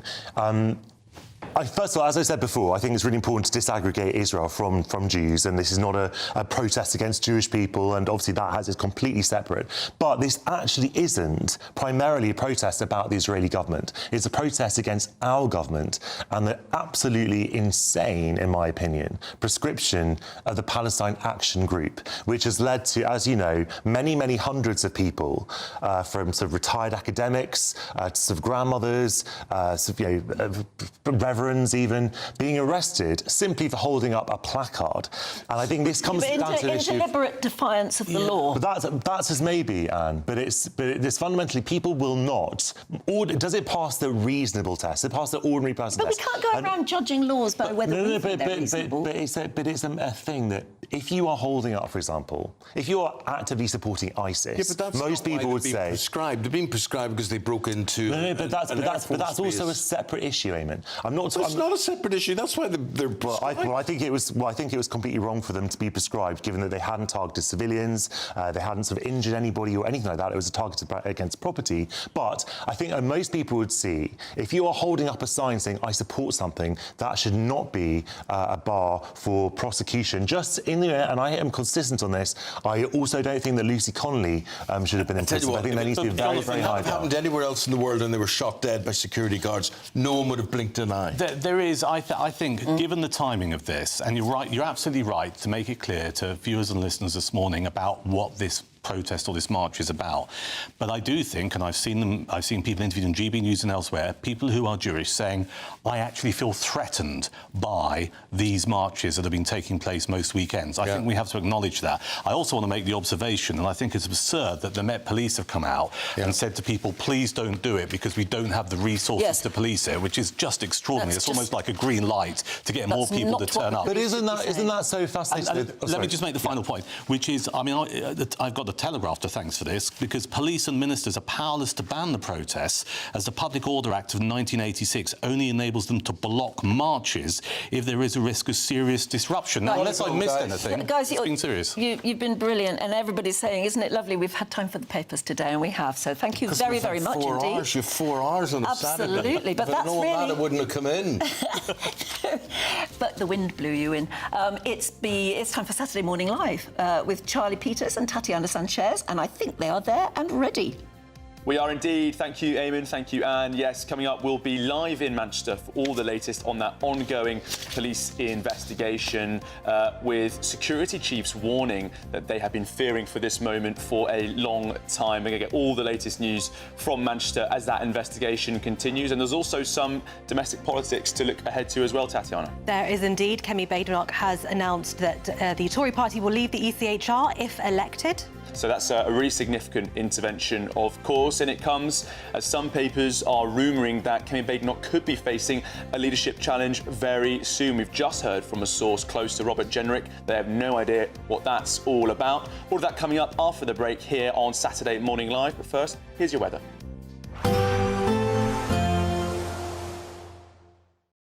Today, clouds overhead, total zen within. Box Solar sponsors the weather on GB News. Good morning. Storm Amy will be moving away, but it's going to be a slower process today. So there is still the potential for damaging gusts of wind, and there'll be further heavy rain to come as well. Many Met Office warnings remain in place. An amber warning across the north of Scotland. Many other wind and rain warnings across the UK. Gusty conditions, a band of rain slipping southwards, followed by plenty of showers. More heavy rain in the northwest of Scotland, where there's very strong winds, I say, are likely to continue for much of the day. The potential for further significant disruption. Some good spells of sunshine across the south, but it will be bright and blustery and cool. You'll noticeably chillier than recent days, with temperatures struggling to get into the teens for some and feeling colder with those winds, which continue to blow across northern Scotland. You can see a swirling around Storm Amy, but still dangerous gusts possible well into the afternoon, and further heavy rain coming into northern Scotland as well. Something a bit drier across the west coast of Scotland, but showers will be zipping through here, down through the Irish Sea into northwest England, North Wales, pretty much throughout the day. A bit of shelter across the southeast, not too many showers here through this evening. A decent chance of some calmer conditions, some clearer skies, and the winds will ease a little through the night. Still very windy, though, across northern Scotland. There's that Storm Amy slowly starting to pull away from Shetland through the early hours, but still providing, as I say, some very strong winds. Temperatures mostly dipping down to 9 or 10 degrees Celsius as we start Sunday. Sunday's still a breezy day, but for many a bright and breezy day. Quite a bit of sunshine around on Sunday across eastern England and southern England. Further west, you'll have to share the sunshine with some showers feeding into western Scotland, Wales, northwest England, and maybe more persistent rain returning to the northwest later on, but not as heavy as it has been. And those winds through the course of tomorrow won't be anything like as strong as today, so it'll probably feel a touch warmer. Today, clouds overhead, total zen within. Box Solar sponsors the weather on GB News. This is your chance to win a motorhome and cash in our biggest giveaway to date. Courtesy of Marquis Leisure, you could be the proud owner of this 2025 Benamar Primero. It comfortably accommodates 4 people and can be driven on your standard driving licence. Plus, you'll also bank an incredible £30,000 in tax-free cash to spend on anything you like. Make sure you don't miss out. For another chance to win, text WIN to 63225. One entry costs £2.50 plus one standard network rate message, or text BONUS to 63225. 5 entries cost £5 plus one standard network rate message. Go to gbnews.com/win. Entries start at £2.50. Call 0903 686 3232. Calls cost £2.50 plus your network access charge. Or post your name and number to GB16 PO Box 8690 Derby DE1 9TT. UK only. Entrance must be 18 or over. Lines close at 4 p.m. on the 31st of October. Please check the closing time if listening or watching on demand. Good luck. This is GB News, Britain's news channel. You're ready, you can just see it buzzing. The New Zealand-France game is going on, the bronze final in the stadium at the moment, and there's about 45,000 people already in the stadium watching it. So the energy in this place is unbelievable, and the excitement, because this game is a real game of jeopardy, the final between England and Canada. And you've got caps galore, you've been involved in coaching men and women's rugby. So, and you won in 1994. What's it like to be a winner? Well, this is the shirt that I wore back in the day in 1994. This is my World Cup winning shirt, so I'm hoping it's going to bring a bit of luck to the girls. But it was an incredibly special time. But for me to see how the game has changed, we had 6,000 people watch us win that World Cup, and now women's sport in this country, it's our Lionesses, the Red Roses, the Cricket World Cup is the tickets are on sale for that next year, and people are choosing to watch women's sport and really, really enjoying the event. So it's fantastic, and the change over that 30-year span is quite remarkable. What do you think has made the difference? Why is it becoming, I mean, as you say, football is the same. Why is it becoming more acceptable now? And not just for women and girls to follow the sport as well, but I go to West Ham regularly for my sins, but so many men are now starting to pay a little bit of attention without being too sneery. Well, absolutely, but I think the biggest thing is the quality of the product. Because the girls have been given contracts and are now able to train, not have to go to work and then leave a full day's work and come training and then do almost a second job in order to deliver on the skills. Both the Lionesses, the Roses, everybody now at the top end of the game is being financially rewarded for it, so they can actually concentrate on their sport. GB News, the People's Channel.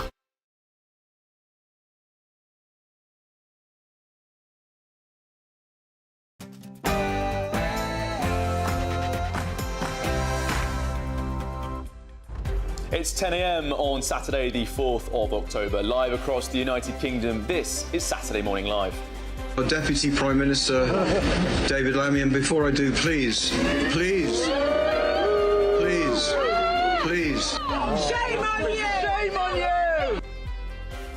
Mourners vent their fury at Deputy Prime Minister David Lammy during a vigil following the Manchester synagogue terror attack. And today, protesters supporting Palestine action are facing backlash, with the Prime Minister urging people to give the Jewish community time to grieve. Sophie Reaper is on the ground in Crumpsall as Greater Manchester Police continue their investigation into Jihad al-Shami. Well, ahead of those protests later today, we're here on the ground where this community is heartbroken, but the anger is now bubbling over. Everybody was unified in wanting this war to end and seeing peace in the Middle East, and we're very close to achieving that. Elsewhere, US President Donald Trump has told Israel to stop bombing Gaza as Hamas finally agrees to release all remaining hostages, dead or alive. Don't do it. I'd say show some patience. And look, reform is essentially, they've got good slogans, I'll give them that, but these slogans are written on the back of a fag packet in a pub.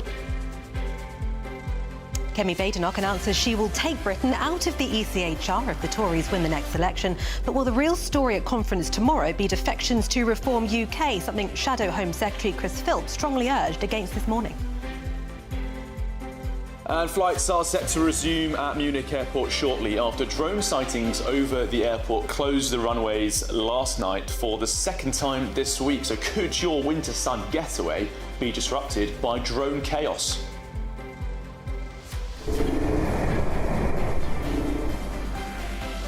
And talking of weather, Storm Amy continues to bring chaos to Britain.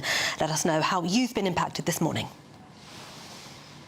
All the biggest stories, boldest opinions and liveliest debates over the next 2 hours. I'm Tatiana Sanchez. And I'm Charlie Peters, and your weekend starts here.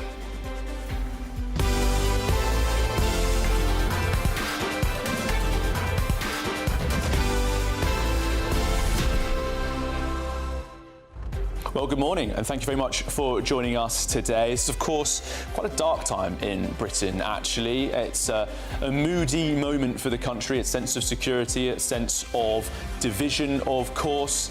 Prime Minister warning in his speech at conference in Liverpool this week that there were two choices facing the country between division and unity. Increasingly, it feels as though it's a split between barbarism and civilization instead. And you heard those heckles to the Deputy Prime Minister, David Lammy, didn't you, Tatiana? A lot of people very angry in the Jewish community about how they've been treated by the government over the last year. We've just heard from Sophie saying that anger is bubbling over. Really, you just have to say you can't blame them. Make sure you let us know what you think throughout the show. We'd love to hear your thoughts, so send your views and post your comments by visiting gbnews.com/your say. But before we do anything else, Bethany Elsey, she's got all your latest news headlines.